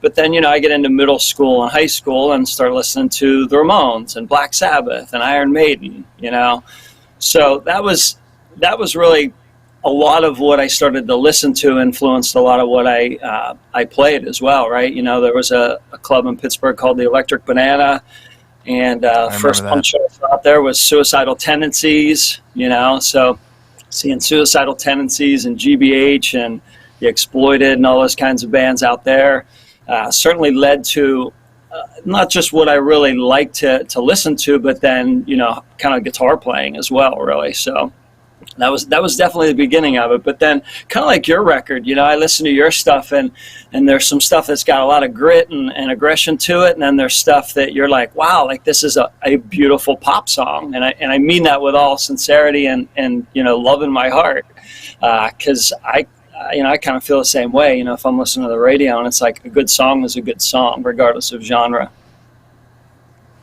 Nice. Yeah, man. So when did the studio? When did that become more of your focus? Because I know you were playing in bands and stuff like that, right? But now you're heavily focused on your studio, which is an amazing studio. Probably about 5 years ago, I would say I really stopped playing in bands, kind of, you know, with a lot of my time and focus, and really switched into just doing a lot of my own writing. And again, I was kind of like, well, if I'm going to try and capture it, I may as well capture it good. So probably about, you know, 4 or 5 years ago is when I really switched from, I got this old 24 track and I don't know what I'm doing with it, you know, to, all right, I'm going to buy an interface. And I was using a MacBook, and I just was really trying to capture a lot of my own stuff. And then I thought, in the meantime, you know, there's a lot of people in Pittsburgh who are looking for somewhere that's affordable with somebody that really enjoys music. You know, I was trying to set myself up as somebody who, you know, I understand my experiences, but I also understand my limitations, right? And I wanted to be able to have people come in and feel real comfortable about who they're going to work with and what they're trying to do. So it's been, you know, 3 or 4 years of having people in. Actually, I was really fortunate that the last year I really actually got a lot of work. I finished 2 full-length records, aside from yours, with some people that answered some ads. One guy's got an album coming out on Monday. His name's Billy Swart. He's got a great, rich, deep Americana kind of thing going on. And then another friend of mine is putting out a record too, under the name The Bright Anomaly. Again, some great records. So I've been really, really lucky, you know, between you coming out here and those other guys. It's been a great year, honestly. There's some Pittsburgh underground names for you guys watching out there if you guys want to check out, get the scoop before it's out. So your personal music, what's that under? Is it under Scott Canavan? So that would be currently, that would be under Eye Patch Bingo. So if you looked on iTunes or you looked on you know, Apple Music or Spotify, Eye Patch Bingo, and most of the stuff that I put on there, that was the other thing that I did during the pandemic, was I finished that record and put it out there, and probably 3 or 4 of those songs I had written at that time and just sort of finished up over the, you know, that first part of February, March, April, and May, and then I think by the summer I decided to finally put it out. So a couple, you know, some stuff on there I'm really proud of. There's a song called The Living Dead that I think is really good by Eye Patch Bingo. That's me. Good Night Anna, I think, is a great song that's on that record too. So I'm getting paid to now plug, not paid, but I'm just plugging my own music here. But No, that's why you're here, man. That's appreciate you asking. And that's the beauty of this live stream, is we can just shamelessly plug ourselves and everyone we know, and it's entertaining. No, I mean, I think it's awesome too. Just I don't know, just the different characters that were involved in this record, and the different talent, and everybody that had any piece of this record has their own story that, in my opinion, is just as interesting, if not more, than my own. You know, so I think it's really cool to have you guys on to talk about it. You know, to hopefully people watching can go check out Eye Patch Bingo. Go check it when Scott Ensign comes on. He's involved in all kinds of stuff. You know, so it's gonna be it's awesome, man. And thank you so much again for your hard work on the record. I had an amazing time when we were out there. My older brother Jimmy again came out to Pittsburgh as well, and we all hung out. We just had a blast. We did have a great time. And yeah. I think that's what's really important, right? You know, you don't know when you sit in a room with people how much fun you're going to have. It can be really, you know, stressful for some people. You're taking something that's in your head and trying to, you know, make it physical in a way, you know, and it's still so emotional. It's still so subjective. And there's so many variables that, you know, I think even having Jimmy here as a little bit of a buffer, you know, was significant, you know, without even, you know, talking about it, because he and I have been friends for so long. I actually just saw him last weekend. Actually, I was out in Youngstown and we went to a show, and he sent me some videos from that. Yeah. So it was good to have him here. I'm actually looking at the chair that he was sitting in the whole time as he was taking pictures. And I remember he had a thermometer because he's like, he's checking his temperature every 5 minutes to make sure he's not going to bring COVID into the house. And yeah, no, that was a stressful time too. And Pittsburgh was really on lockdown. It was a little bit crazy to go. I mean, everybody was super worried about it at the time. So I think we all kind of took a risk even meeting together, but everybody was super safe. That was the first priority at that time, was everybody wanted to make sure that everybody was safe, and we all just, yep. made music and had a good time. So yeah, I had a couple COVID tests at that point. I know that Jimmy and you did, and we talked about it, right? We were like, is this a good idea? Is this not? And I think we all kind of quarantined as well before we even came out together. So yeah. Yeah, for sure. There's a lot of time that I was actually able to be working from home, so I wasn't really out a lot. And I felt like we did all of the right things, both for our health and well-being, as well as for the record. So I gotta ask you, what do you think? Because I think I can name my 3 favorite pieces of gear that you owned, but I want to ask you what your 3 favorite pieces of gear that you own are. So. Definitely, I'm looking at the Hummingbird here. I remember when that went on sale. So Pianos and Stuff here in Pittsburgh does a March Madness sale every year, and I saw it in a flyer, and I was like, this has to be a misprint for the price of this guitar. And I called them up and asked them, and they said, no, it's on sale. And I said, I want to buy it. I'm going to buy it like over the phone and put some money down on it. So it's a great guitar. How much did you get it for? So it was on sale for like $2,800, and it was like a $3,500 guitar at the time. So I was definitely very excited about that, and it's got so many like rich harmonics to it. Like when you're, everything that comes out of the bridge area, it's just so sensational to listen to that guitar when you're playing it. So that definitely, the Neumann, I would say for sure, right? You want to have a great vocal mic for a great vocal chain. And then honestly, anything that's in the rack, really, I've been actually doing a lot of outboard mixing lately and some stuff like that. So I don't know. What did you like when you were here? Well, the 12-string Gretsch. So we have a picture of that. If you want to throw up the 12-string. Yeah, we can throw that up real quick. Yeah. That guitar is amazing. There's my brother on that same chair, just like we said. Yeah, that was a good time. It's a good-looking guitar. So I have not heard a lot, and I might get some heat for this comment, but we were talking about this the other day. We have not. So actually, there was a few things I want to touch on, but as far as the Gretsch and 12 strings, I have not heard a lot of 12 strings that I love. I mean, on records, yes, you hear it in Led Zeppelin, you hear, but it's just one of those things. It's hard to dial it in and make sure everything is in tune, and they can go out of tune so easily. It's just a tough thing. Your Gretsch was awesome, It was just amazing guitar. The Hummingbird was fantastic. I mean, that is the guitar that's played on Make Them Pay. I think we used it on almost everything. We tracked Kira, which is over there. I keep getting confused about which side it's on because it's the opposite. Left and right. Yeah. Anyways, but yeah, it was a fantastic experience, man. And I don't know what would be. Then we tracked some Telly as well, right, through your Fender.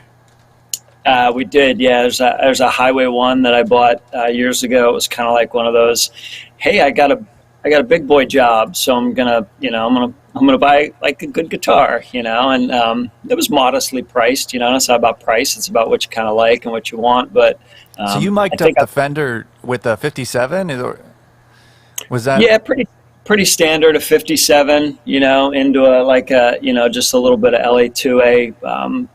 Simulation on the Universal, so trying to get, I don't like to track a lot of compression going in, and fairly standard miking is what I'm accustomed to, Yeah, and I think miking the amps as well. I know we're nerding out on gear a little bit, but a lot of times we're going direct into the box these days with amp sims and guitar rig or amplitude or something like that. But to have it played through a Fender with the air moving around in the room, it makes a difference, man. It definitely gives it a warmer tone, and you get that classic telly through a Fender sound, which we have on. I think we played it all over Miracle. It Ain't Easy, I think. So I don't know. And you also, I think we used a Strat on a couple songs as well. Is that, or no?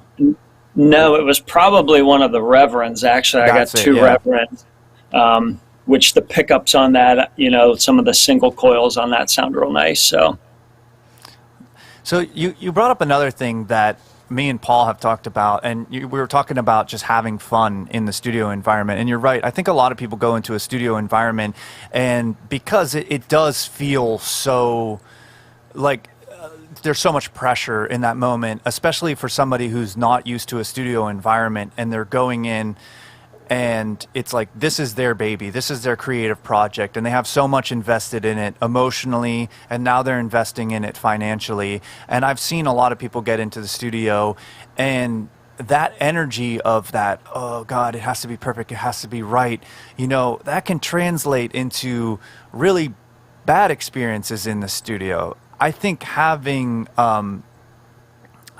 experience like with my own studio, and like you said, I like that ability for us to kind of loosen up and start having fun, and just be relaxed. That really is where the magic starts to happen, and you start coming up with your best creative ideas. And me and Paul have talked about this for live shows as well.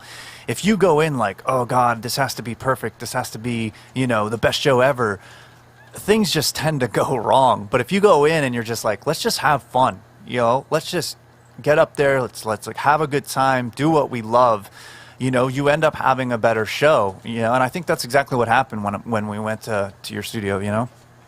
Yeah, I totally agree. You can pretty much psych yourself out. I even remember I wish we would have tracked some of that stuff, because at some points we were just like, making shit up and making up little songs and everything. And I'm like, we have to turn that into something, but you could also, you go down the wrong road, right? And it's hard to get back to trying to be serious. It's hard to switch from, messing around to try and throw in a great vocal to like Miracle. Yeah. Because that was the na-na-nas on that song, and we ended up, because I mean, at some point though, you just have to start making fun of your own music when you're in the studio or when you're on tour. Everybody, it's just got to happen. You start coming up with alternative lyrics to your own songs. Yeah. And I think the na-nas were like an ongoing joke throughout the entire studio process there. Yeah.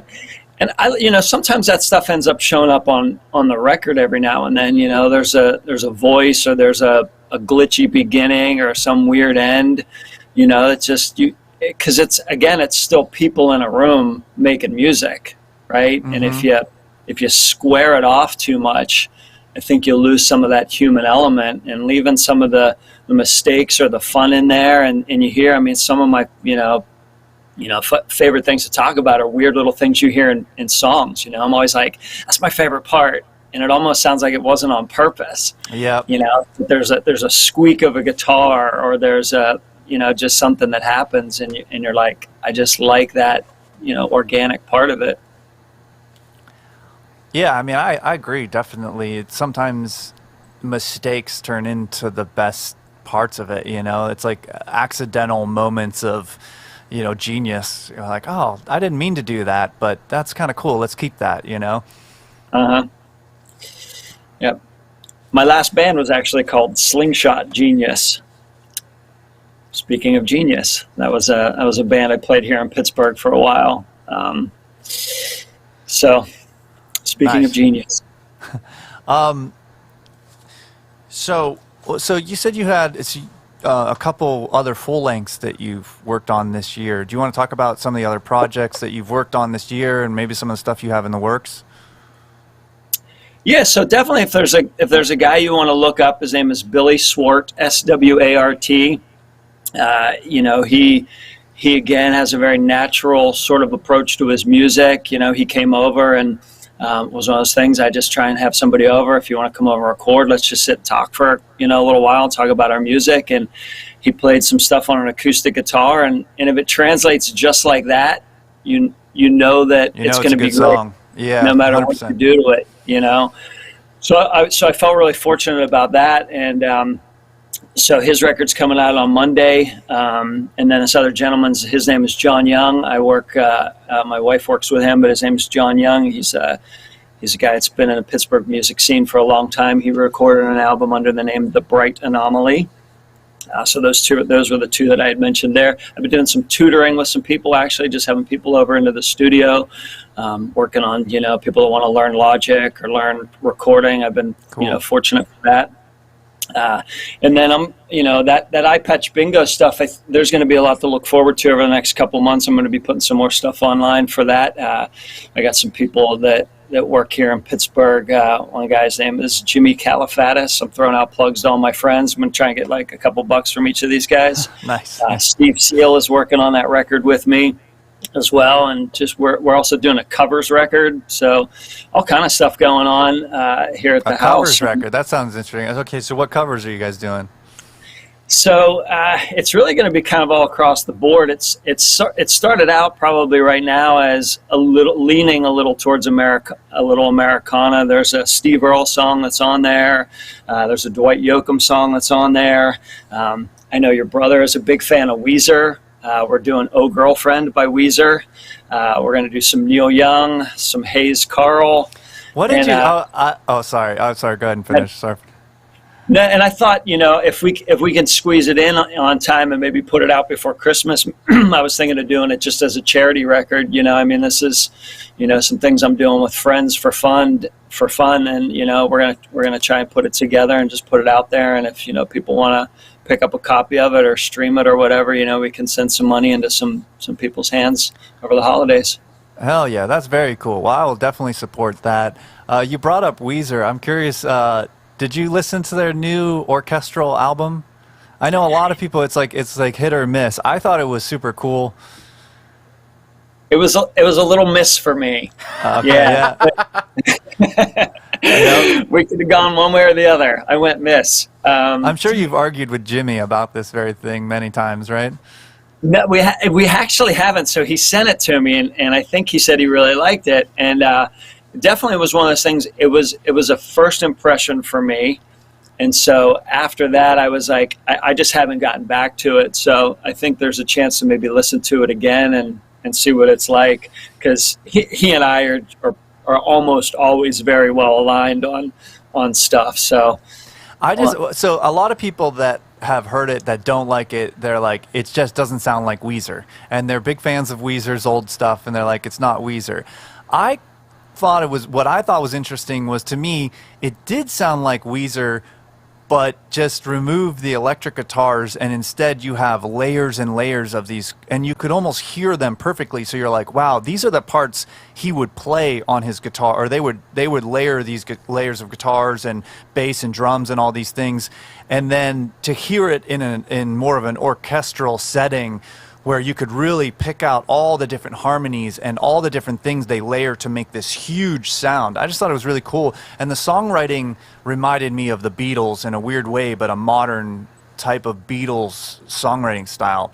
I definitely listened to it from start to finish, and that was another thing. I think it's one of those things, I think if you're in the right state of mind to maybe go from start to finish on that record, but I've heard a lot of people that say the same thing. They're just like, first impression, they weren't into it, not digging it, so I get it. I mean, but I'm just curious what your thoughts were on that.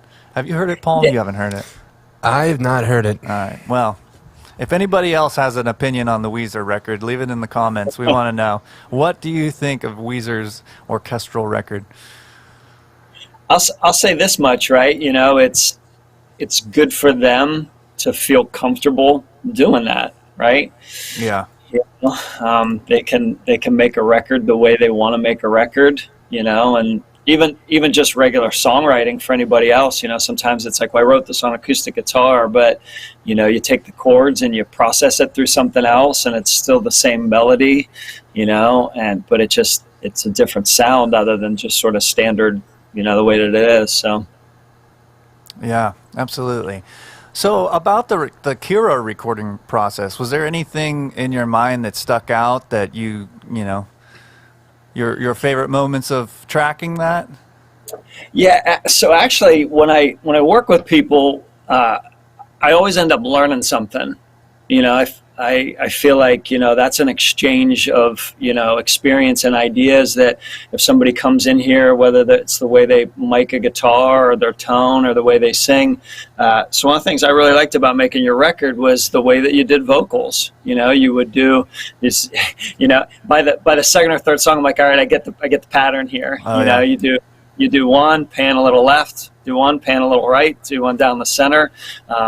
You know, because when I'm doing vocals and whenever other people are doing it, it helps to sort of track to yourself.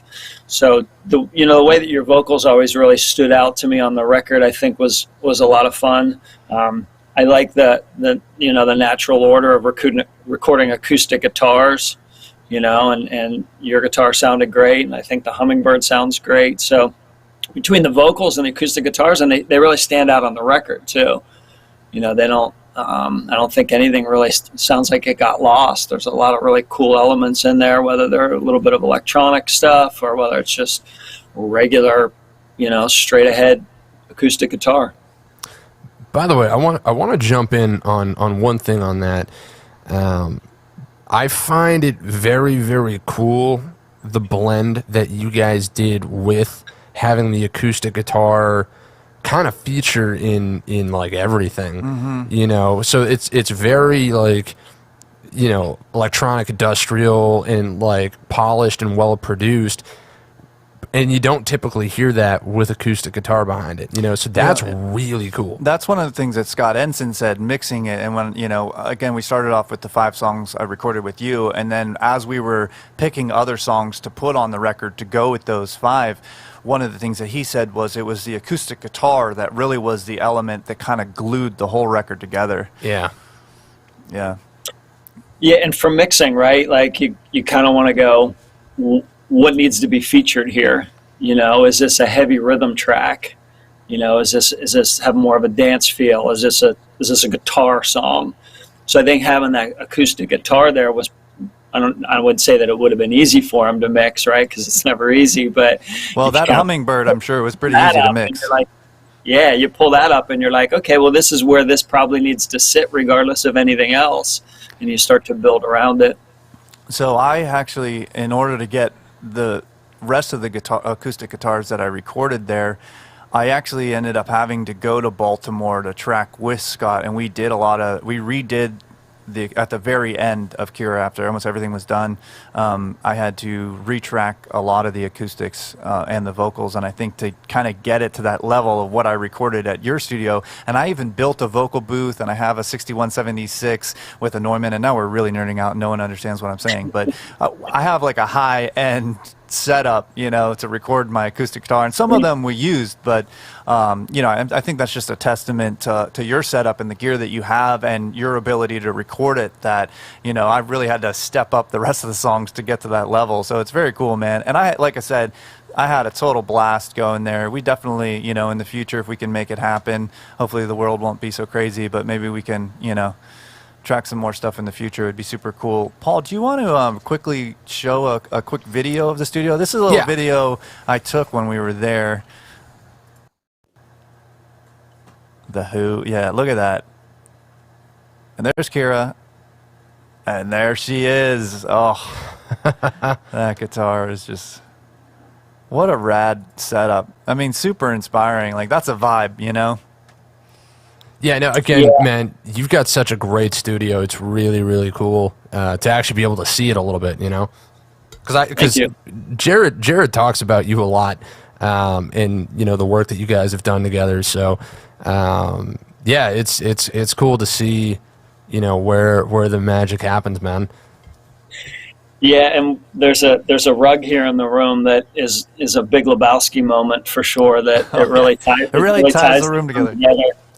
So But the funny thing is it's placed in the room in such in a spot that anybody that's doing vocals over there, every time they move, it like curls up a little bit.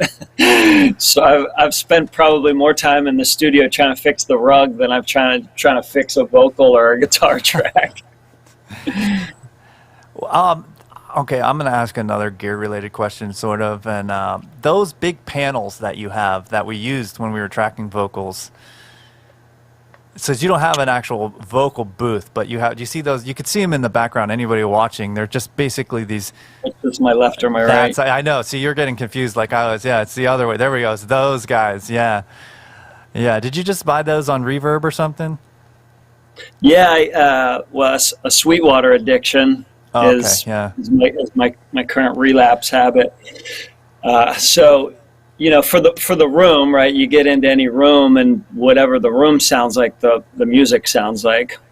So I wanted to do whatever I could to, at times, be able to make it a little smaller or a little bit larger. So those are little, diffusers, absorption, reflectors. There's another side on there that's, just a flat surface, so that you get a little bit of reflections if you want. So I can kind of take a little bit of the room out. I always feel like it's, I have a low ceiling, which is not necessarily advantageous. And I have a long room, which could be good or might not be, especially for vocals, right? Right. If you get somebody in there and they're not necessarily too close to the mic, you get a little too much of the room in there. So I try and squeeze it out a little bit. I think doing vocals too, it helps somebody feel a little bit more, that's used to doing vocals, right? You feel like you're in a little bit more vocal booth. something. Yeah. Yeah. Right, and I've thought about building one or buying one, but it's just for the room. It's nice to be able to just move stuff around. Yeah, that's true. I built one out of PVC pipe and sound blankets, which is really cool. Nice. But if I had a bigger room, I would probably consider those type of panels, because it is nice that you can move them around. You can use them for drums, for guitar, whatever you want. It gives you a little bit of flexibility.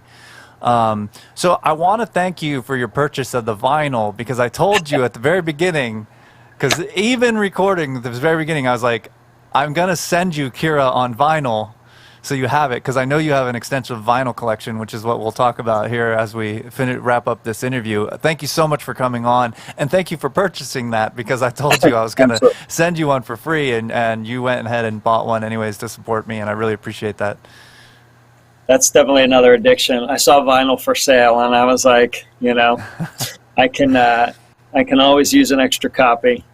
I actually just bought I bought a book. I have a friend coming over here in a little bit, because I was trying to get this book by a guy named Dan Alexander about the history of gear. I'll text you a picture of what the name of this book is. And I was trying to order it from a bunch of places locally, and nobody could get it.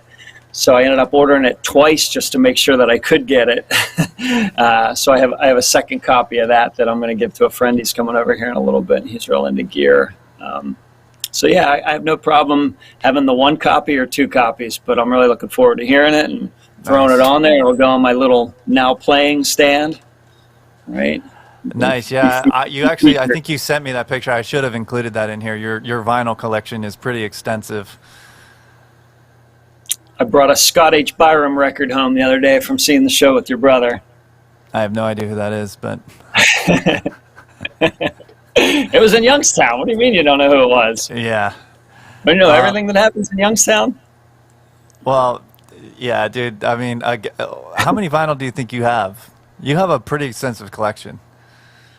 Yeah, I don't have as many as I do CDs for sure, but several hundred for sure. Yeah. Nice. Yeah. Well, dude, a half hour flew by.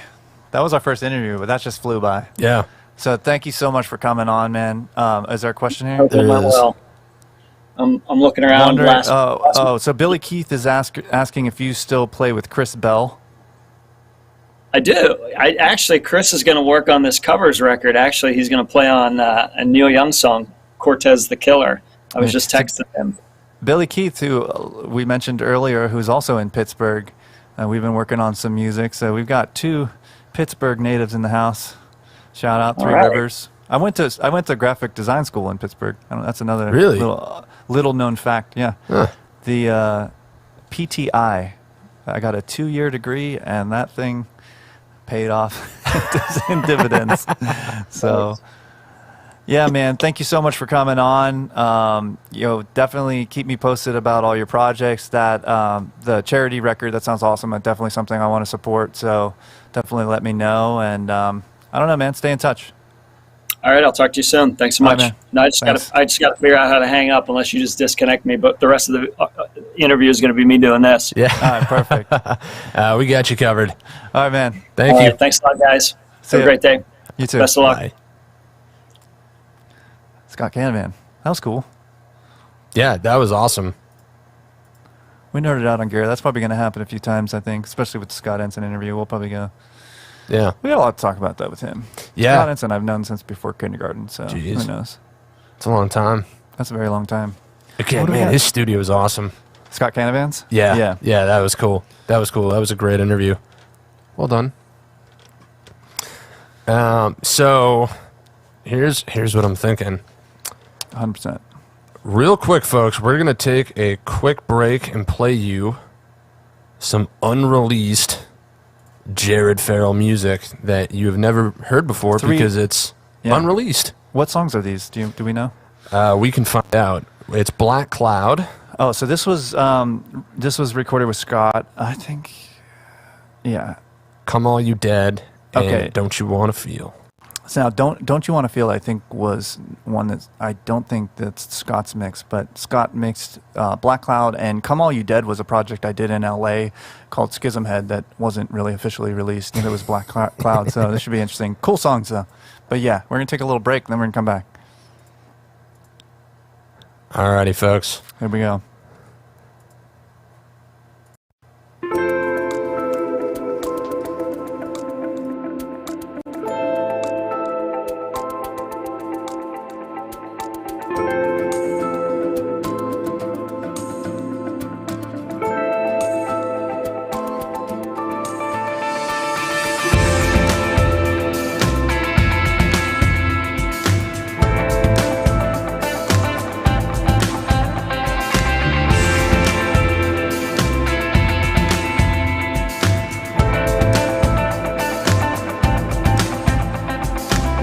I see the way the world has changed, but maybe it's all in my head. I see your eyes like they're hypnotized. Please tell me that the light's not dead. It's always hanging round, it's up above you now, and the rain is coming down from a black cloud, from a black cloud. And wherever you go, you feel it in your soul like a black cloud. There's a black cloud hovering over your head again. There's a black cloud hovering over your head again. Turn on the news and another shooting. Nothing we can do, I guess.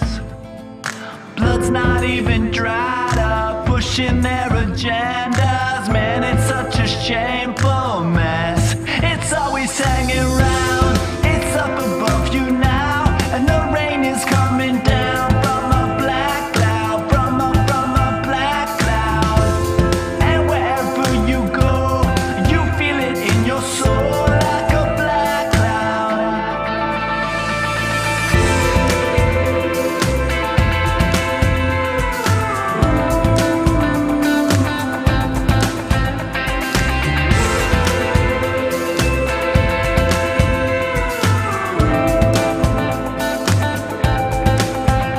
There's a black cloud hovering over your head again. There's a black cloud hovering over your head again. I see the way the world has changed, but don't think I could take much more. I'm feeling restless, living has left me breathless. Tell me it's worth fighting for. It's always hanging round, it's up above you now, and the rain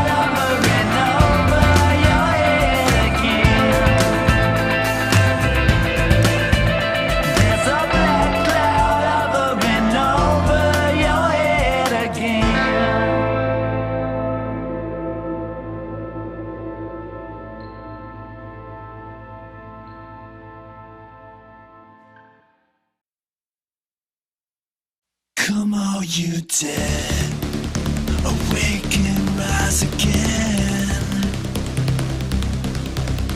A new day is dawning, I will lead you to the end. Come all you dead, they will never understand. We are burning on the surface, they are frozen from within. Come all you dead, come all you dead, come all you dead, and rise, rise and live again. Come all you dead, come all you dead, come all you dead, awake and live again.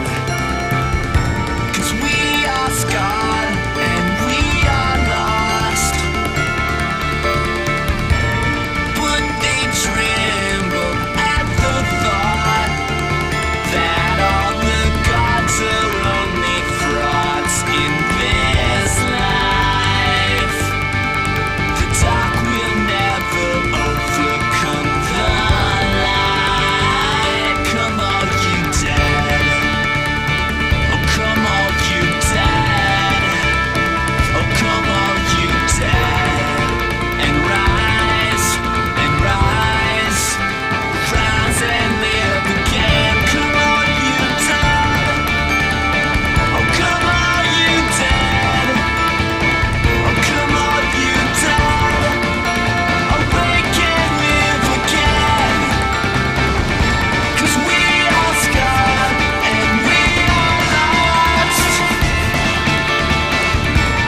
but they tremble at the thought that all the gods are only frauds in this life. The dark will never overcome the light. Come on, you dead.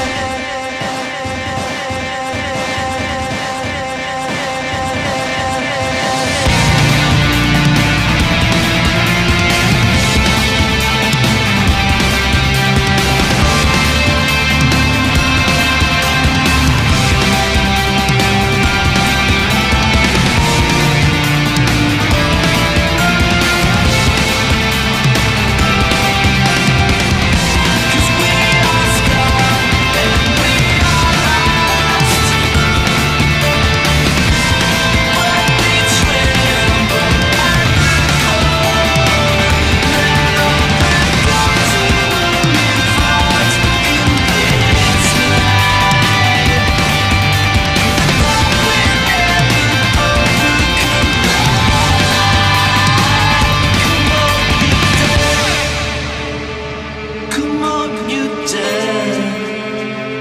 Come on, you dead. Awake, live again.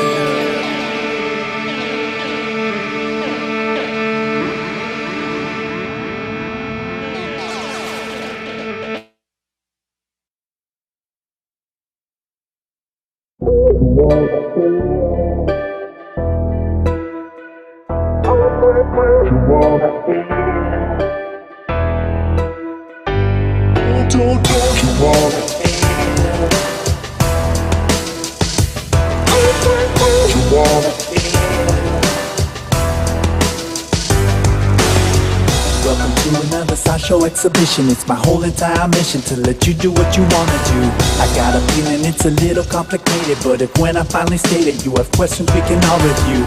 Furthermore, I feel like frankly it's too hard to follow. For millimeter minds, a million master microcosm. Well, never mind a rhythmic rhyme, a fusion word explosion. If you had your third eye open, people, you can nod your head.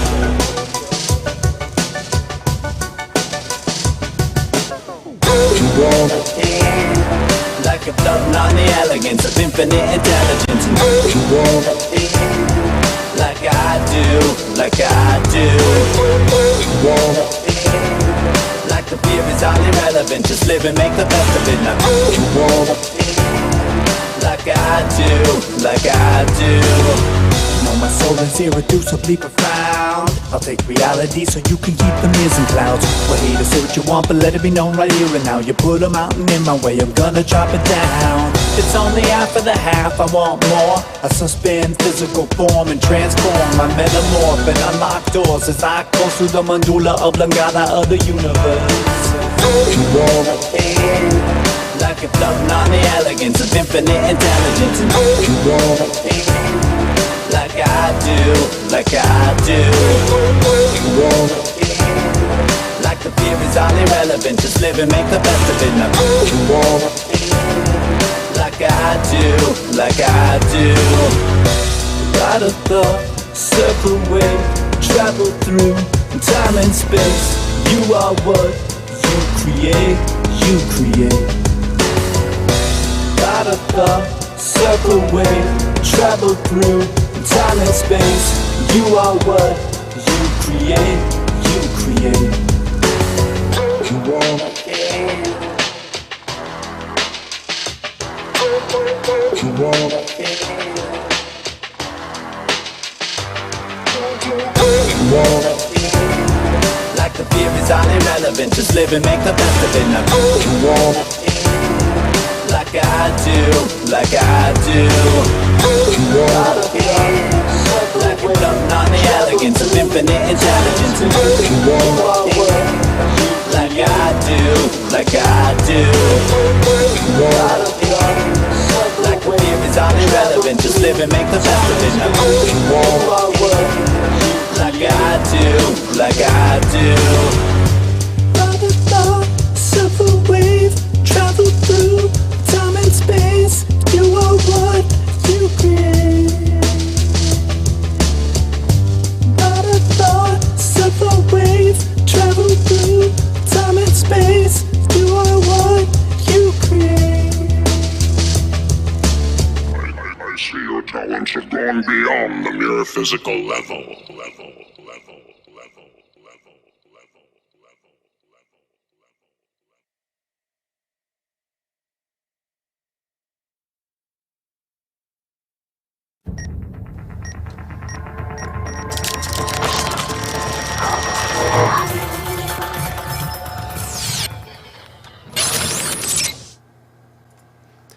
Oh, and we are back. And with us, Jared had to step out for a moment. So we have a very special guest that we'd like to introduce, a Mr. Bartholomew Bexley. Bartholomew, hey, how you doing, man? Oh, you know, I'm doing just peachy. Oh yeah, you feeling pretty good? Just listening to some Tony Robbins. Trying to find my fucking happy place. Whoa. After that Catalyst for Change video, Jesus! Can Jeez. Jared be any more dramatic? Wow, Bartholomew, you know, that's not very nice of you. Catalyst for therapy is more like it. Paul, How did you get booked onto this show? Paul, this is a great looking room. I wanted a room like this when I was 13 years old, too. Oh, I bet you did. What are you saying? I'm your childhood hero? Something like that, Paul. You wanna know what? I think I have a little bit of heartburn. It's probably from that fucking catfight coffee you guys gave me. Hey, Thanks a lot, AC. yeah, you know what, though, but thanks a lot, AC. So, Bartholomew, tell me now, Yes? why are you such a dick? That's not very nice. I don't talk to you that way, do I? Okay, Mr. Catalyst for therapy. Rolling down the street, smoking endo, sipping on gin and juice. Oh, so you're a singer. So you want to be a singer. Better than that Jared guy. Yeah, I mean, I think you should, don't quit your day job. Let's put it that way, buddy. Let's do some more smile ups. Do some more smile ups. How am I doing? Hey, listen, we already did. You're pretty terrible, actually, right now. I don't know. It's because I can't fucking smile. I'm a puppet. Bartholomew Bexley, you know, When's the after party? when's the after party? Jesus Christ. You know, you just show up here making demands, making fun of, you know, the work that we do here. Yeah, you're probably not invited. Yeah, calling out. Hey, you know what? Is it at Bucketheads? No, but there is going to be an after party August 28th at the Riff House in Chesapeake. Oh, Riff House, that's a real classy joint, I heard. You know what? You got a lot. What have you done with your life? Why don't you tell me that? We're waiting. Rolling down the street, smoking endo. Laid back. You know, I can't with you. So let me. Alright, BartholomewBexley.com. What is that? Your adult I site? don't fucking know. There's probably nothing there, but whatever. I don't give a shit. Don't follow that link. Probably catch a virus. That's good.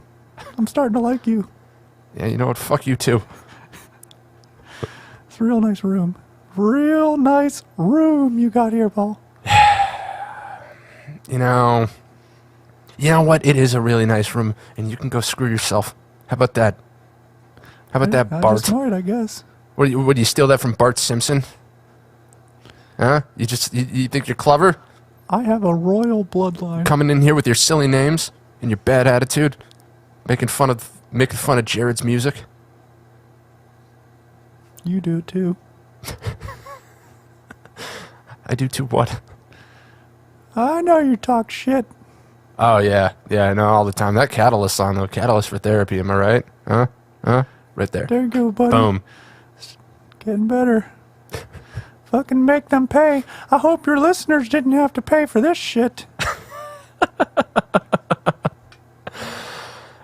Well, you know what? I mean, you guys can pay for this shit at BartholomewBexley.com. That's correct.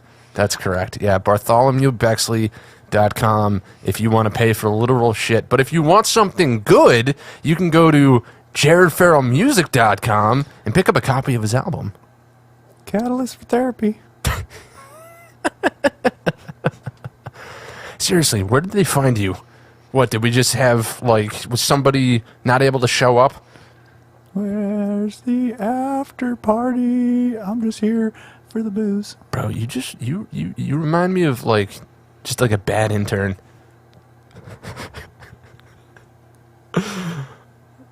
All right, This has been great. Yeah. Thanks for having me on, buddy. Yeah, no, this has been fantastic. All right, well, ladies and gentlemen, that was Bartholomew Bexley. Oh no, you can leave now. Oh, I can go now. Yeah, Thanks. you I can. appreciate it. All Yeah, right. fuck off. Jesus. All right, bye. So rude. You know, we try to do a 24-hour live stream. We try to promote the record, and what do we get? A very, very rude guest.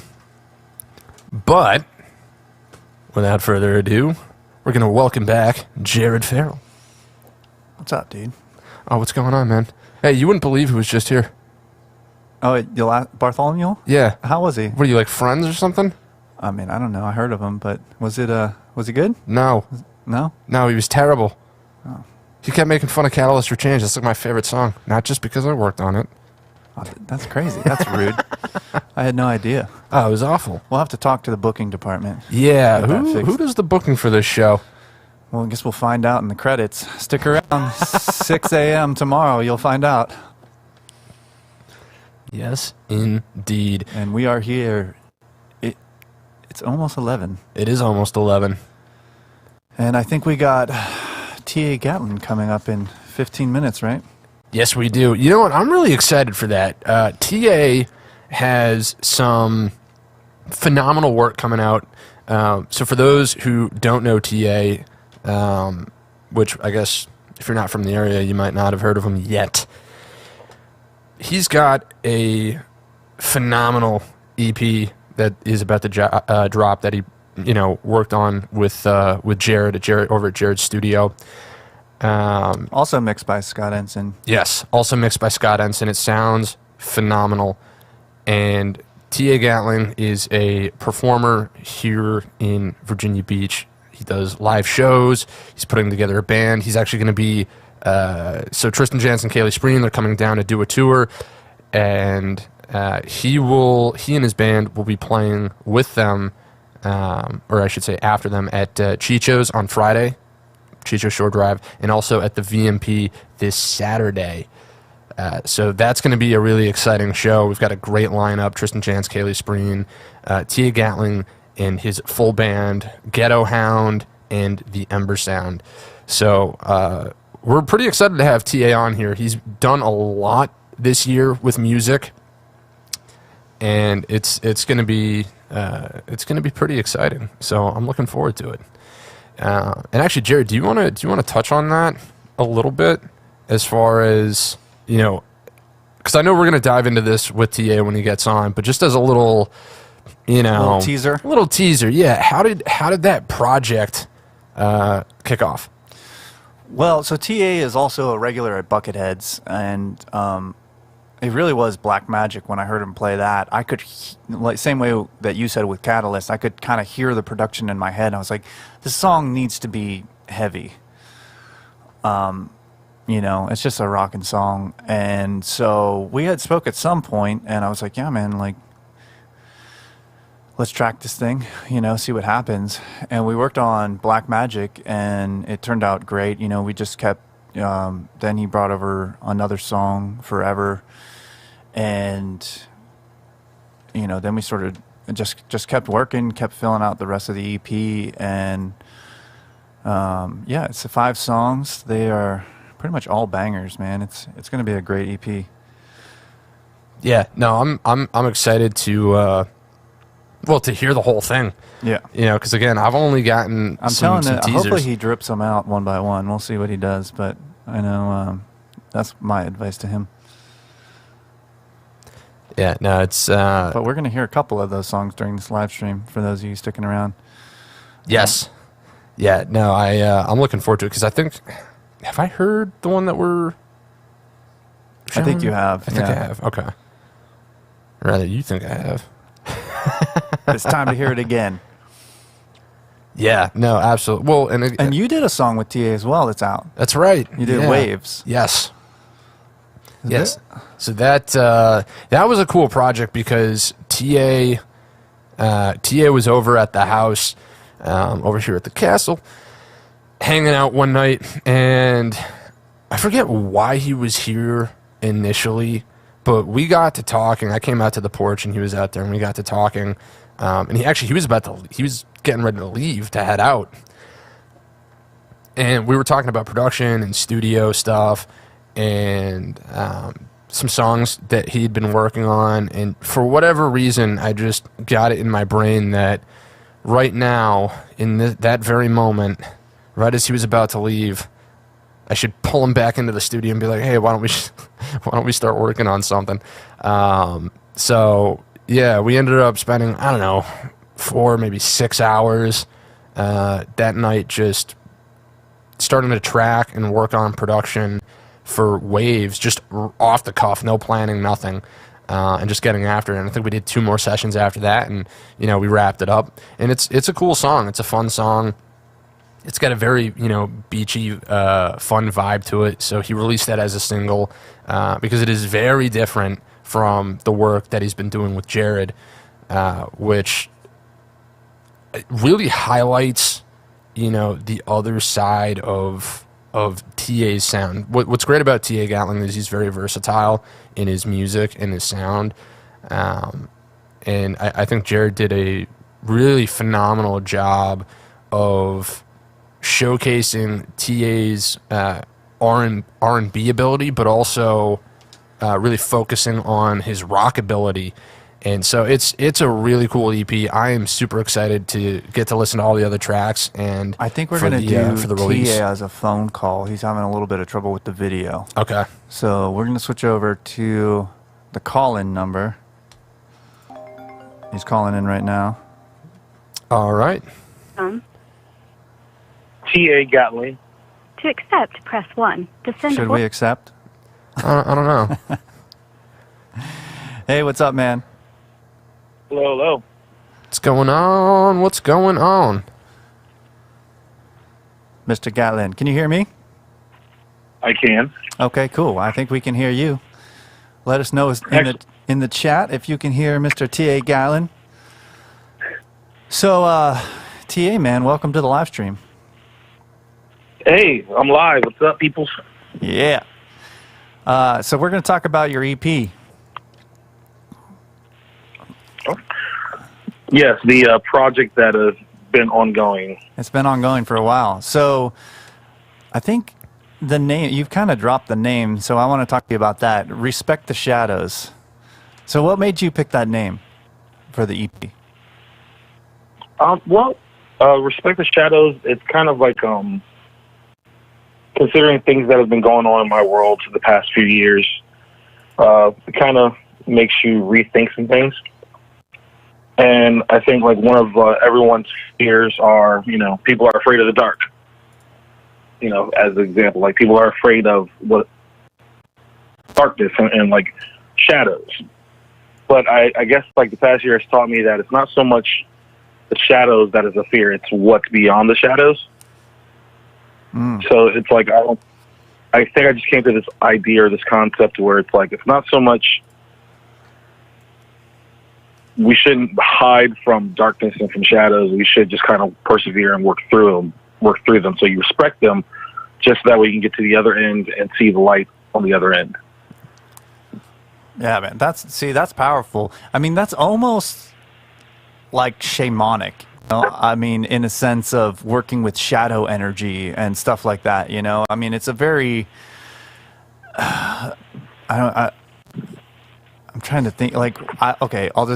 I took ayahuasca in the desert. Okay, that is a story that I did it in Joshua Tree, and it's interesting. The people who have had that experience know exactly what you're talking about. Is working with and through the shadows. So that's powerful stuff, man. Oh yeah, I mean, I think it's something that I believe everyone can relate to. Granted, this project did not start out as something that I thought that people would be interested in.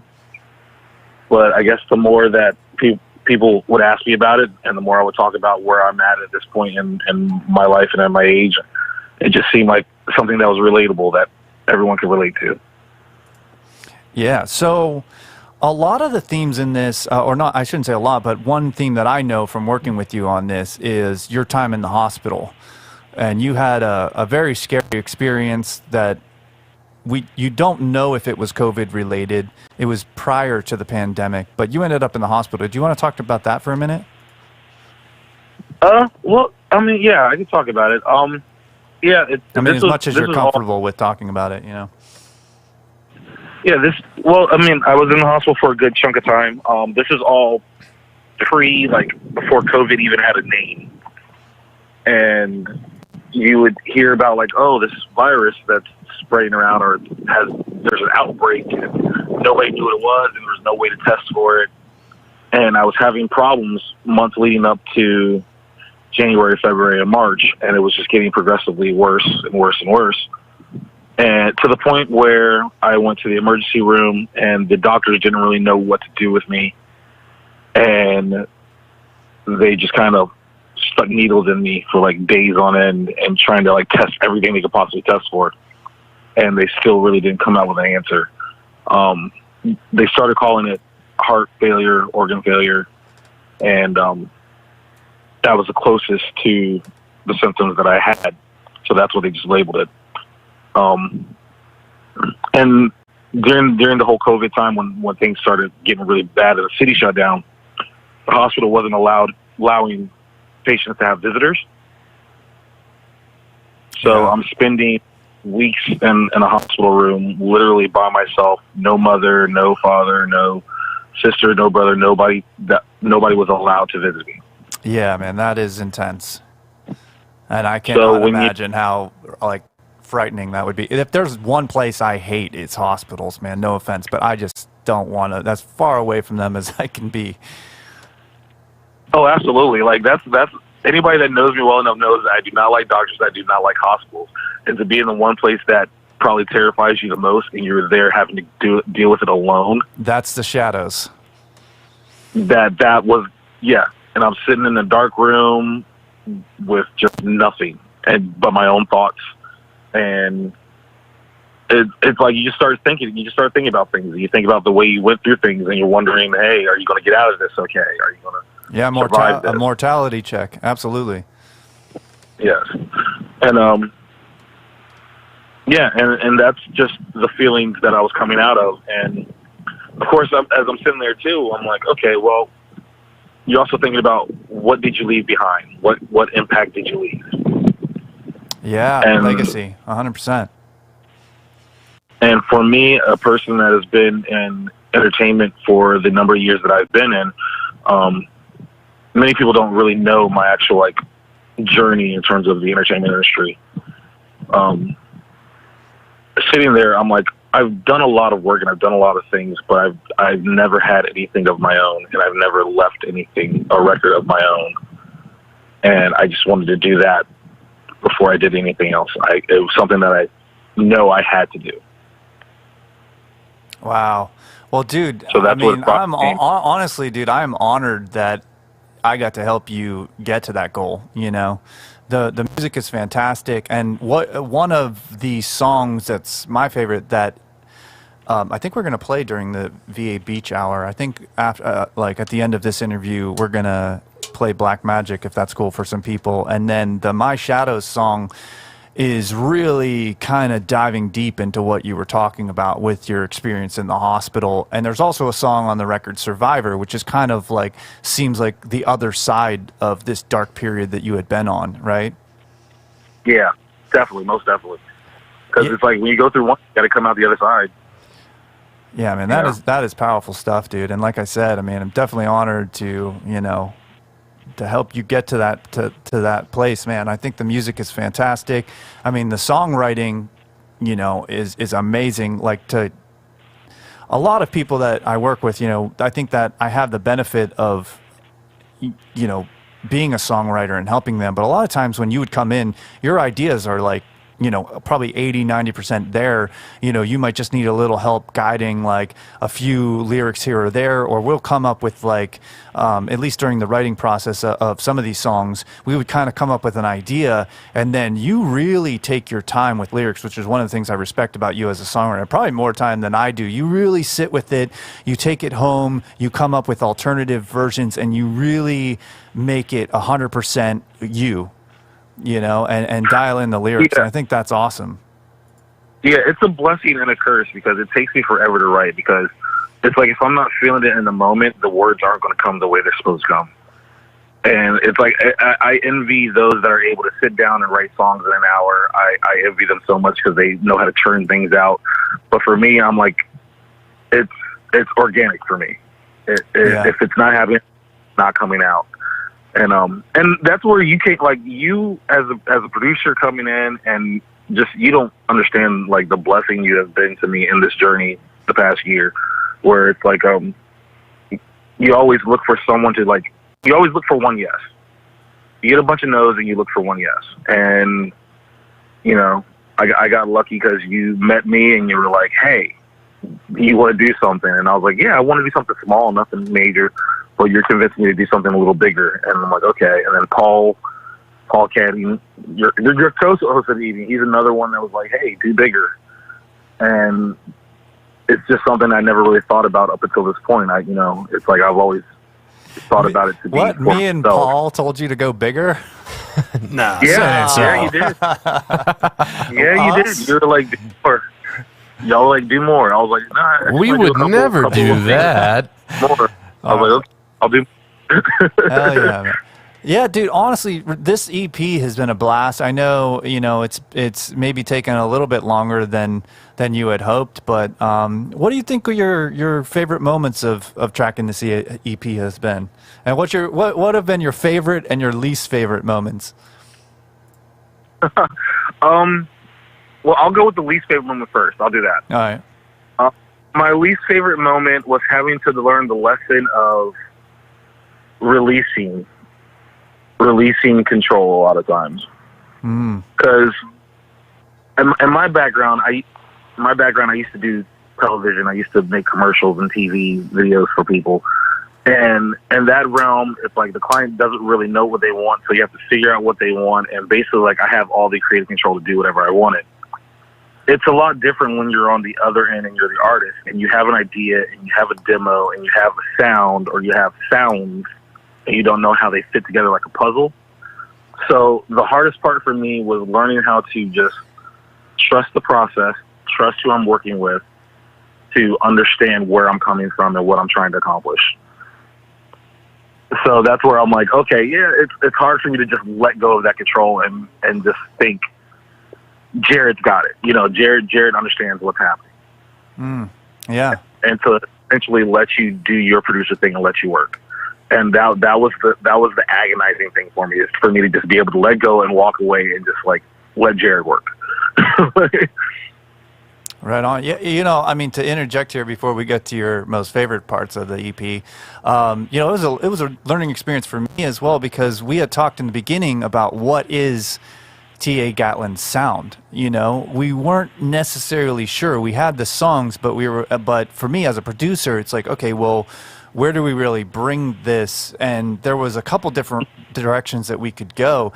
And we did Black Magic, then we did Forever, and then I think we did Madam after that, right? And sort of as we kept doing songs and evolving, and then I sent them to Scott Ensign to mix, and then that's when he started it really wasn't until he started sending me back mixes, and he was like, this is kind of in that Black Keys realm, just rock and roll, sort of Das Rocks, who's you introduced me to Das Rocks, by the way, thank you for that. That dude's awesome. But we kind of realized that, like, oh, that's the world, which is interesting because you kind of kept bringing that up. And so I think you kind of knew intuitively where it was supposed to go. But I actually had to figure that out along the way as well and be like, oh, wait, like, this is where we're supposed to be. And once we had that, like, we had the sound, you know, and everything kind of came together really quickly. That's why I think the last song, Survivor, that we wrote is probably the best, because we really kind of dialed in what your sound was. We had become more comfortable with writing with each other, and Scott, I think, it became more comfortable with mixing what we sent him. So I think the three of us, you know, really kind of dialed it in by the end, which is, you know, it's weird when you start out a journey and you're not really sure where it's going. But then to end off somewhere that you're like, yeah, this is it, man. This is TA's record. And when I listen, I've put it in my car many times and listened to it like front to back. It's awesome, man. It's just great to drive along. The whole thing rocks. Like I said, My Shadows definitely takes you down into a dark, sort of mellow song, but it's so dramatic. There's just awesome sound effects. So really cool. So, okay, sorry, go ahead.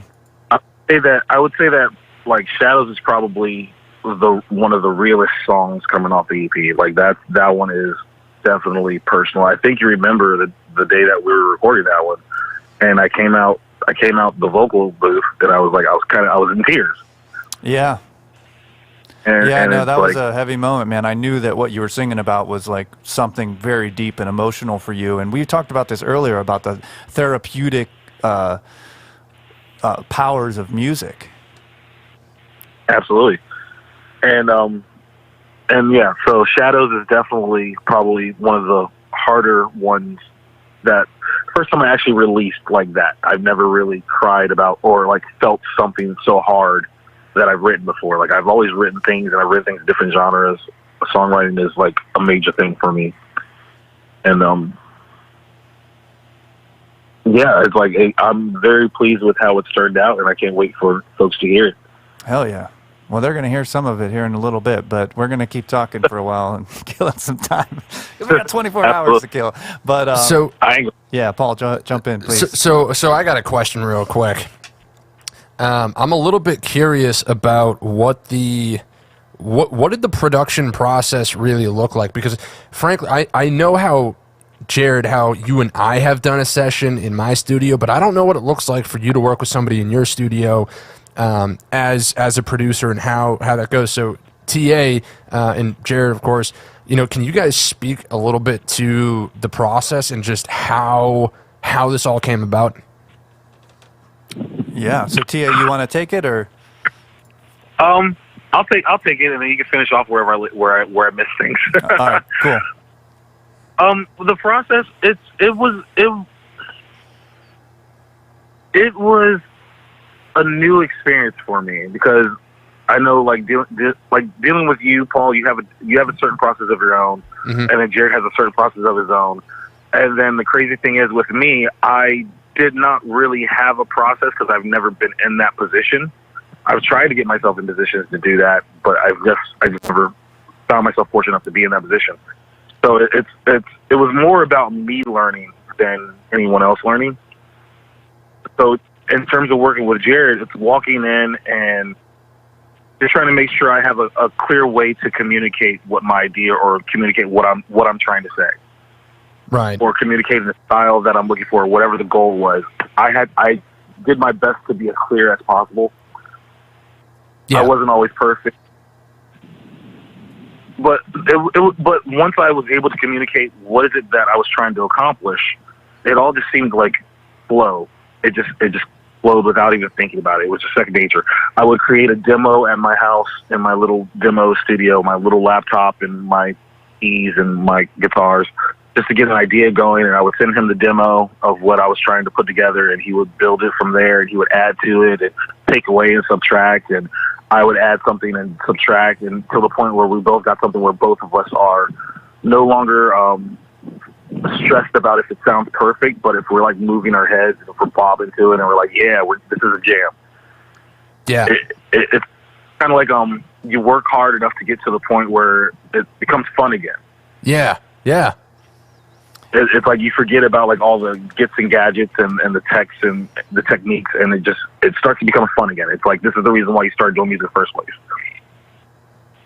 And I believe like if you get to the point where you're working on a track and you start to have fun with it, then you know you have something. We're back to this, and this has been an ongoing theme, man, of like when we're talking about this with the recording and everything. Yeah, like once you start to loosen up, you start to have fun, you get in that flow state. And I would agree with everything you said. Like you would come with, like I said, the songwriting, I think, was 80 to 90% there when you showed up at my place. You already have a very strong concept for what you want to do. It's good concept. There's good lyrics. There's typically, a really strong hook. We would kind of, I think, and then you would also have a demo of the song. And sometimes I would work off the demo, or sometimes you would come over and just lay down. With a couple songs, we would just lay down a part here or there. And I'd kind of build from there a little bit based on what the demo was. And then again, as we sort of kind of dialed in the sound, I kind of started to know, like, okay, we're going to go in this world a little bit, But then you would come over and you'd be like, I think we should simplify the drums, let's change this part up. I would add something and be like, I don't like that. And you're like, no, wait a second, like, that's cool, keep that. So yeah, man, I think we worked really well together, and yeah, it was very organic, and especially like as we went on and on, I think we started to loosen up, have more fun, and started to kind of push the boundaries a little bit. Even vocally, I think for My Shadows, like I think you pushed your boundaries vocally on that song to a whole new level. Oh, absolutely. Well, it's crazy too. Like anyone that knows me knows that I am a rock and roll guy through and through.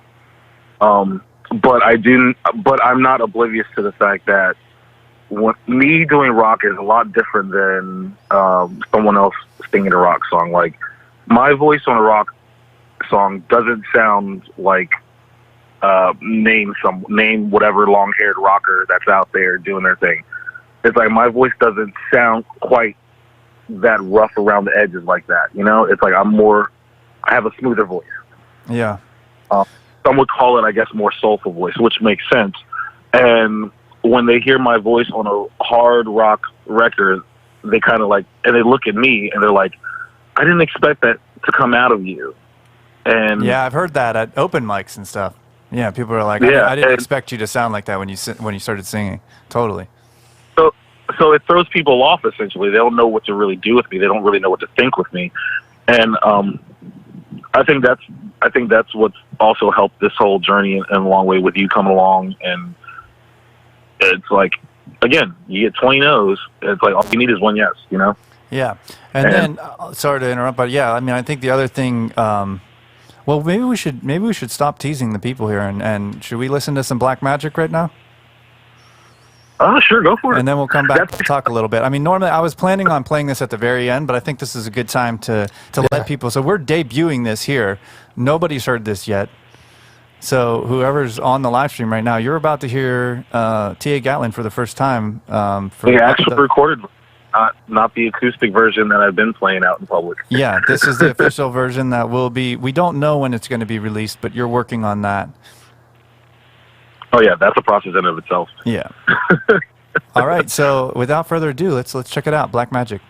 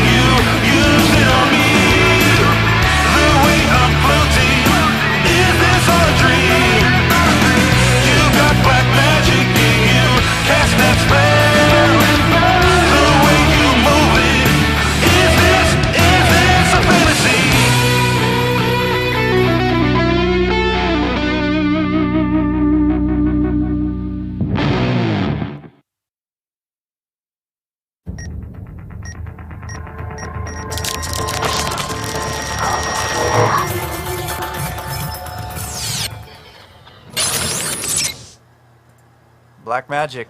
And we're back. T.A. Gatlin, Black Magic. There, you guys heard it first. Funny story about that one. Like, the reason why I got titled was because a friend of mine really enjoys when I played that out, like, acoustically. And at first it was called Fantasy for a while. And she was just like, play Black Magic, play Black Magic. And I was like, I guess that's the name of the song now. That's what I kept calling it too. Yeah, I was like, play the Black Magic one. Totally. Yeah, sometimes you just got to follow the lead because another songwriting tip, here you guys go. The title is vital. Any songwriter should know that. And if what you want is you want to name it the thing that people are most likely going to Google when they try to find it. Exactly. And it's crazy because it's like that song too just came about on a whim. Because I remember I was going through this spell of where I was just trying to write all these really slow, sappy songs and all these, like, I guess, like, very soulful. I was just going through a spell where I was just writing very slow-oriented songs, ballads in a way. Mm-hmm. And I got tired of doing that, and I was like, you know what? Party music. I like things that are fun. It's like, let me just write a song just for the hell of it, just to be fun. And that's where that song came into play. Yeah. I wrote it on the whim because I just wanted to have fun and just rock out. So that song actually features Nico Gemini, who's the guitar player for Davey Suicide. He actually did the lead work on that. Yeah, that sounds amazing. And that is by the way. awesome. I'm so thankful that he decided to jump on that and do that. Yeah, he's a beast. And then he threw in the slide guitar, and we were like, "Oh, wow, that's interesting." But yeah, well, yeah, 'cause you remember when I first heard it, I was like, "Is that a slide yeah, guitar?" you're And I like, was like, slide guitar. Okay, let me sit with this for a minute, and then you're like, "Yeah, no, that's awesome." Yeah, I was like, I sat with it for like 3 days. I was like, I listened to it over and over 3 days. I'm like, okay, all right. I was like, it doesn't sound bad. It sounds exceptionally good. Yeah. It sounds great, phenomenal. But I was like, the slide guitar though, and I'm like, you know what? No, let's just go with it because it's rocking. Let's just go. Yeah, man, I think it fits perfect. I love that, man. That's a fucking banger. So, Tia, what do you got planned for the future? Are you going to do a full length eventually, or what are you're going to roll these out for a while, right? Promote these, and I know you've got a huge show coming up at VMP next Friday, right? The 21st? Yeah, Saturday. Oh, that's Saturday? Yeah. Saturday the 21st, you're playing with Ghetto Hound.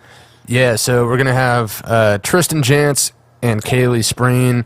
We're going to have T.A. Gatling and his band. We've got Ghetto Hound and the Ember Sound.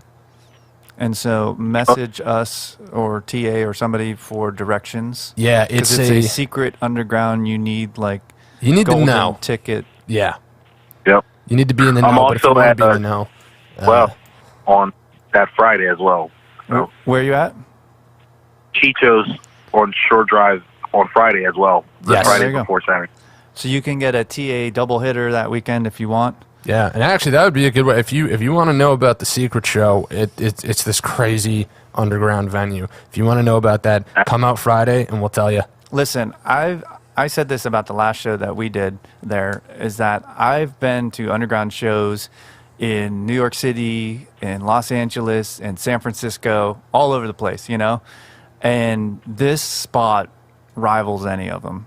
It's just awesome. The crowd is awesome. The owner's awesome. You know, it's just an awesome place where you get to check out local music. Last time we had Christy K, Nate Sachs, Yeah. our full band. Who else was on that show? Yeah. There was Yeah. All one great more. people.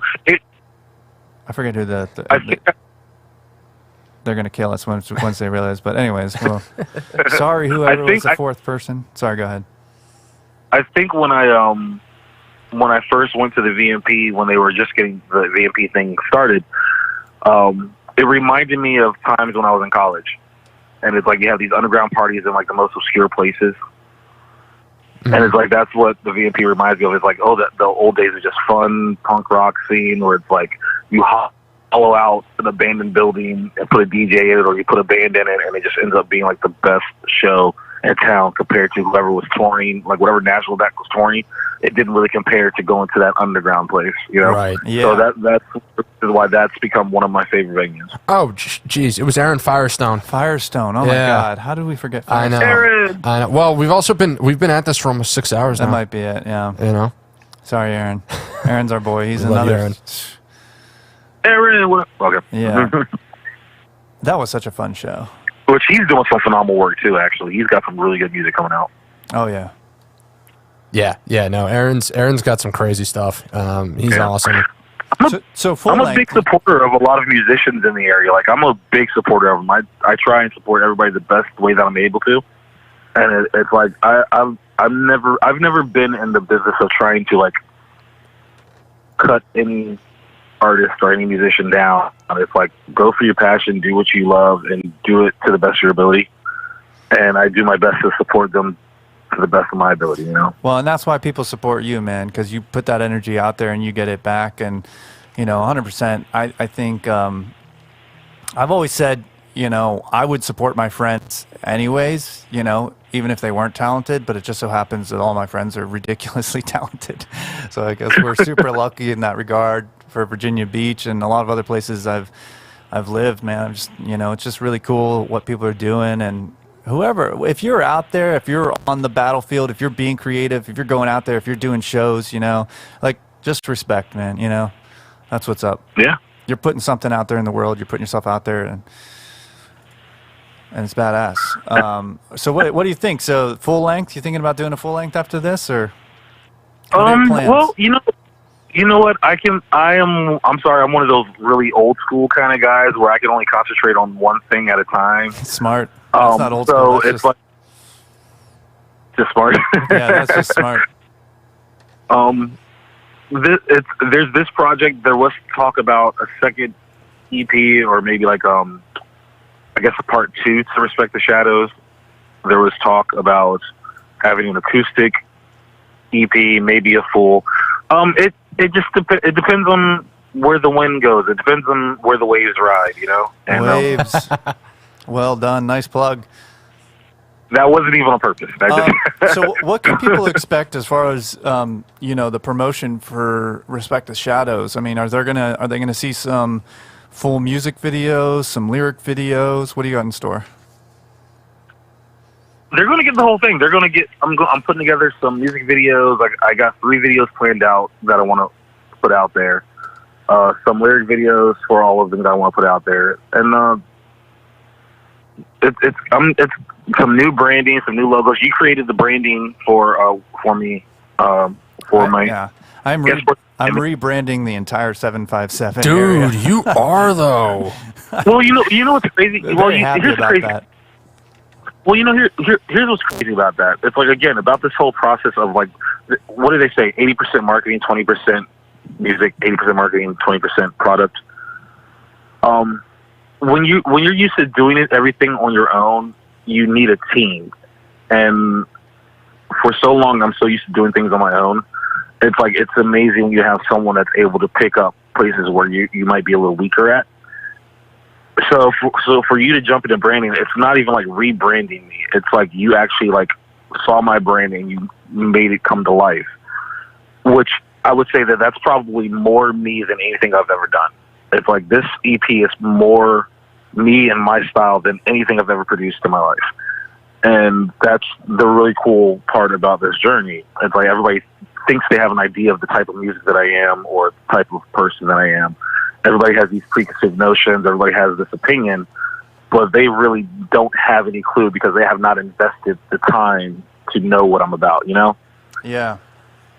And it's like again, that's the amazing thing about this journey. It's like I've been trying to do things on my own, and I try to make it family friendly or friendly to everybody and accept. But at the same time, you came in and you're just like, no, this is you. Be you. People will gravitate towards whatever you do. And I was like, yeah, let's go with it. Yeah, man. That's what's up. And that's and you know what? It's like it's an awesome thing. It's like I had a thought and then I just trailed off. I'm sorry. It's been a long morning. Well, you know, the same thing. I honestly, the same thing is true about you and Paul and the people that I work with out here. You know, is that I mean, I could never do this stuff on my own. I know, you know, I get some credits for what I do, but I mean, make them pay video. You guys were all there supporting me during that. You know, you were shooting behind the scenes. I love that song. Yeah, too, I mean, dude, there was just like, I mean, I've gotten so much support from the Virginia Beach area of people just stepping up and helping me accomplish these things. And it's worth like pointing out, none of this stuff would be happening if it was just on my own. We need to support each other, you know, and there's so many, I mean, with so much talent in this area, it's like, yeah, we need to like utilize each other's talents. So when people hit me up for logos, I'm like, hell yeah.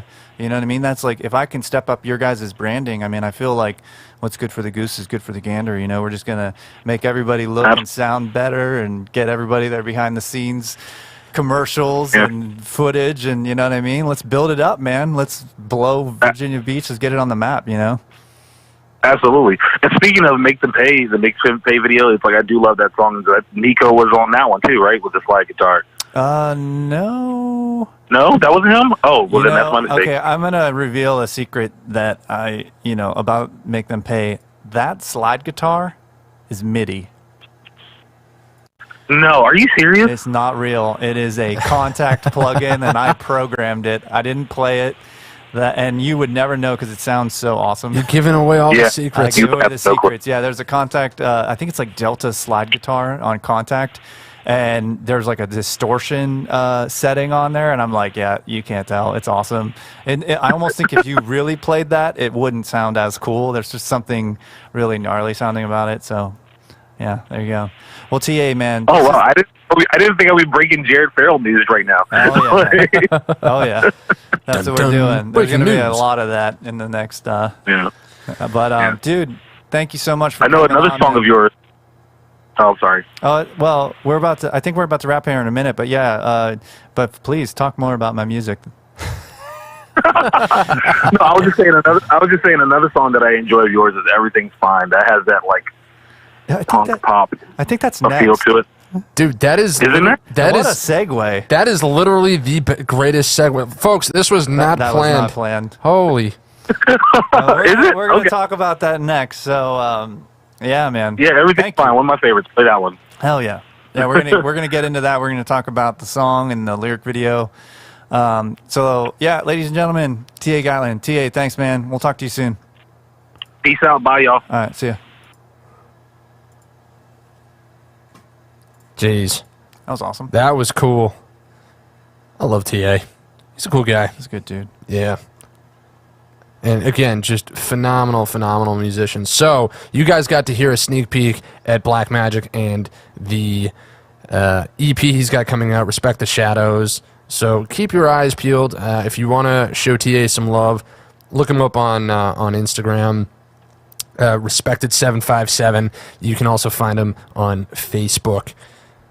So keep an eye out for that, because that will be coming soon, TM.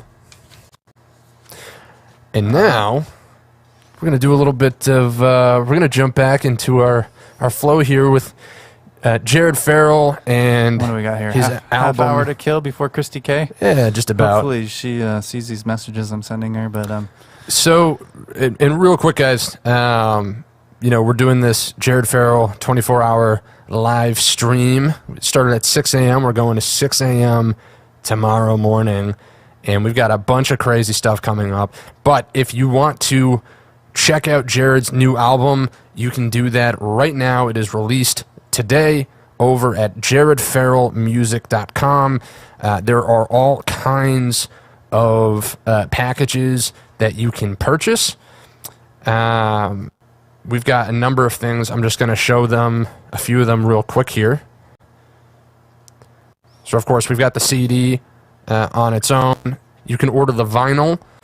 There are packages that have various merchandise, including T-shirts, posters, and a really magnificent lyric book. I mean, it's magazine quality. It's super. Everything about it feels great. It looks great, and it's a great experience to be able to sit down with the record and just listen to it and read along. It's really cool. It's a great way to spend like a half hour, 40 minutes ish. So yeah. So Jared, is everything fine? All right, so we're going to talk about this song, right? So as TA just mentioned, this is another pandemic one, obviously. I think it's pretty obvious. And I think we had to have all have reached that point at some, I don't know, maybe not exactly, but it was just like, I think the whole world's crazy. We've all lost our shit. Yeah. I won't let it faze me. I just need a little lift. And I mean, yeah, man, I was just, I don't even smoke weed very often. I really don't. Not anymore. I used to. But, man, there was just this moment where I was like, I can't deal with this shit anymore. Yeah. We're all trapped inside our houses. We have to wear masks everywhere we go. It's terrible. It's been rough. And so I had that feeling. I mean, I think that was the feeling of like, I just want to get so high I lose my mind, Yeah. And it birthed the song. And what was really interesting about it is I released it around Christmas, and I think it might have been the first song off Akira that I released. And to release it around Christmas was, many people would argue against that or suggest that you don't do that. Don't drop a song in the middle of a holiday when people aren't really paying attention. But I really wanted to get content moving and get it Right. it dripping out. So I released it around Christmas with the lyric video, and there wasn't a lot of fanfare to it when I released it, right? It was just like, okay, here it is. I think this is cool. Like writing it, I really tried to get that sort of EDM feel in the drop, and I was definitely happy with the way it came out and the way Scott mixed and produced it. And when I dropped the lyric video, just kind of forgot about it. And then as I was going out to open mic, even at Bucketheads, people started coming up to me and being like, hey, play this song. Like, play that song. Yeah. People were requesting it. Play Everything's Fine. I was like, really? And it was kind of a creeper, It was like, just slowly started to gain popularity. And I realized, like, wow, maybe I do have something here. So I guess we can play the lyric video and then talk more about it if you want. Yeah. So this is the lyric video for Everything's Fine.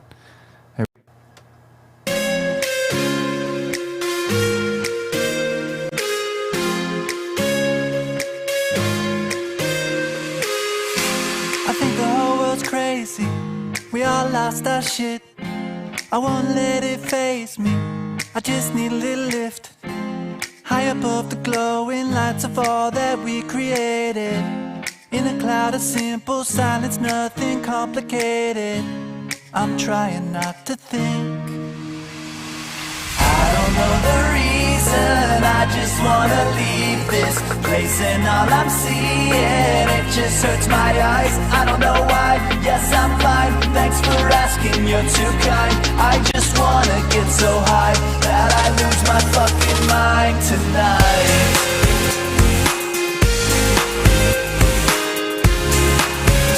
That I lose my fucking mind tonight.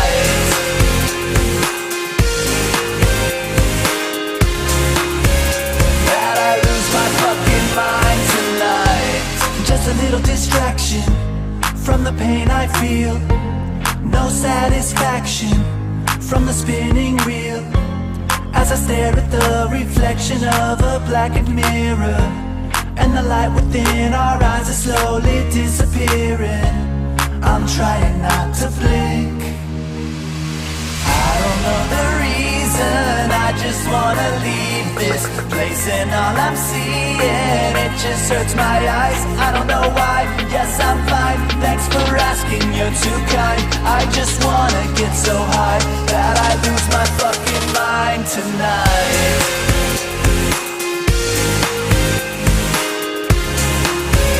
That I lose my fucking mind tonight.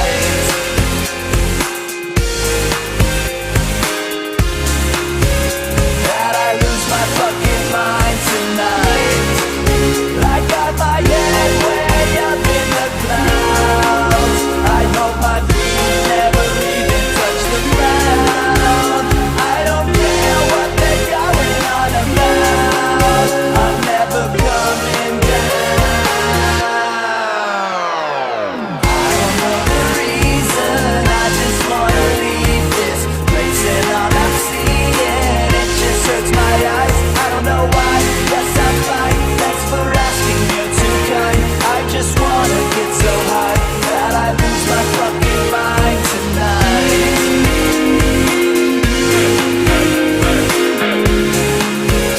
That I lose my fucking mind tonight.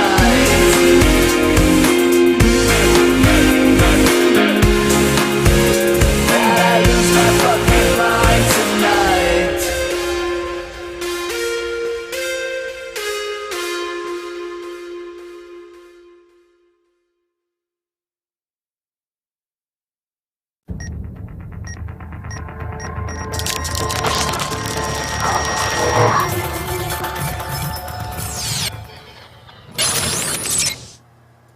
Oh, and we're back. Boom. There you have it. Everything's fine. Everything's fine. I don't know if there's really much else to say. It kind of speaks for itself. And I think that's one of the cool things about that song is that it really does. I mean, it is kind of self-explanatory, right? Yeah, there's not a ton of mystery to it, and yet, but it's still a clever song. Because you find songs that are too like on the nose, and you're like, that's just bad writing. But if you can pull it off where it's fairly obvious, but it's still, I don't know, you can still kind of get your own meaning from it. again, you're a phenomenal writer, and we are going to be doing a writing seminar with Jared and Bobby Wilson at 9 p.m. tonight. That should be really interesting. We did not plan any of it, so it's yeah. Who knows how it's going to go. That's going to be exciting. That is really having faith in my writing ability, right? I think it's going to go well. Oh, I'm sure. Yeah. I think Bobby's going to teach you a thing or two. I'm sure he will. That's the thing about teaching is you always learn. Yeah, I mean, that is a good point. And kind of like what Scott had said earlier, you know, everybody that he gets into the studio, he learns something from. And I know that's been true for me, and I would imagine you're probably in that same boat. 100%, yeah. So we got Christy K coming up at noon. I think we got to reset the stream first, right? Yes. So because of YouTube and Facebook and technical limitations, right? They only let you do, I think it's 8 hours, but since we're doing 24, we're going to split it into 6 segments. Yeah. Yeah. No, not 6 segments. 6 hour segments. Jeez, yeah. 6 hour segments, 4 segments. But for right now, we're going to jump into some of my artwork. This will be interesting. All right, so first up, so this we have titled Needles and Threads. Yeah, so Needles, Threads, and it's N-E. So, okay, when I was in Davey Suicide, my nickname was Needles, and that was kind of like, it's a long story. Basically, we all had sort of names like you would have if you were in Rob Zombie or a Marilyn Manson band, right? Because that was what we were. And Needles was the name as I was a keyboard player for Davey Suicide. And one of the things that we did was we made our own clothes for our stage clothes and stuff like that, right? So it was actually Frankie Sill, the bass player at the time, taught me. I didn't even know how to sew, but Davey Suicide is also amazing at sewing his own clothes and creating outfits. If you ever see pictures of their live shows, he'll build like multiple wardrobes, and he does it all himself, makes it super gnarly. Stuff that would be thousands of dollars to buy outfits like that. Right. You know, he would make it. I would make this my own stuff, studding up jackets, and you know, I started to be like, this is the way I could make money while I'm on tour. Yeah. So I learned how to do it. Started adding like crazy patches and studding and just like destroying clothing. And then I branded it under Needles Threads because it was like my name and then clothing. That's pretty clever. Way better than Lock and Key. but so I am pretty terrible at sewing. I can make some gnarly outfits and some gnarly costume. I definitely got better too, and eventually I learned how to use a sewing machine. But I learned pretty quickly that it was definitely not my strong suit, you know. And it takes a lot of work to make something that you're not making that much money off of, you know. So I'd be, you know, my hands were just torn up from sewing and studding and putting grommets, and you put all this work into it, and then, you know, if it doesn't sell, whatever. So what I am really good at is illustration, I think, or, you know, I got really good. So I started making t-shirts, and so we can show some of these designs. This is a Needles Threads illustration. Very evil looking, that one is. Yeah, just a little bit. Very Shiva-ish. You know, I couldn't tell at first, but now that you say it, it's pretty apparent. Yeah, let's get that one off. That's freaking me out. What's next? Yeah, this is a good one. This the octopus. So a lot of these are done in Adobe Illustrator, and I'll kind of like, it just depends. There's different ways of making them, but sometimes I'll do some hand drawn. Yeah, that's the. So there's a good story about this shark here. This was also something that I did. I sold it on a T-shirt. I think you can still get it at Society if you go onto Society 6, and there's Needles Threads. I think you can still buy some of these designs. But that shark actually helped me land the job out here for Family Dollar, which is what I'm doing now. So they saw that shark, and I was like, wow, I cannot believe they like that, because it's so gnarly. It's definitely not something you would want on a kid's shirt. But they could see that style, and sharks and dinosaurs and monster trucks and everything sell really well. Yeah. So they saw that, and they were like, this is the guy for the kids. Yeah. You know, so anyways, interesting story about that design. Somehow helped me get a job out here. Very gnarly looking shark. That was done in like Photoshop Illustrator. So this design ended up being on a Davey Suicide shirt, because we had on Made from Fire, there was, I think something, oh God, I forget the name of the song. something Reaper. Anyway, so I did a Reaper design, and I think Davey tweaked it a little bit on the actual shirt, and we had a color version, but pretty cool. You know, very tattoo looking, I think. Yeah, no, that's pretty dope. Yeah, AC Slade. So he, for those of you who weren't here earlier, he played for the Murder Dolls, Joan Jett. He's playing with the Misfits now, and he started a coffee company, Dead Sled Coffee, and he approached me to do some designs. One of the designs, I think we'll pull it up here in a little bit. Corey Taylor from Slipknot actually wore the shirt, but he also approached me to do a design just for him, just AC Slade. So if you go back to that one real quick, let's show that one again. Pretty cool. He wanted a voodoo theme, which I think we accomplished. And you see the coffee in the middle with the voodoo queen there with the, with her magic brew. Yeah. So that was one of the things he specifically said, I need coffee in this shirt. I was like, okay, I got you. That's dope. And then, we can go to the next one. There we go. So that's the design. I think the next thing will show Corey Taylor wearing it. But yeah, this design did really well for Dead Sled. They're still using it. I think it's pretty awesome. With the bat, the Grim Reaper. There it is. Corey Taylor from Slipknot wearing that. No shit. Yeah, pretty cool. That's wild. Yeah, it's awesome. Cry Venom. So Nico Gemini, he played guitar on the TA song we listened to, Black Magic. And he was in a band, Cry Venom. So they approached me. I've done some pretty cool artwork for Nico. Just did a lyric video for one of his solo songs. He's also in a band, Foundry, which is out in Vegas, that The Danger Within.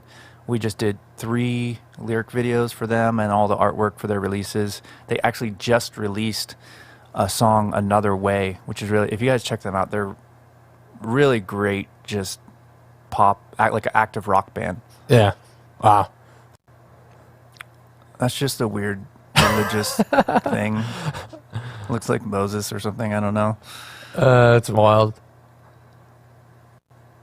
This is one of my favorite designs. It's called Poison Love. I love it with like the heart like deteriorating into the needles, like vial. Pretty gnarly. Yeah, that's pretty cool. So now we've got some. Yeah, so those are some of the illustrations I did when I was out in LA for Needles Threads, under the brand Needles Threads. And I would also, around Halloween, which I might do this year, and Halloween, as we all know, everybody's favorite holiday, hopefully. So if you've ever heard of Drawloween, was something I would do whenever I'd ever have time. But the thing about it, I will say this, I never really felt like I had enough time to do it, because you've got to release drawings every day. Oh, wow. For the whole month of October. Whoa. And there's prompts. So let's show the spider. So the prompt was a mug of hot apple spider. So this is what I drew and then posted that. And as you see, I mean, it just gets really intense for me, because it was hard for me. I would try to get ahead of the ball game, Yeah. But almost every time I would just run out of time and mental space to be able to do everything, and I would like get through like half the month or like 2 weeks, and then I would just fall off. So I don't know, maybe I could do it this year. I probably won't, though. We've got big stuff planned for October. Yeah, there's but a you lot never know. going on. Yeah, maybe if I started now. Yeah, Halloween Wizard. It's cool. That one's hand drawn. Some of them are all on the computer. Some of them are hand drawn. I've been drawing like cartoon wizards forever, and dragons, and I love that shit. Oh yeah, should we? Little flute action.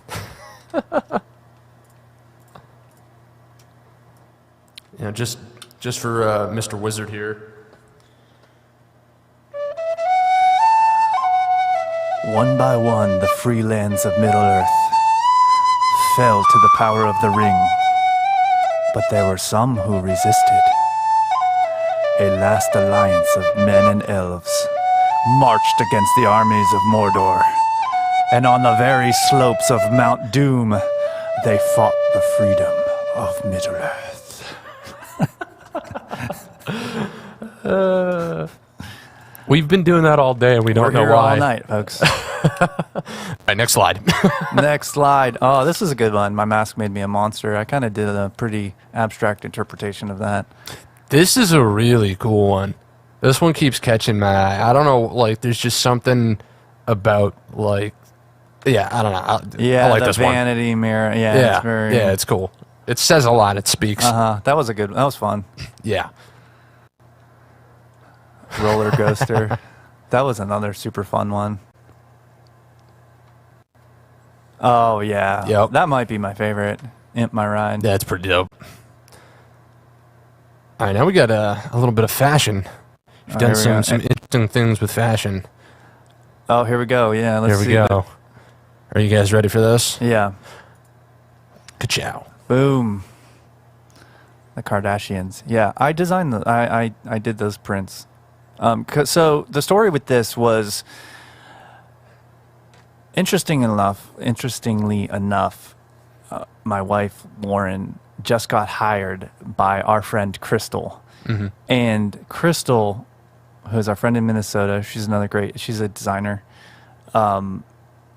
She got me the job at a company, Joopy, which was in Beverly Hills, California, and it was working for an Australian-based company that did celebrity fashion. So we worked with the Kardashians, with Kelly Osbourne. We worked with Mel B, who is Scary Spice from the Spice Girls. Whoa. Yeah. It was a super fun, cool job. It was awesome working in Beverly Hills in just this amazingly beautiful office. So it was definitely an experience. And, you know, they were all really professional. The mom is super smart and handles, I know, you know, it's just a genius as far as like business sense wise. Yeah. And so that's all I can really speak to. I mean, I met them briefly as hey, this is the guy who works on your prints. That was Right. about it, you know. Wow. But it was cool. That's wild. These are some of the prints. This is the stuff that really paid the bills when I was out in LA. And it's so funny that on, you know, I would be doing industrial metal and then like jumping over and doing prints of florals, you know, but Yeah. it's like complete Gemini world, right? Yeah. So there we go. Scary Spice, Mel B. We did like her branding and stuff. Oh, it's wild. Yeah. All right, now we got some What do we got next? I don't even know. some in the other category. Oh yeah, these are just some of the social media type posts that I just started making. There's like an Illuminate one. Yeah, this is just weird graphic design stuff that I do. It's just fun. Some of them are like manipulated stock photos and what else we got in there? Oh, that was a yoga mat I did for this company. Oh, that's cool. Yeah, they wanted a big like elephant Ganesh, but they really went back and forth with me on. They really pushed me to. They wanted it very mural looking, like they wanted it to look like it was on a wall. Yeah. You know, That is interesting. that was cool. Yeah. An unraveling head. That's cool. That is very like Pink Floyd for whatever, like that's the That's feeling true. that I get from Yeah. it, you know? And yeah, we're leaving off here. 757 Underground. So these are we talked about the show with TA coming up and Ghetto Hound, and the first show that we did there, I made this flyer and kind of named it 757 Underground, and then I should have the new flyer in there, but I don't. But that's kind of how I've been applying the illustration stuff out here in Virginia Beach, I think, to make these big epic flyers, you know? Yeah. Yeah, no, it's again, what you're doing with branding. I mean, he's done all the branding for my company. And you know, he's doing a lot of branding for TA and for a lot of people. And having that art background, I mean, it's, again, I said this at the beginning of the stream and I'm going to say it again for anybody that's just tuning in, but Jared is one of, if not the most hardworking people that I know. And also, just as far as creativity, it seems like he's got limitless creativity. Just on the music side, his production work is phenomenal, his songwriting phenomenal. And then, of course, there's the visual art style. I mean, a lot of people, well, not a lot of people might have one of those skills, right? But to have all of them, that's pretty crazy. And there's a lot that you can do and get done on your own, which I would imagine speeds up a lot of the process, because you don't have to go back and forth on somebody with art for your album if you're doing the art, or if... But ironically, I didn't do the art for my album.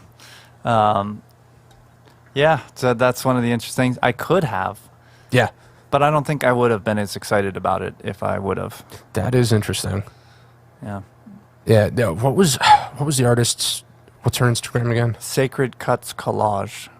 Yeah. She did phenomenal work. Yeah, analog collage artist. So she'll actually find the images and cut them out, and that's all analog collage stuff. So really cool. Yeah, that's wild. All right, folks. So we should have Christy K coming up here soon. Yeah. So we have to reset the stream. Oh, that's right, we do. It is. I think we should probably just reset it now then, right? That's what I'm thinking. So guys, we gotta. You tell them what we're going to do. We're going to close this one down, and we're going to relaunch. Yes. So here's what's going to happen. If you are tuning in and would like to stay tuned in, give us just a few minutes. We're going to put up part 2, and we're going to get this stream reset, and we'd love to welcome you guys back. And do they need they don't need a new link, do they? I don't believe they do. Okay. Yeah, if you're on Facebook, just stay on the Lock and Key page. If you're on YouTube, the same link should work just fine. And if not, just stay on the YouTube page, stay on the Facebook page, and we'll thank you guys, back. Everybody. Thank you for tuning in, and all the support. You guys are awesome, and we will be back. Alrighty.